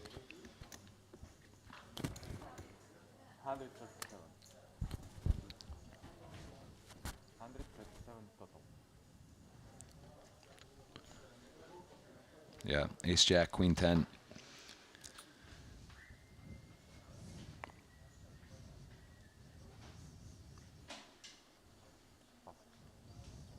There's a coin flip, a real one. 50-49. Takes it down, though. Queen 10. Oh, Queen 10 suited. Fair enough. He gets the winner. And it is going to take us, it looks like... aggression in this game. Looks like it's going to take us to break. A little bit of a leaderboard update here. I know day 1 of 2. Tomorrow we'll play to a winner. Going to finish out a couple more. Got some more play for you tonight, though. Short deck. There's a look at this table right there. The man Lun Loon sets the bear trap correctly. We see he's got some trickeration. Gets Brewer to fire in, and it is absolutely a world-class play there. Good recognition of where his opponent was at, what was going to happen. He takes it down. Rast, thoughts, anything right now that stands out for you at this table we've just saw this last hour after dinner? Yeah, I mean, it looks like Ivy's pretty willing to get jiggy with it post-flop, take some risks, float a little more than maybe some other players. Oh. Phil, first and foremost, congratulations. So great to see you scale the summit yet again. Your only other victory in Triton came in a short deck event, and yet it's one of those things that people haven't had an opportunity to watch you play too much of. Have you been in the lab? Have you been playing cash games? Where is all this short deck aptitude coming from? Well, I started playing short deck quite a while ago. Maybe been playing for 6-7 years. And it's one of my favorite games. It's a great tournament game because you get to play a lot of hands. So I'm really enjoying it. Are you surprised that it seems as though short deck hasn't made its way across the pond and become more popular stateside? They're starting to play it a lot more now. I think the World Series of Poker has an event, and there's some games there's some games once in a while, short deck. Talk to me about the Triton series in particular. I know you're familiar with a lot of these fields, having played some of those cash games in Macau. What makes these events special, and what is it that rallies you to make the big trips out to these locations? I mean, first of all, the buy-ins are the buy-ins are super big. The play is phenomenal. This is some of the best players in the world are here. And, I'm just happy to be competing again. I took a lot of time off, and, I don't get to play as much as I used to, and this is like a perfect venue to play. I love Cyprus. I came here 7-8 months ago, and it's just a great place to play poker. Well, I know that I speak on behalf of the poker community at large when I tell you that it is great to see you back on top, and we certainly look forward to having you in more of these moving forward. Okay, thank you. Congrats.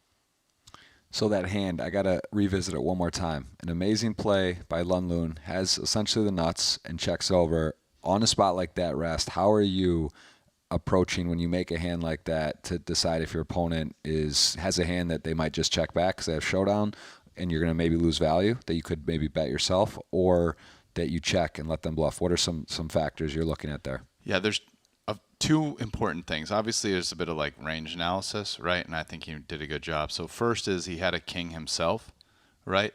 So, I mean, he has clubs, but he had a king himself, which means he's blocking a big check back hand because it was king, queen, queen, like 8-6, right? Or something like that. So, or 9-7. But the point is so he's blocking the top pair, not the trips, obviously. And also just the way the hand got played previously, where he bet, call with somebody behind him, and then on the turn he bet again, and his opponent kind of would have had a chance maybe with a made hand to make an raise to close out. There were a lot of draws, but didn't do it. And so I think it's just a spot where he assumes his opponent's range is going to be weighted towards draws anyways, and he's blocking a king. So all in all, to me, it's a pretty clear check. I think it's a very good check, but not one that you always find in the moment. Right. I mean, I've had the opportunity at this point myself to think about the hand for a little bit of time. But when you're on the clock, right, you're in the middle of the hand, you're playing, it's a dynamic, the board changes, flush comes pairing the board. There's a shot clock. There's a shot clock. You only have so many seconds. Like, it's all about finding the right play, quickly in the moment and executing. Whereas, it's much easier as a commentator to sit back, I have, the hand happened like 20 minutes ago. Yeah. I can think about the hand before you ask me a question, right? Well, listen, Lun Lun played that great. There's been some high caliber stuff. We got Phil Ivey at the feature, but in the moment, we're going to take a break. We'll be back. See you after the break.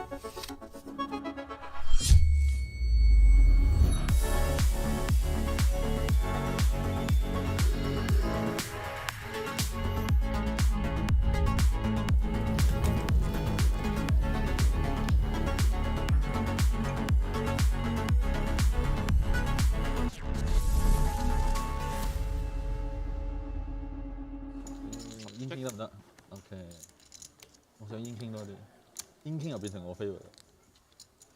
係。 And this is very close.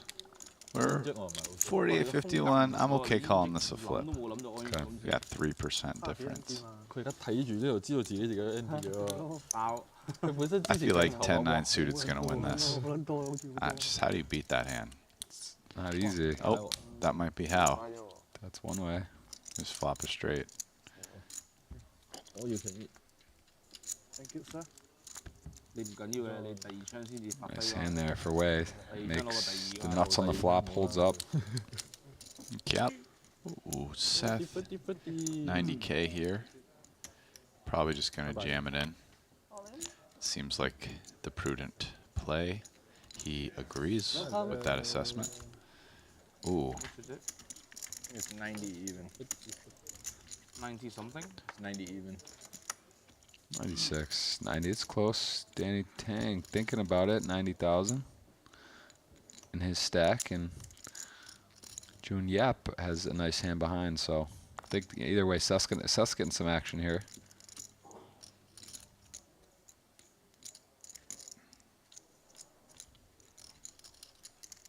Okay. Danny's just shaking his head a little bit. Probably he would have been first in if he would have shoved it. It would have been not a good spot for King Jack off. Yeah. You can see here Ace King off is actually a favorite against 2 queens. Unlike in traditional Hold'em. Ooh, but that's a short deck wheel draw. An 8. Well, an 8 now chops because it makes it 10 high straight. But nice pot there. Seth gonna get the double. Yeah. Coming from Hold'em, but the problem is that just overcards are so likely to hit. So 8s is more like 5-4 suited or something. It's like 10-9 offsuit is much better than 8s, and even a big favorite versus 8s heads up. And open-enders hit all the time. I mean, 8 outs twice is huge. So something like Queen 10 versus aces on Jack 9-6. I mean, Queen 10 is a pretty big favorite because 8 outs in and of themselves is almost 46%, but then you actually run out 2 pair and trips like pretty frequently.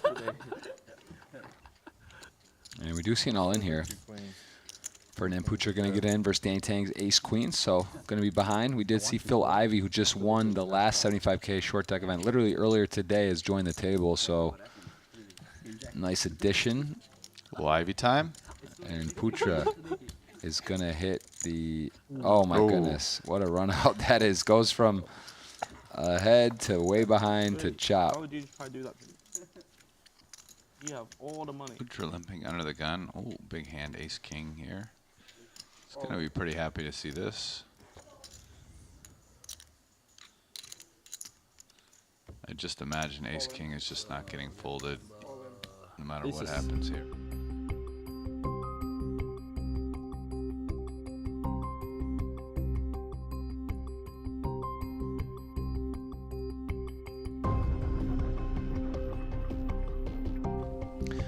All right, welcome back from Merritt's Crystal Cove Hotel Casino in Cyprus. This is event number 5, the 75K short deck ante-only event. Little new distribution of players here coming. Gonna see a new feature. Stephen Chidwick, Jason Kuhn, Kerry Katz, Ali, and Mr. Ferdinand Putra is still here. Let's see how many bullets left before having to re-enter. It's nice to have those bullets behind.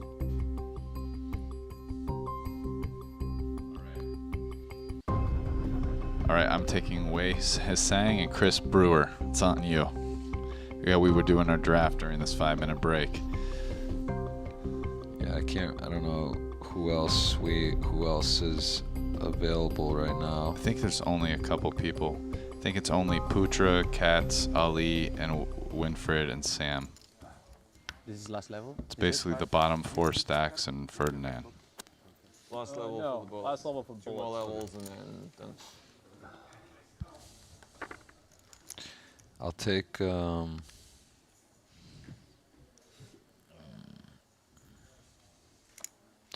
take Sam Greenwood and Ali. On this side of the table, I'm gonna go over there. Maybe Okay. Ali's high variance style can make a run. I'll take Ferdinand and Winfred. And so you got Carey. Pass.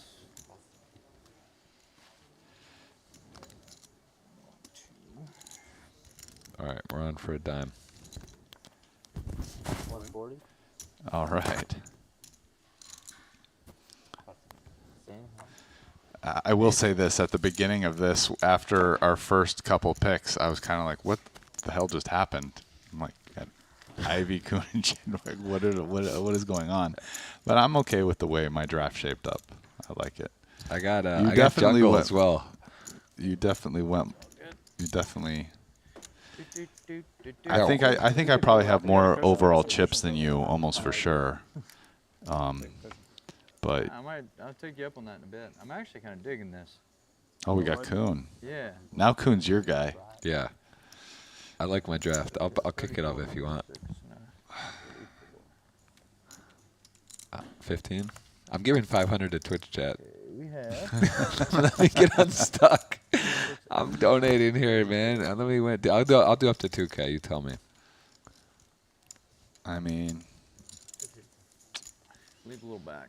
Play some post against Stevie if I have to. Oh wow! Look at these hands. At the nuts. nah, man. Let's just. I'm good. I'll just keep with what we got. How about 15? No, man.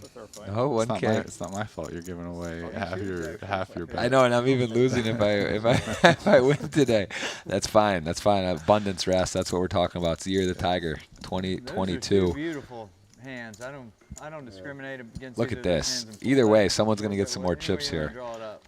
We'll give it a little read here, just so people know who's got who. Oh, okay, so.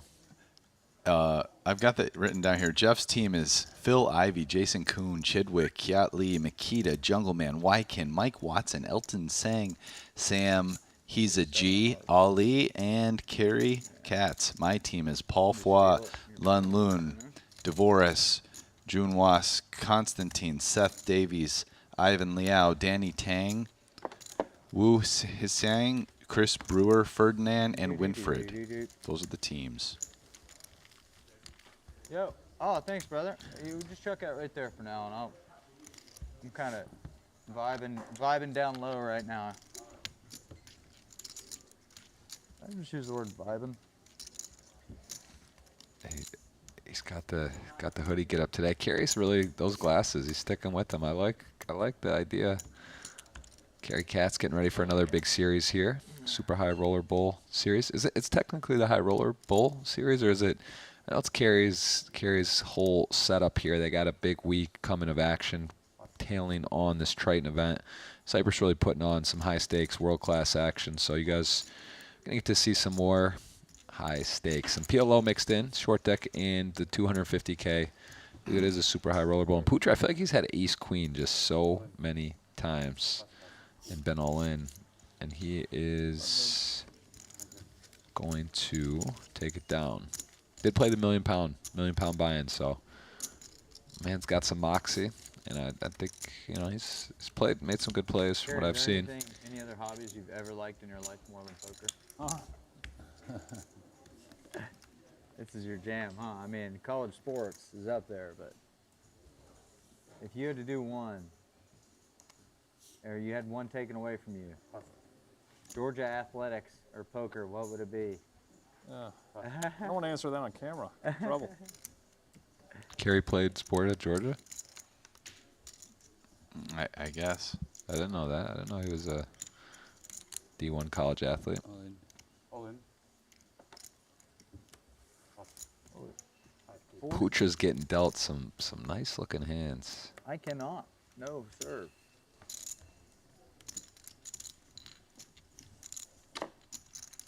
And now it's starting to pick up more, right? This is that 5K, 10K level, so you start seeing some more of these, some more all-ins. Daniel Zavoris just jumped up there. He's on my team, right? No, he's on my team. You got Zavoris? Yeah, bro. He was in my second group. After you picked Kuhn and Chidwick, I picked Zavoris. Oh. Yeah.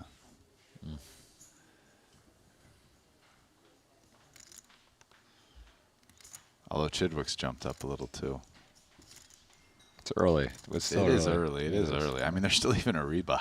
Yeah. Right. And I So think you when can you buy enter, in, you yeah. get 300,000 chips. So.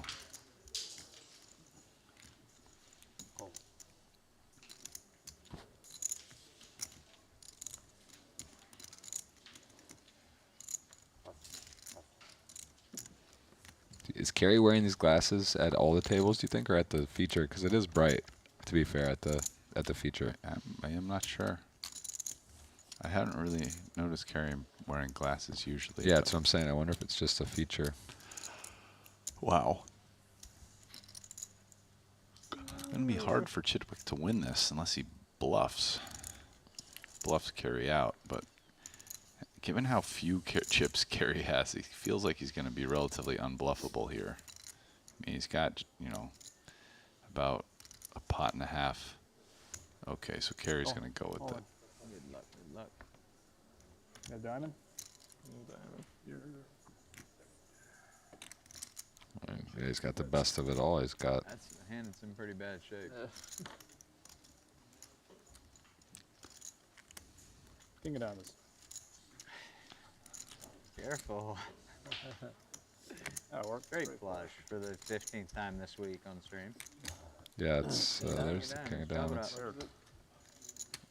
Wow, does make a straight flush. A little less pretty than a royal. A little less pretty when it's one of the two. But either way, it's nice to win the pot, make a hand, improve. 118. You cancel the 50K tomorrow? I heard. What? Are you canceling the? They're both your guys. I'm not sure what they're doing. Chidwick It's going to and be up Carrie. there on the PGT site soon. Okay. Such an ambassador. Check www.pgt.com. That's it. Check there, and that's probably got the updated schedule. Commissioner Duckworth is right on it.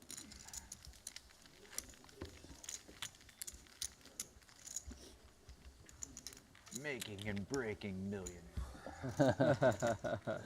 Ollie picked that slogan. It's his I favorite. definitely That did was his not. favorite one. Worst slogan you could come up No, I didn't. It tilts Isaac every time he walks by it. The small text and entertaining billionaires underneath.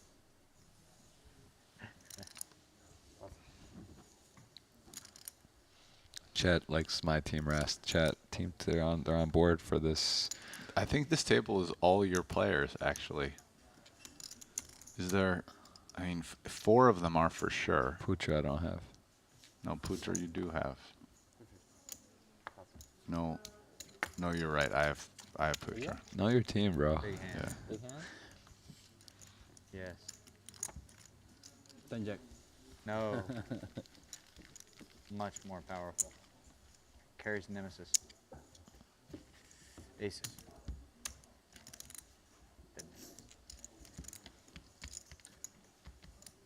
Yeah, we saw aces lose 2 or 3 all-ins yesterday, I think. No in, free lessons for you, buddy. the table. But this is still a very, very, it's the hand you want. Definitely the hand you want this game. But tricky to play post-flop.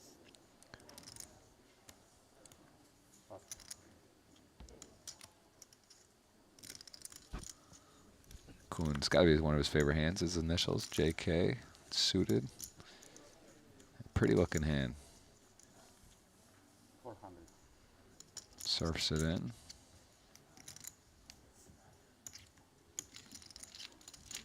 No one's got anything, so nice pickup there.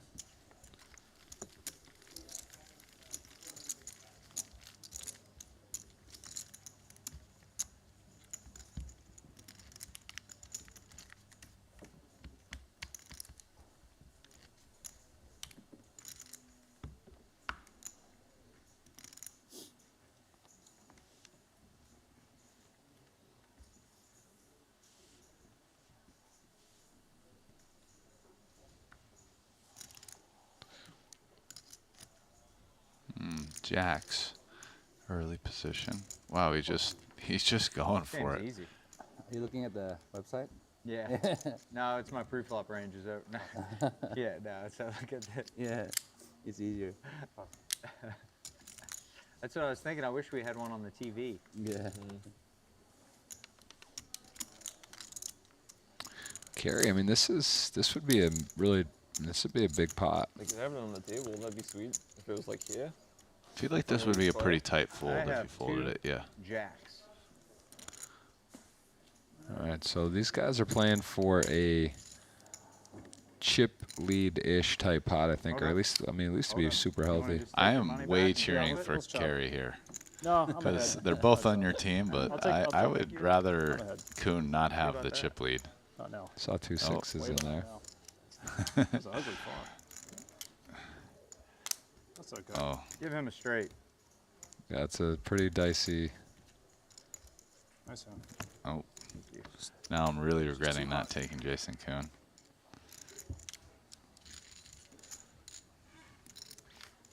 Yeah, I mean, you can't blame, like you said, it would be too tight for Carrie to fold there, ace queen. Jason, he's shoving king jack, king queen, ace jack probably with the. I mean, I'm not sure because he's been shoving a lot, but I mean this time he was under the gun.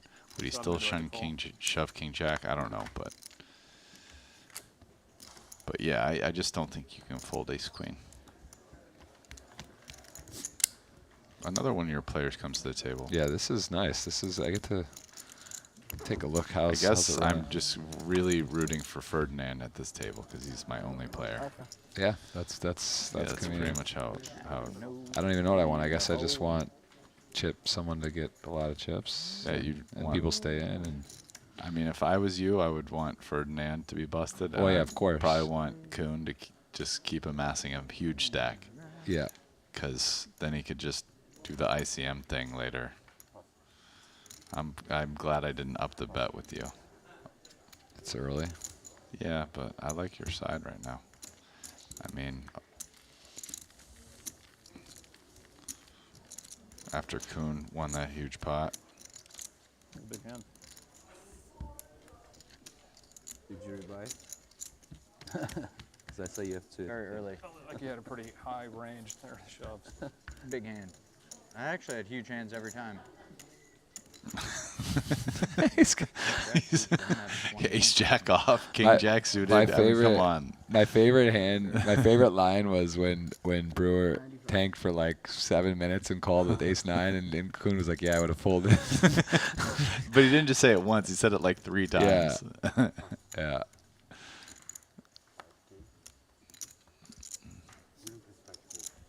What? Oh, 5.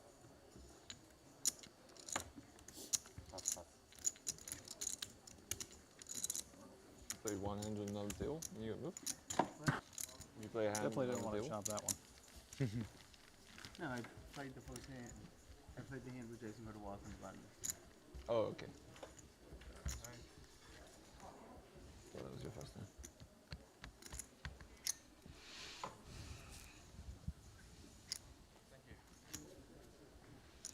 So all the guys in the chat just love your side. Few comments about it. I didn't see anyone who jumped on your side, but it wasn't like we weren't, raging. I mean, I definitely, at least, I'd say my draft was more chip, a little bit more on chips than yours. I mean, you and what might have been a really great play went down and nabbed Kuhn in a spot when he was not. It wouldn't have been one of the top chip guys, but it was actually. I'm starting to debate if I shouldn't have taken him in that first 2. But I don't know. I mean, Paul and Lun Loon were like 2 of the chip leaders, and you grabbed Paul right away. I mean, Paul's I like that pick, and Lun we don't really know. I don't know much about him. So well, we saw him play that one pot really well, and Yeah. he had one of the chip leaders. What? Those are 2 very strong hands. 3-1 favorite. Oh, this is huge for me. It's big. I mean, Chidwick will be right back in with 300,000 because, or unless he's. Does he have? He still have Lammers. Lamners. Well, I guess. Hold on. Aces have to hold first, which I mean, somehow queens still have 16%. Okay.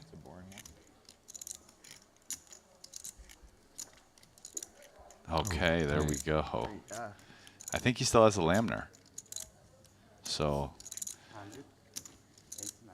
I mean, in a weird way, it's like because when you get someone and they rebuy it, you just get, you know. Yeah. It's like almost good like a for bonus, you. right? Yeah, if you short, if you short like, at you'd the rather have bubbles. a bust. Maybe Chidwick wouldn't. He'd Right. like to save that 75,000.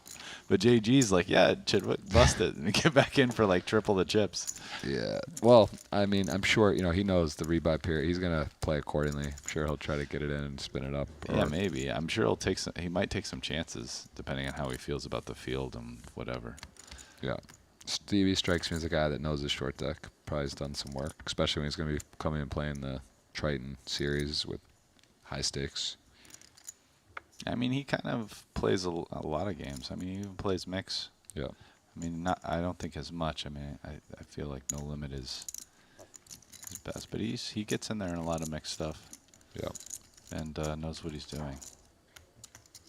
We know he likes 9-10 and 8-10 suited. He loves going all in. We know that too. Yeah.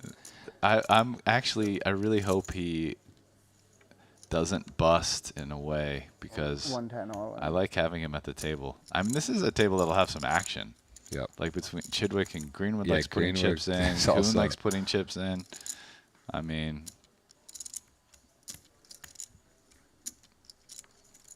these are guys who are not waiting around in short deck. Yeah, flush does beat a full house. See that in the chat. It's true. Like I can't, Jason. In the history of my career, I've never seen Ace Jack win this. Should we just save time and I'll take it back now? Yeah, just take it back.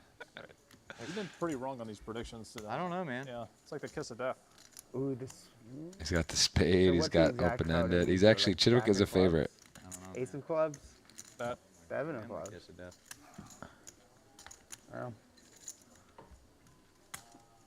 It's Stevie, Kuhn's fault. Stevie, big favorite on the flop. Maybe I just know the flops, Gary. Yeah, maybe. It's a good flop. Big favorite. So he gets a Lammer, right? They say he's not rebuying. Yeah, he has one Lambner, I believe, and now he has none. So he Okay. gets another 100. Yeah, that's 100 not dimes. that's not a good spot to be in though, coming from the 100 to back. They're like the turn there was like a little logic puzzle where I need to think of like the 6 actual cards that win it for me, you know?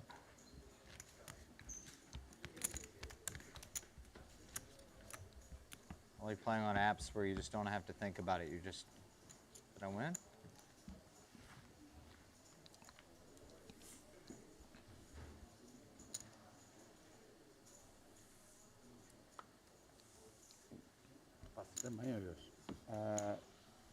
I had 110. He was all in for. Yeah, All in. For 57, 67. Sammy. I feel like for a guy I'm just trying to for a figure- guy who normally I'm likes trying to figure out who taking this is. kind of aggressive lines This is? pre-flop, he's going to be extra aggressive on this one Lambner, sort of, because he's probably kind of happy to re-enter the tournament 300. Not that he's going to do something bad, but just like he's, you know, Yeah. he's His willingness to gamble is high. yeah. And Greenwood was in a discussion into aces. I've seen this Well, matchup a few I mean, times. this is pretty good for you. And just in the sense that Against the Rockets? yeah. Yeah, aces again. Wow. Crazy. Like deja vu.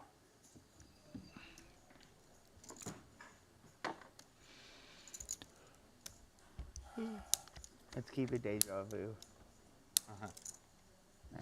Wow. I folded a queen. Great flop for Chidwick. Carry. I'll even it out. I folded an 8. That's not even in and out. Oh, no way. Hand of God, I folded ace-6 offsuit. Oh, my God. That's crazy. 1 out. So I'm going dead then. Sorry, Stevie. Folded a queen. Oh, sorry. How did you get out I of thought there? you were. Thanks for spoiling my hope. I was trying to spoil Sam's.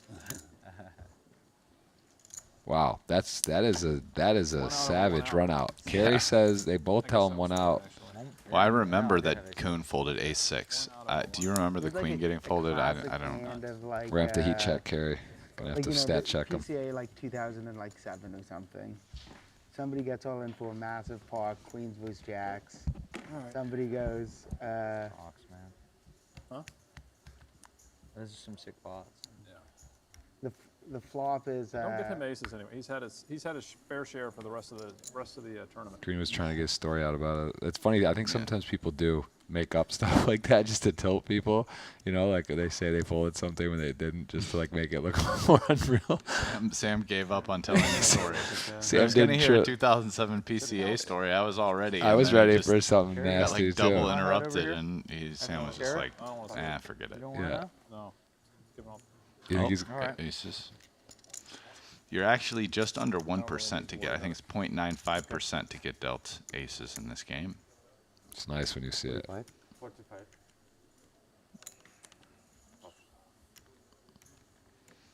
That's my guy, Putra. He's putting the wrecking ball out a little I would love bit. to see Kuhn just put it all. King, queen. He's not folding that for sure. Just call, yeah. Just call. In position. You don't think Greenwood's going to dig that story back up? You think he's buried it? You know what I'm saying, though, about people at a table that talk like they make up that they folded a card or something when it hits just to make it look sicker, and people do that. I know people who do that. He goes with check. A lot of time there.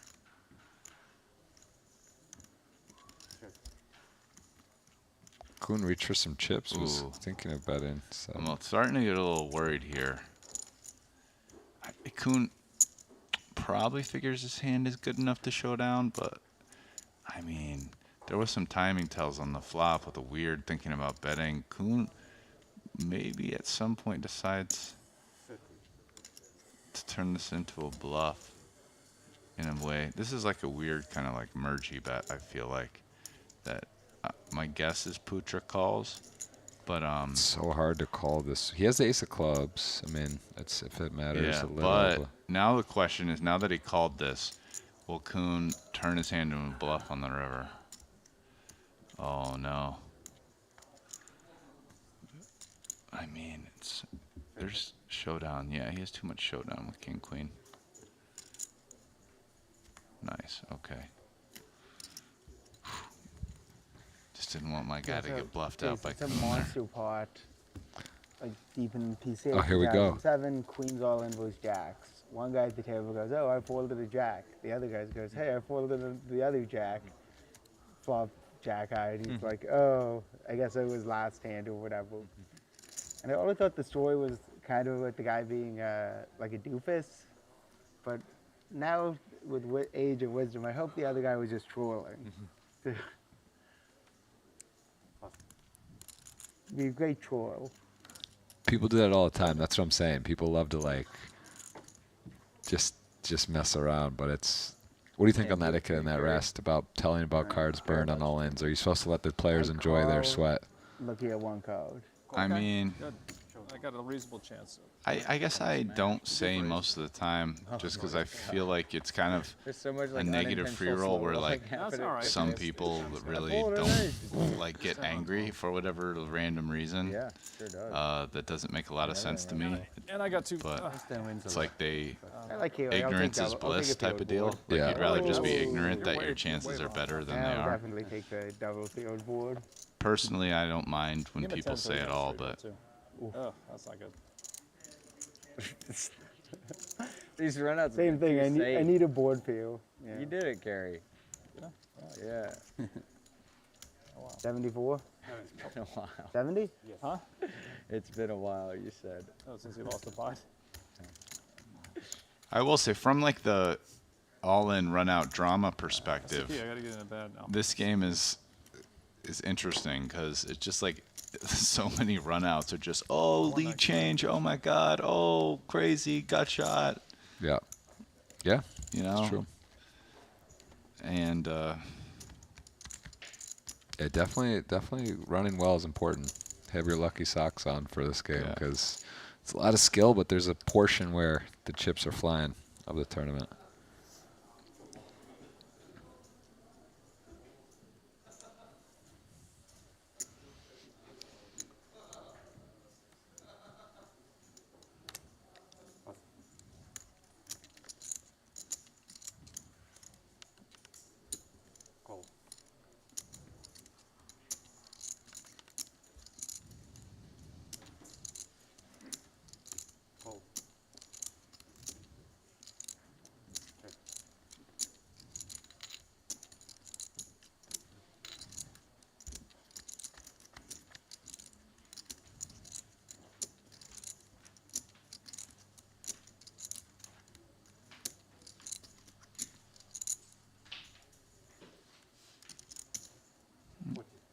this bet.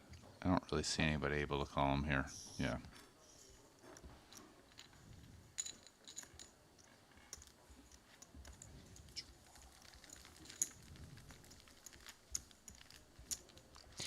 Yeah, I mean, this game's so important to understand the positions and how the dealer, how it interacts and what the board is and who's kind of forced in the hand. I mean, the dealer board's essentially like the big blind.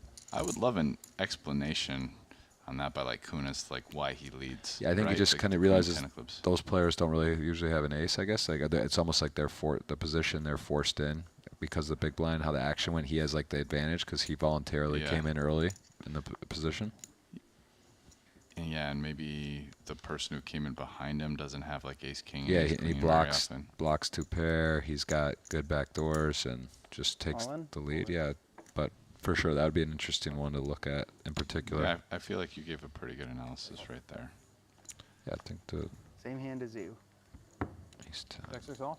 Yep. Ace 10.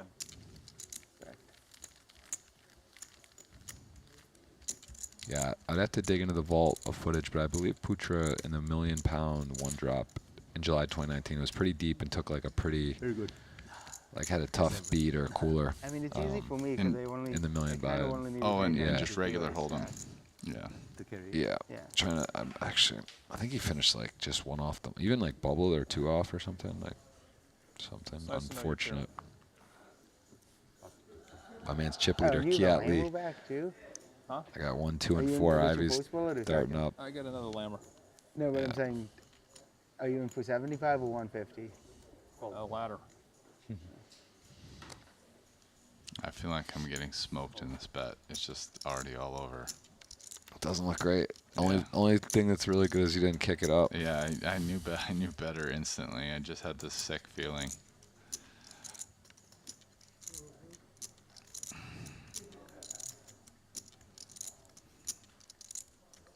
Still a long way to go. Yeah, of course, anything could happen. Of course. That's why they play the game. Yeah, that's why we don't just call it right now. There are things as buyouts, but you don't look like a buyout guy, especially when you're free rolling off to yesterday. I'm going to buy out, so then you owe me like, you know, whatever, some random amount. Yeah, no, I wouldn't do it. I wouldn't do it. 2 dimes or 0, double or nothing. That one I'll just ride or die.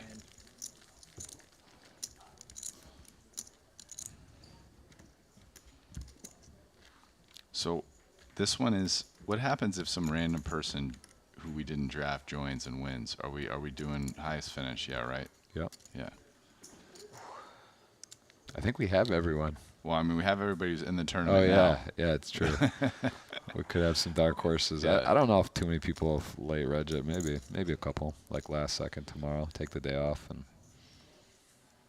I guess it's not a bad strategy in short deck when there's so many 75,000. all-ins. I mean, if it was less, I would almost consider late regging it. But 75K feels steep. Kind of be nice to add a Triton title to your resume, though. Out of nowhere, go 1 for 1. I saw some guys do it. It better would have been Hold'em. Short deck. I've played like two short deck tourneys. But you've been in the booth for 2 days straight. I have, yeah, no, which is it's definitely it helps valuable. a lot. Did you almost push? No, I was thinking about calling. I would fold if you call. And then folding if you jammed. King, queen. Ooh, spade and a queen. Way His too equity many goes outs. up on that one. Yeah, he's a favorite now. I'll take a Jesus. chop. Not greedy. Chop it up, like I predicted. There we go. Chop it up. Oh. Not great news now for just a free roll. Doesn't seem right. Ooh. All right. Tough.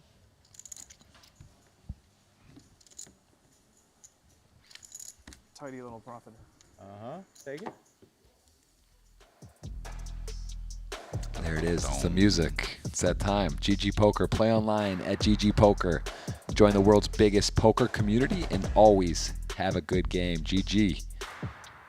There it is. It's the place where they have the special NFT bobblehead collection coming out with the one-of-one Jason Kuhn wavy hair.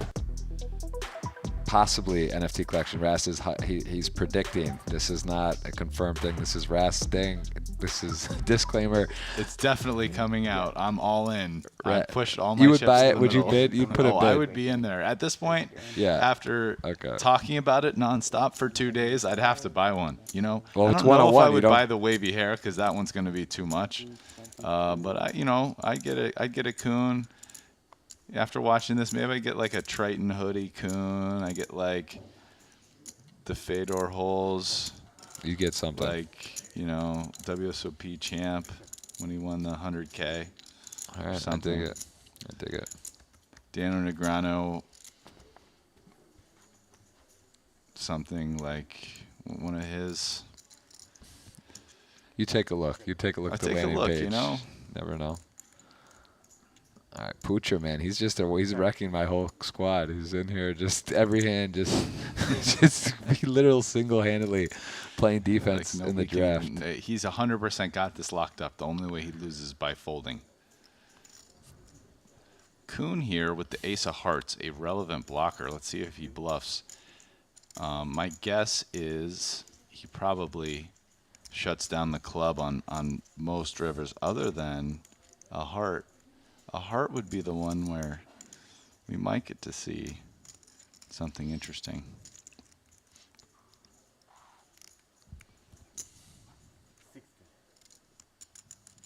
Oh, but versus a raise, he's going to be done here.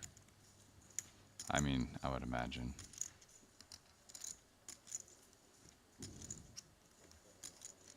He's taking his time.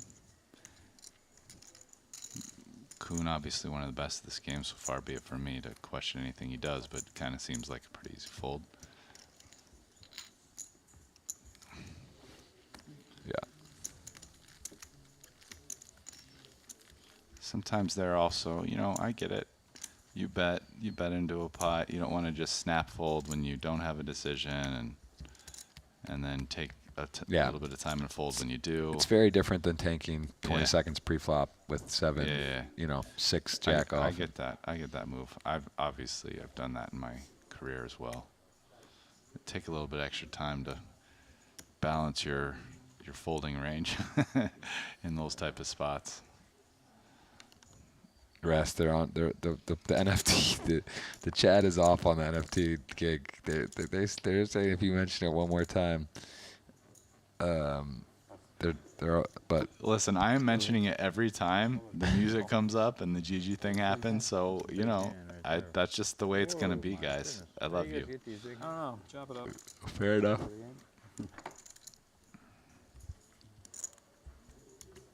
Two ace jack red suited. Carry is in the middle again. There's a diamond.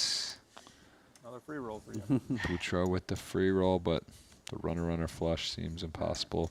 Almost. It will be this time.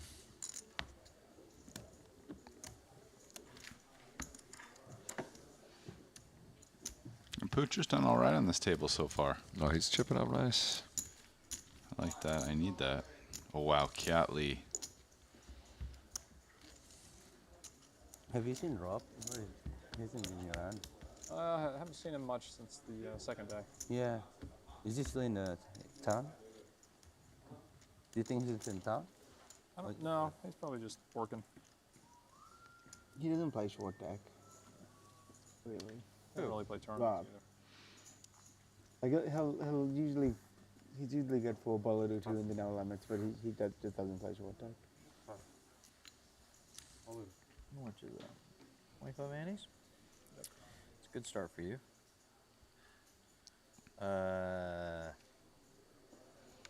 25 antes. He's going to call. Stevie would call.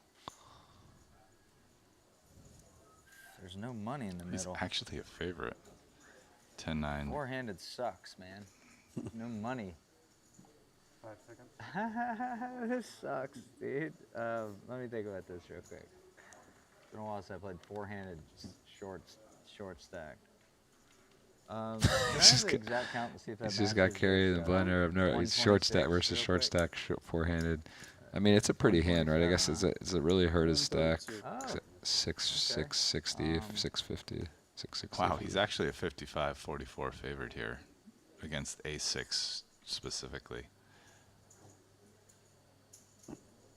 Yeah, I'm going to spin the wheel with you, man. I'm going to spin the wheel with you. I think it's a slightly losing call, but I'm going to give you some action. You don't have to. I'm going to. All right. Let's see if after they turn it over, if pretty pleased. Kuhn knows that he's a favorite. They're gonna Okay, know. same suits. I guess I'm pleased. That's a beautiful hand. Yeah. Hard to fold that. I think it's slightly losing, but it's whatever, dude. I got 10-9 suited. You're running pretty hot too. So. I mean, Yeah, I like Jay. It No just one feels. said, but I'm sure Kuhn knows. There we go. that's the flop you wanted. Most of them aren't. Well, except for They're the board. a straight draw. There we go. Okay. That's like the lamest run out I've seen all day. Yeah, it's a shame. What is it, 126? 42. Gary says it's a shame. Yeah, it's a shame. I remember. If that's, I can't even remember if that's a call or not. That was probably my best case scenario. I was worried you had like sevens or something. I think I'm a favorite still, even with us matching the suits. You may be. It's pretty close. I think I'm a favorite. Yep. See? Yeah, it is. I mean, it's 9-10 suited versus that hand. Even though with the suit. 9-10 suited favorite versus Ace-6 No, suited no. with the same suit. Yeah. That's... You got the spades and the six. That's not good for you. Oh no, I just slow rolled you. No. I just net rolled you. What was it? What was it? I'm supposed to call you. Very rusty. It's weird because the way you were talking about it, I could tell from your body language and stuff you wanted to call. Yeah, But the way you were talking about the hand, it sounded like you had something janky, not something like you had like whatever king nine off. And No, I'm never gonna have anything janky. No, I just meant like unpleasant to look at, like like king nine off or like yeah. A6 off or something like that. No, the most pleasant to look at of all, of all hands.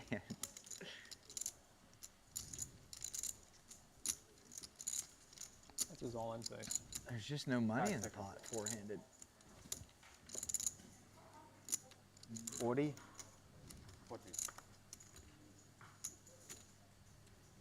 I'll let you boys do it. I believe I owe you guys this time back.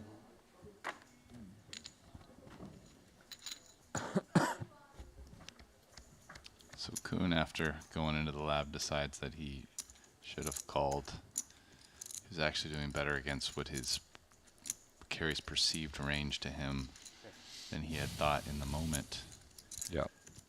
Even despite the fact that maybe there's less annies in there with four-handed. Greenwood flops huge. Cats all red, but kind of the wrong. I mean, he's in really bad shape here, like in the worst way. And then he's going to pick up some improvement opportunities. I guess Sam's going to bet a little bigger here. I mean, normally after this spot, small bet the flop. Now there's double flush draw. Bet a little bit more. Yeah, Kerry's only got 190. He's basically got SPR1, so it's like, I mean, yeah, I guess could he just, it's like kind of all in or? All in? Yeah. Yeah. And pretty, Kerry's not loving how this is playing out because. I mean. How much is it? It's his whole role here. I can't imagine he's going to call. Although, I mean, it kind of depends. If he thinks that Greenwood, after raising, has a lot of like stuff like Jack 10 suited, you know, then he could find a call. But I just think that's not that likely. Right? It's a lot more likely that, you know. Oh, just too hard to hit a flush. Yeah. You win. It's a good fold, actually. I mean, we could see there he was only 18%. So yeah, to your point, if he has Jack 10 of hearts or something like that, that's the one. But I mean, it's more about the king. How often is the king Big hand. What good do you have? than Right. sort of like hitting the flush? yeah. Oh, wow. Take a look at the chip counts here. Jason in the lead. 153 annies. Kerry 58 annies. Sam Greenwood holding on to those bullets. 297, but really an extra 200 in his stack there if he were to if it were to end right now. So sitting nice. See some comments in the chat saying, why does it look like Kerry Katz works for the Secret Service? does look, he's got the Mr. Anderson, he's rocking it, he's sticking with it. Kerry, number 8 all-time money list. Jason Kuhn right up there, I'm sure, on the all-time money list. I think he's 9th. 8 and 9, so. I remember, you know how I remember? Because I saw it like in the last week, and that was the highest I made it before I started falling. So. I'd love to, yeah, Kerry. I was 9th at the highest. Yeah, that's top 10 battle here. I forgot that I just got 200 fresh. I was like, man, that was just a monster pot I won. I got so many more chips. So it looks like Greenwood did exercise his Lammer option. You can do it anytime. So he's got maybe no bullets behind now, but he has 200K more in his stack. That's from the Greenwood. I heard him just say, I forgot. I thought I won a big pot, but I just bought the Lammers. So, and there's Sir Watts having quite a week here, probably over $1 million in earnings.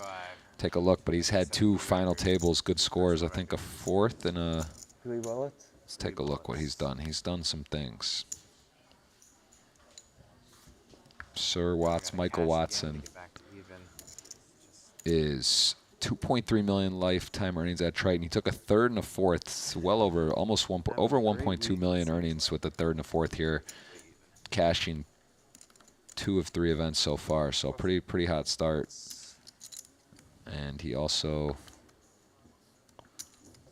he plays some of the highest stakes tournaments in the world. He's been playing a bunch of Triton events. Took 2nd in his first ever one in Macau, 2017 for 550. So very experienced player.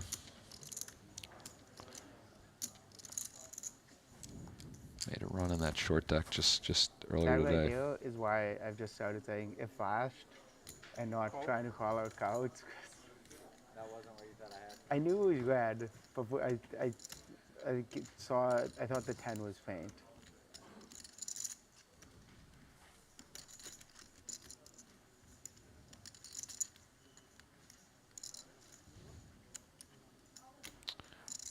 So nice recognition here that in these positions that Greenwood maybe just be calling with the wide variety. And ace-9, not the strongest hand, ace-9 off, but you know, pumps it up, makes him say, hey, look, we're deep. You want to peel me light? You're going to be out of position. And ace-9 doesn't play amazingly well. So after the flop, so nice pick up there. Putra playing very well from what I can see.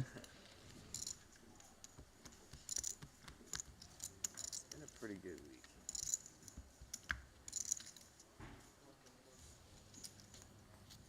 Feels like it should be something. I don't know. I think we have, we're going to be playing down to a set level tonight. So yeah, there will not be a winner today. Tomorrow there will be a winner, and re-entry is open till the start of tomorrow. 22 at 37.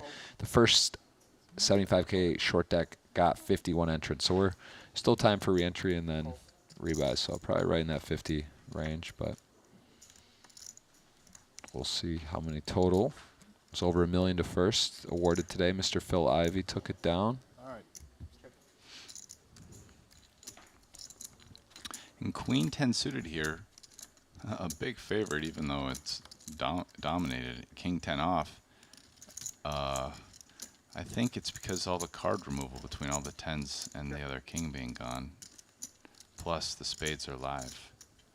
It's very interesting to see how much that matters in short deck, where Queen 10 suited the big favorite there, even though it was dominated pre-flop by King 10.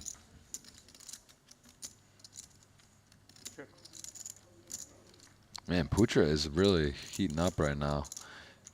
He is got the full house. No one else has a queen. I mean, you can see he's 96%. Would have to go running king. 18. Not a huge bet here. 18,000 betting into. It's an interesting spot.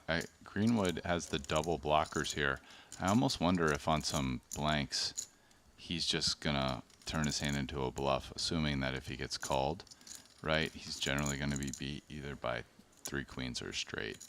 He just goes for a big size on the river. Oh, well, I mean, probably not now. So Putra slow plays his hand on the flop. Now raises. Unfortunately, it means Sam's probably going to fold, but would have liked to see if Putra flatted what Sam decided to do. To the same effect, though, maybe he has a straight. Ooh. Maybe he has a straight, and right, and he could think that that he could try to blow him off a straight. Some I'm getting situation. delirious out here, Mike. Yeah. I'm so tired, man. I mean, you can't really blow someone off a straight I when you played that check. cash game last night, and then that was a long day prior to that. But we'll see. Well, if the he, flush comes now, so Oh, things change. I miss sleeping. Yeah. You know, he could have had some plans too. Wow, he's still going to bet this for value here, even with the flush out there. Isn't that just all of like poker table banter? Yeah. Yeah. With the flush out, the full house blockers are a lot less relevant. So yeah. This is the last level we play tonight, though, right? Yeah. Fantastic. I mean, to me, I'm gonna go sleep. Sam's call there. There's definitely has to be some idea that he's bluffing at least some of the Go to time, bed. because I don't think it could be winning if he's just trying to show down King 10. I mean, it was a four-way pot, and he got raised on King, Queen, Queen 10.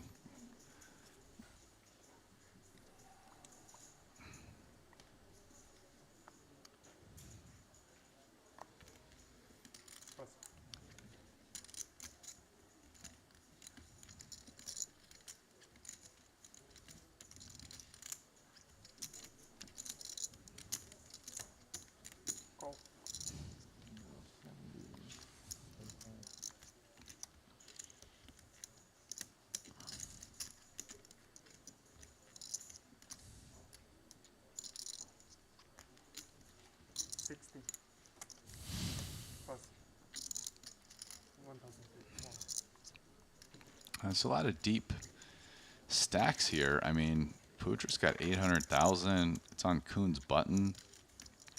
Kuhn's got himself has about 800K. Well, it looks like we don't get to see what he has, just because they're not really.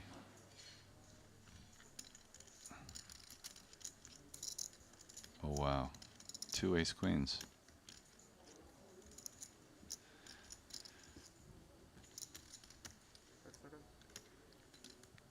All in?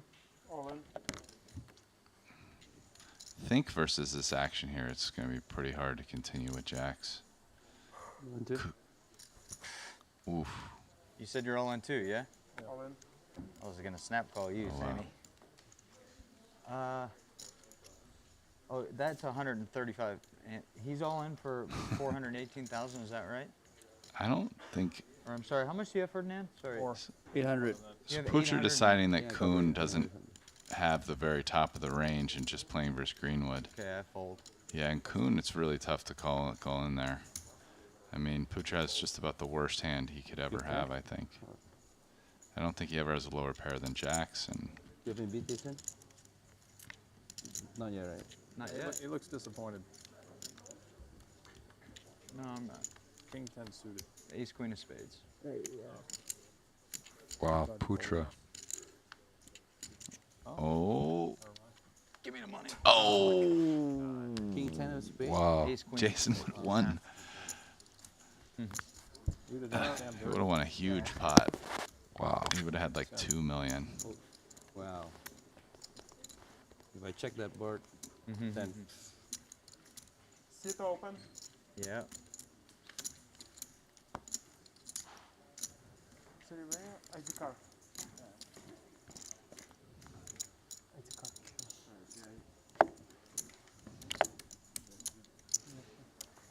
Well, Putra probably the chip leader now. That's my guy. That would have been a fun one. Huh? That would have been a fun one. Yeah, no doubt.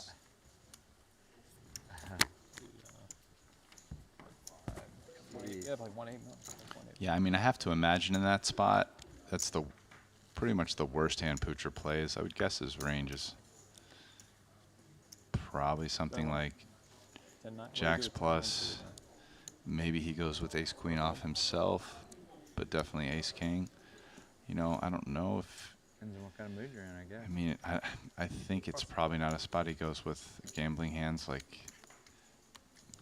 10-9 suited. I don't know. Yeah. I mean, I even think maybe some people would fold jacks there. I mean, again, I don't know how well jacks is doing against the limp shove with that action.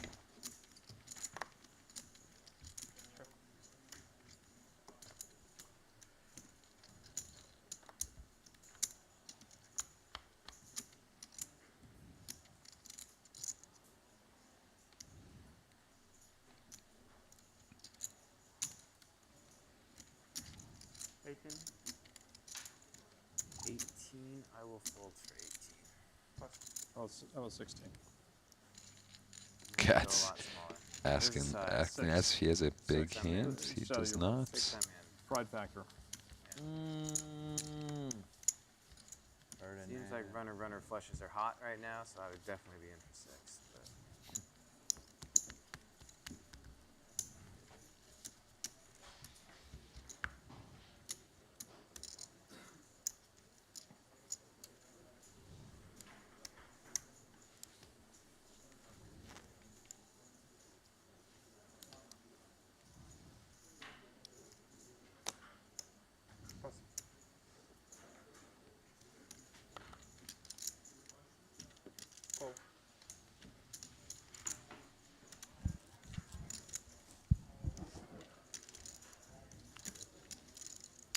Nine ten suited, nice starter pack. Jason has the ace 8 off, and Sir Watts just, you know, late positions. Stack size dictates a jam and picks it up. Nice pickup. If you get called, you're not too ever worried. 9-10 suited. You're like, all right, run down aces, ace king, Ace queen. Yeah, all king. those. No problem. Kings feels scarier, but still good. And there's Brewer back.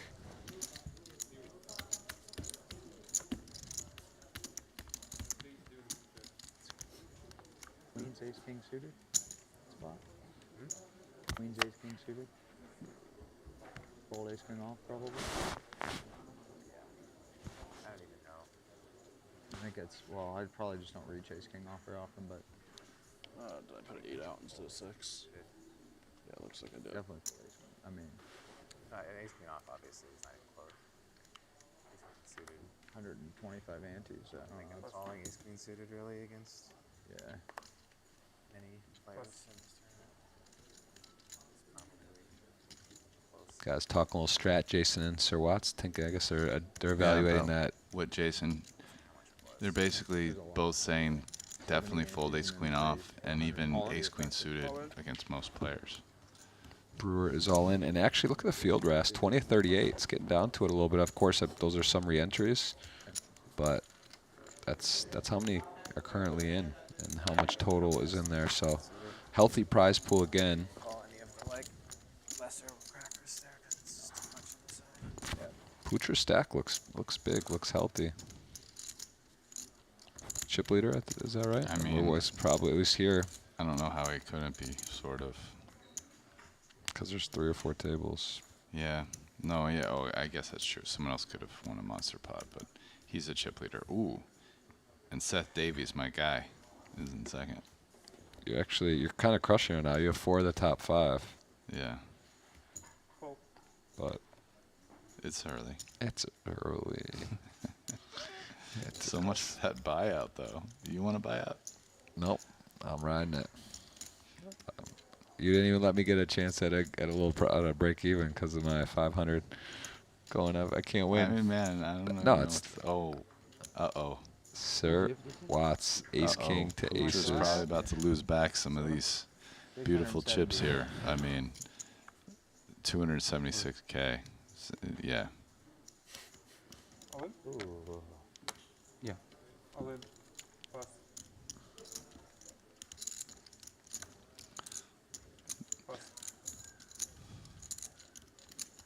What a feeling. Look down at aces, player jam into you. Vegas and the Mirage. That's what Sir Watts is thinking about. He's had 2 big scores here, Rusty, so far. 2 of 3. Trying to get another Triton cash or score on the board, maybe a trophy. Starts with 1, and this is a good spot. This is actually about as much a bigger spot you can have, right? Aces to ace-king off. And I guess ace-6 off, but definitely a nice spot with aces. Both his flush draws are live. And that is That's a good one. a pretty good start. Lots of chops. 2 kings. I had the king of hearts. I saw that spade. Oh, you had the king of spades. Okay. Nice hand there for Mike Watson. Very nice. Going to be over 600,000 now. Above average stack, or actually, I guess right about bang average. 88. Is it? Half the field gone. 2x from 300 if you use all your lammers, and you got a double.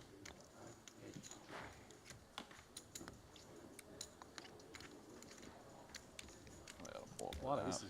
I closed it. A lot of aces in this game. Nothing else. I got to open it up on my little phone.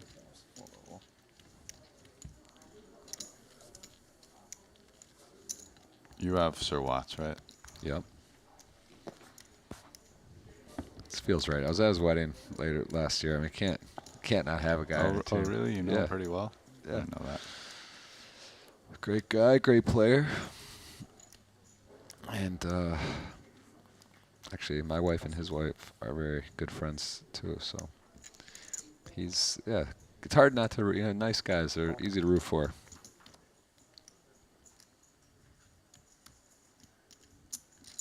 Yeah, I mean, I'm starting to love your pick. I had no idea his experience in this game, but Kuhn is talking about what he would do in a spot. Yeah, I Kuhn's mean, looking. that's giving him that's the a nod. kind of an endorsement right there. Yeah. Like, You know, kind of like maybe I should have picked him. There was some strategy too. I would have picked him earlier, but I knew you weren't going to grab him, so I let him go down a little lower. Then, I figure you don't know much about Sir Watts, but Well, I mean, I know he's playing more like high roller no limit tournaments recently, but I don't know that he plays short deck. Yeah, I didn't know that at all. He might not have wanted it, but he's going to it's get fine. it. I don't want action with 10-9 suited. You're going to Never. get the action. Now you know. Pass. Now you know. Yeah. No interest in seeing a flop on that one. I'll give you all the action.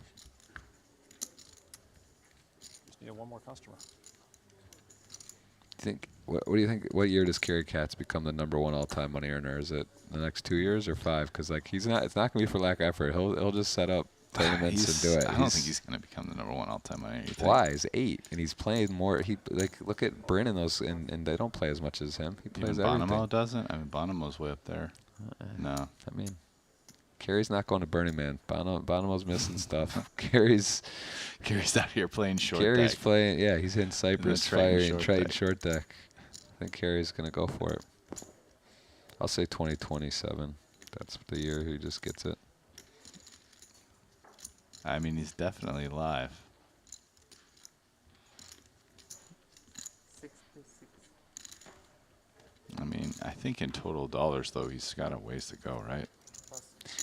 It's interesting. There's like a big gap. 1 and 2. I think Bonomo and Bryn are literally like within 100 or 200,000 of each other, just kind of jockeying. And like, yeah, I mean, they're both like 57 mil. And then Dean Eggs is like 46 and Seidel 39. And then there's a clump. But so Kerry's like 34 something. Kuhn's ahead of Kerry now. He leapfrogged him Kuhn's up by like 18K. So Kuhn's not 9th anymore. Oh, yeah, because he's been winning money on this trip in Triton. Yeah. Oh, Chidwick. Oh, wow. Chidwick is. Oh, no. So Dan and Chidwick. Yeah, I mean, look, the 4th is like not far away. I'm just saying he's got a ways to go to catch Bryn and Seidel's not rolling over for people either. He's still winning stuff. But, yeah, I mean, he could be top 3 in the next couple of years. So he catches Dean Eggs? Yeah, I mean, guess he is playing a lot more than Dean Eggs. realistically, 4th is like 5 million. Yeah, is not no, a lot. 4th is... It's not crazy. No, 4th is doable. Although, I mean, that would also mean he's passing Kuhn and Chidwick, which I guess Kuhn is going forward not going to play as much. He just had a kid. He had a son. Oh, Ivy's in there. Look at Ivy. Ivy's right on his heels, too. Chidwick's a hard worker, though. Does that even have Ivy's latest result? Chidwick's a hard worker, man. Chidwick's flying all over the world. And he's one of Chidwick the has best. a 3-year-old as well, though. But they've been flying all over with the baby. I'm just saying I think it'll be tough because that would mean he passes Chidwick. It's possible. And then he has still 20 million, 10 million behind D-Negs. Here's the reality. When there's 500K, Yeah, 1 million buy-in tournaments, true. it's in reach at any time. Yeah, it's you just just like win. you win like 10 mil or something. You just scoop it. There's not that many of those anymore. It's not too long ago when one of our closest friends, Antonio Spandiari, was #1 on the list. I actually was there when in the ground you pass when they put the banner up at Playground and they just like put the number two all time. They covered it up for him. But And that now was it's now the been- high rollers. Now he's probably top 2,000 or something.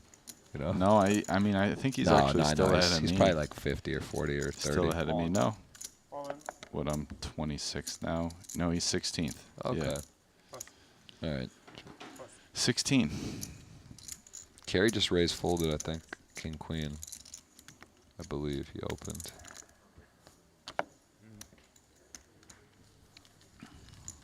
How much does Kerry have there? 250? 2. Was that a limp and then a raise and a shove, or just a raise shove? I'm not sure. Kerry made it 50. Yeah, I mean tournaments have really. The amount of buy-ins that guys are doing now is like crazy. It's gotten so much bigger than it used to be. So much bigger. How big of a? It's exactly 50% of the field left. How much of that do you think is crypto influxed? I mean, because a lot of poker, crypto exposure in general. It's I don't helped know. for sure. It's hard to say. Obviously, it's helped out poker, but I mean, I think it's pretty easy without even traveling like that much for guys to do 5 million in buy-ins in live tournaments in a year, right? I mean, this stop alone, if you just play everything, it's like 800 or 900K. Yeah, if you without even rebuying, right? And then if you start rebuying, I mean, just at Triton and Super High Roller Bowl Europe, which is like 2 weeks, it's like easy to do $1 million. Easy. And if you had a couple rebuys, I don't even know if it's a Super High Roller Bowl rebuy. I mean, that's 250. So I think, you could do 1.5. And that's just here. Then guys for the series, they're probably going to have a few other whatever stops, the Super High Roller Bowl before the series. I mean, it's very easy to do. Triton's going to have a couple stops, right? Three or four stops this year probably. Just if you go to some of the major ones, WSOP, Triton, the Super High Roller Bowl, Yeah. I mean, you're easy doing 5. And that's not even like hitting, smaller stuff. So Yeah, the WSOP this summer is going to be a lot. They have the 250, 100s, 50s. Yeah. It's so like. Yeah, you could be in the Vegas area and then the Vegas has whatever. the Poker Kerry Go. has those Poker Go tournaments. You travel to the Triton, and you're easy doing well over 5 in buy-ins a year. So I mean, and then assuming a guy's profitable, then you're making more than that. But yeah, I mean, guys could post 6 million in earnings a year and be losing. Theoretically, like it's not. It's like 10 years ago, it just wasn't. Yeah, if you had a $6 million a year, you won the main maybe. No, 6 million a year. Yeah, you were you either won the main or, like other than the main winner, you were the second biggest winner of the year probably. Yeah. Yeah. Times have changed. Yeah. I think almost for sure. Sure. I think I might have been like the second biggest money winner on my best year, and it was only like 5 million or something. Yeah, that's. Oh no! The year I won the Super High Roller Bowl, like I think I might have been the biggest money winner. Was that 2016 or 15? 15, yeah, the first one. 35. That was 7.5 plus whatever else I won that year. I maybe won like 9. I think I was the biggest money winner. It was probably the main, and then. Yeah, because it's the main And event. then after that, it's like a huge drop. Katz has a major hand here. Kuhn actually in some could be in some real trouble. I mean, hard to believe. You flopped 2 pair, I mean, Katz is kind of short too, right? So he might just want to, maybe he just raises. He doesn't want, if he calls, he lets 2 other people potentially draw. Yeah. So he's just going to raise. And it's going to be bad news. Yeah.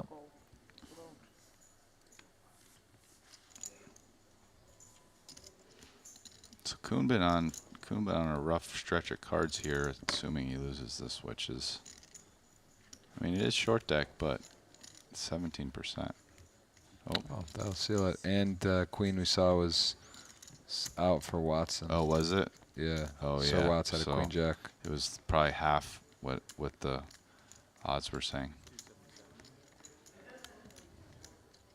Yeah. So Jason still has chips, 350, healthy enough, but big pot, carry, making a run at it here. We were just building them up. I mean, we're talking about maybe #1 all time. It starts with, you pick up $1 million, and these events $1 million up for grabs, and each one of these. You know, you It could have is true. Carey does play. I mean, the thing about Carey though is he's not doing a lot of traveling, but he's been hitting, and he plays all of his stuff in Vegas. Plays a lot of stuff during the World Series all summer, and then he's probably hitting the Triton stuff, right? I mean, he could. Yeah. Has he been coming to Triton? Yeah, they usually. I feel like he's been coming. I saw him in Sochi, which was like a hybrid, and that's where Ivy went first, second short deck, and he was there. This was March 2020. Yeah, I mean, he's probably coming this year too. No, it looks like he's playing a little more short deck, and yeah. Yeah, I want to point out again the dealers. We haven't really no mistakes that we've seen. They've been very, very good. And Korai made the point about this that if you don't have to, if you don't hear about them or like people aren't like they're doing a great job. Everyone, the staff here is very friendly. Very well run event by Triton. Really world class over here in Cyprus. Exciting, man. They're gonna have this new 200 table room rest. I know you haven't been here before, correct? I haven't been here before. Yeah, so they're already crushing. It's gonna be definitely one of the premier destinations for poker in the world, definitely in Europe. It's spot on about the dealers. It's a good observation. They've been doing a great job. I mean, literally haven't seen a single misstep in all the time I've been doing the commentary or a complaint. Events run. I will say this, I was it you who was talking or Ollie? I don't remember in the last few days about the merch. I'm a merch guy. I just bought a bunch of the Triton merch. I mean, you can see Jason wearing it, the hat, and the thing. They look pretty sharp. I'll say this about the hoodie. I'm almost instantly. By the way, I haven't been put up to do this. There's no RES promo code? Like, I don't have a promo code. No one pays me to advertise anything. But I will say, the good thing is their hoodie, they have this little thing in the front where the pouch is Kangaroo with like a action. zipper. Yeah. I mean, I'm just like, wow, this is like such a great idea. You just store your chips in there or whatever, your keys or Candy something. bar. And Something. No, it's not for candy bars. You put the candy bar in the pouch, dude. Skittles. No, you Something. put Skittles. Well, yeah, if No, they're open like in a bag. I mean, if you put your Skittles in there, you have a problem. No, you wouldn't just you'd put a bag I'm just in saying there. it's It's a good pouch. Yeah, your Skittles, whatever, man. M&M's. Is that like some kind of code for drugs? No. I'm no. just kidding. Where did you? What are you talking about? I'm talking about eating candy at a table in a. Taste the rainbow. I mean, JG, what are you doing? Are you talking about Burning Man? I'm Skittles not. in the. I'm Okay. not. I'm not. I'm just saying, and they have another one with a zipper down the front. But then, and you know how those have the double pouch on the side? But those are zipper too. Zipper pockets I'm just are like, so key. yeah, It's definitely, good. yes. It's really good. I've actually, I'll tell you what, guys.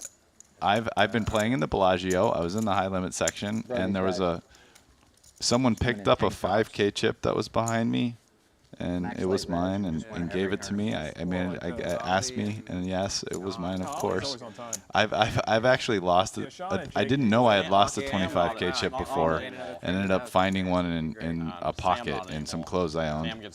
So I hope you gave that guy at least half the chip or a hug. Did you give him a hug at least? Give him something. That's It's been a long time since I played in the upper section in the Bellagio. This was from like over 10 years ago. I don't remember the shakeout from that. I just remember that it happened.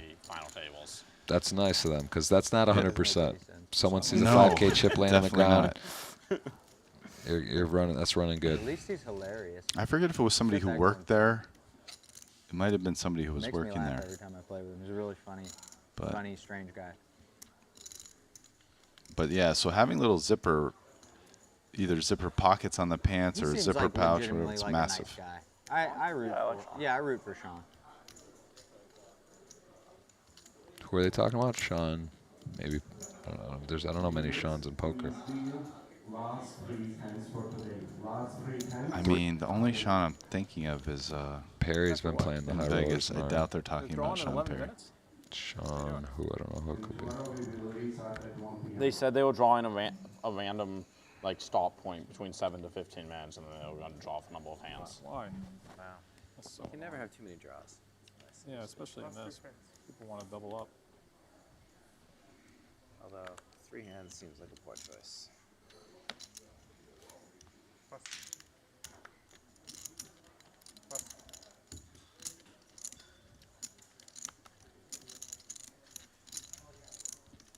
What they should do is they could do the random minute thing and then just do 2 minutes a hand.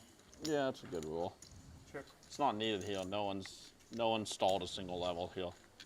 Yeah, it's like do it between 10 and 14 minutes, so you get 5 to 7 hands. Yeah, but I'm saying like we haven't had a single person stall a level here. No, so it's unnecessary. That's a Vegas exclusive. If anything, people are going to speed up because they want to play more hands. Yeah, it's a Vegas exclusive.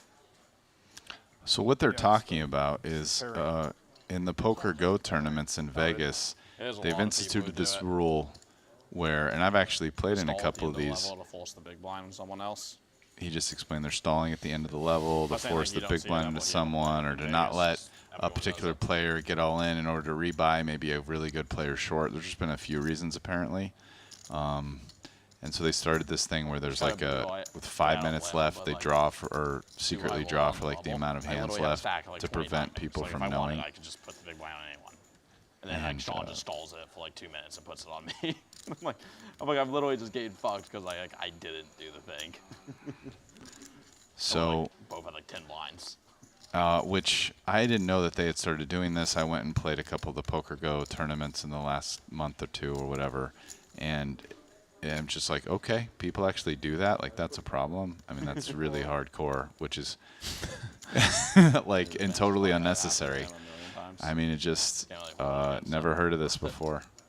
But yeah, I mean, Brewer's talking about how they don't need that at Triton because people don't do it, which is great. Because I think generally in poker, you should just kind of try to act in a way where, you know, if everybody did something, would it make the poker tournament like unplayable? And if so, don't do it. But so Watson getting a little spicy here. The end of the year 50K was a huge they're deep. success. They're deepish, and he's putting pressure on. And if you got the King 10 one pair, so you're blocking the straight, and you have top pair. So it's a good candidate to bluff from Watson, but also a pretty, you know, it's a possible call candidate. Although he does let it go, and a nicely executed hand from Sir Watts. He doesn't play 10Ks. Those some new players on the 50 still. Yeah, there were. Yeah, you're right. Yeah. That was a really good stop. That was probably more new people on a 50K than we've ever had. Yeah, you doing the leaderboard stuff's brilliant. Sucker for leaderboards. If I could play in America without getting completely screwed by the tax stuff, then you'd be there. I'd be trying to climb. Well, why don't you just get dual citizenship in UK? I don't know. Is that an easy thing to do? No idea. yeah, for people who don't know, in UK they have 0 gambling taxes. It's like one of the most boss places in the world to be a citizen for poker. Oh, maybe they were talking about Sean Deep. Good call, Vince still in the Oh yeah, in the chat. That's another Sean in poker who's got some power behind that name, Sean. What's it? I think the most common powerful poker name has got to be Phil, right? I think Phil and Dan. There's just so many Phil and Dans. Like a number that's really close. 356. 356 and a magic mullet. 356. I don't know about the magic mullet, but I know it's 356. Okay. It's not including the magic mullet. Watson, no, this is not a really great thing to call here, right? 'Cause it's like the hands you're dominating. I guess you do start thinking there's some hands you beat. You're just in such bad shape. It's a lot of chips. It's actually equity rate, 300K, 75K buy-in. So calling off 80 grand USD equity chips here with the ace jack off when your stack's very healthy. He's really thinking about it. We got one hand left. Yeah, Brewer, this is a hand he doesn't want to be called with. in this spot, but he figures it plays good against the range of hands that tend to call him. I don't think. I think he thinks ace wow, jack off doesn't call much. I did not think he would call there. But I think he figures he probably gets called by ace king, ace queen, and like aces, kings, queens, jacks. You know, maybe king, queen suited, and it plays better against that range. But ace jack off, he probably thought he gets a fold pretty often, but Sir Watts digs deep and finds a good call, actually. Yeah, it was a good call. Oh, one jack. I mean, it is short deck. He did make 2 royals this week. It qualifies as magical now. B56. Wow, what a flop, 30. Great. I mean, that's also it's part of the problem too. When you have a good stack, it's like you're calling in this marginal spot, and if you're right, you're still not that ahead. And he actually really got one. I mean, it's borderline great call in that spot. You got to be right to call there. They don't let me have ace full suited, so I got to find something new. Yeah, that's true. I like that better than the ace 4. Yeah, unlucky Better for chance to get it straight with Mike, it. but I mean, Mike's having one of the better series here. He's had a third and a fourth, 1.2 million in cash. Oh, that was big for me. Brewer's on my team. Oh shit! I got Brewer. Really? Yeah. Just feel like I have everyone. You have him? No, you had Watson. I You definitely just got had Watts. piped on that one with the 9-9 flop. Like, take this sorry, one, bruh.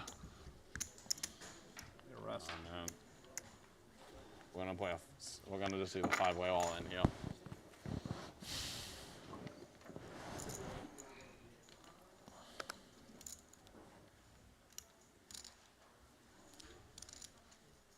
Five-way all in. Cove. Cove. Cove. Ooh. Brewer overlimping the ace king. Definitely bad. Has some bad intentions, but probably won't realize any of them. Although, yeah, Kuhn just calls. Yeah, I mean, short deck's one of those definitely tests the mental fortitude of players. You get a lot of all-ins and collisions, and even, I mean, no one holding happens, but here there's a lot of all-ins. You got to be ready to bounce back, shake it off. Chip stacks fluctuate a lot. So again, we find on this ace-10-6 board, the first limper likes betting here, pressing their range advantage. But this is a board Brewer will hit a decent amount. He can overlimp good hands, and obviously he has ace-king. So, well, Kuhn is getting just over 5-1 directly.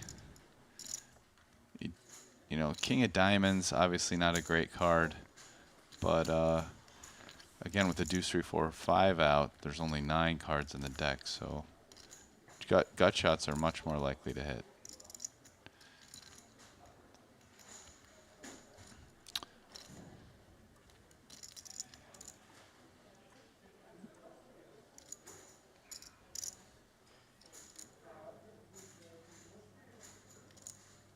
Check.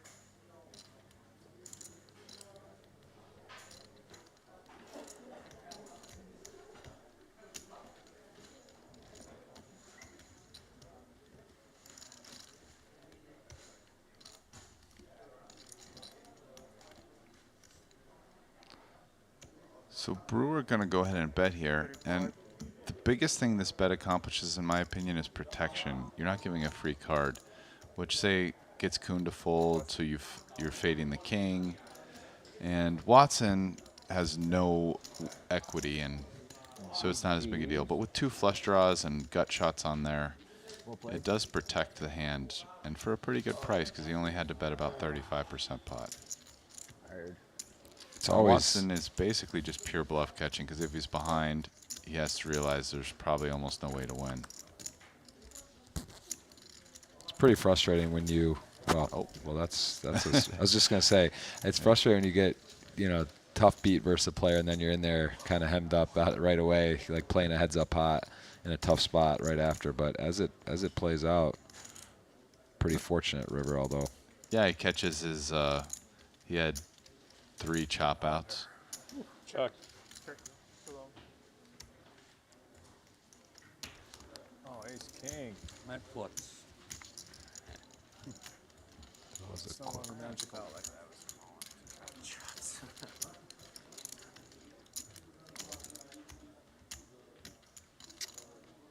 Thought I'd have a few more chop outs than that, though. Brewer's getting sneaky. He was expecting me or Kuhn to, well, to steal it. Just glad I didn't get kings.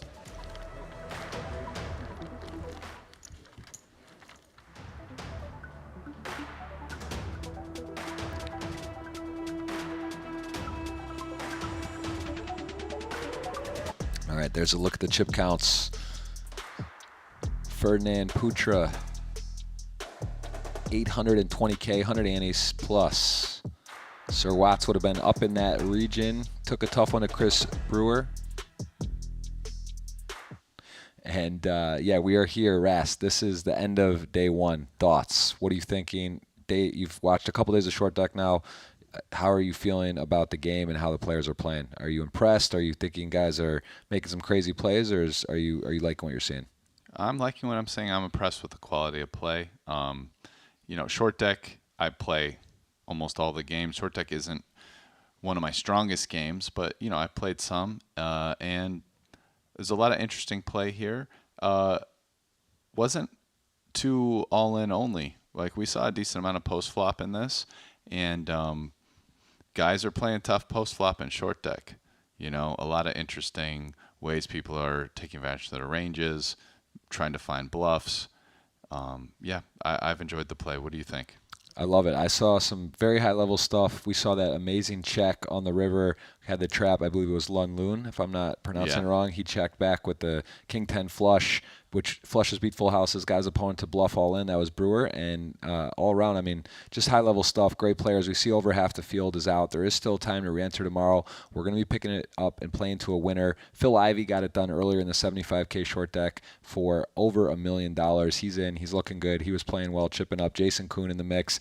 A lot of fun action, a lot of big names. We're going to be kicking it back on tomorrow with you guys and playing to a winner in this 75K short deck event number 5. So enjoy your night. We'll see you guys tomorrow.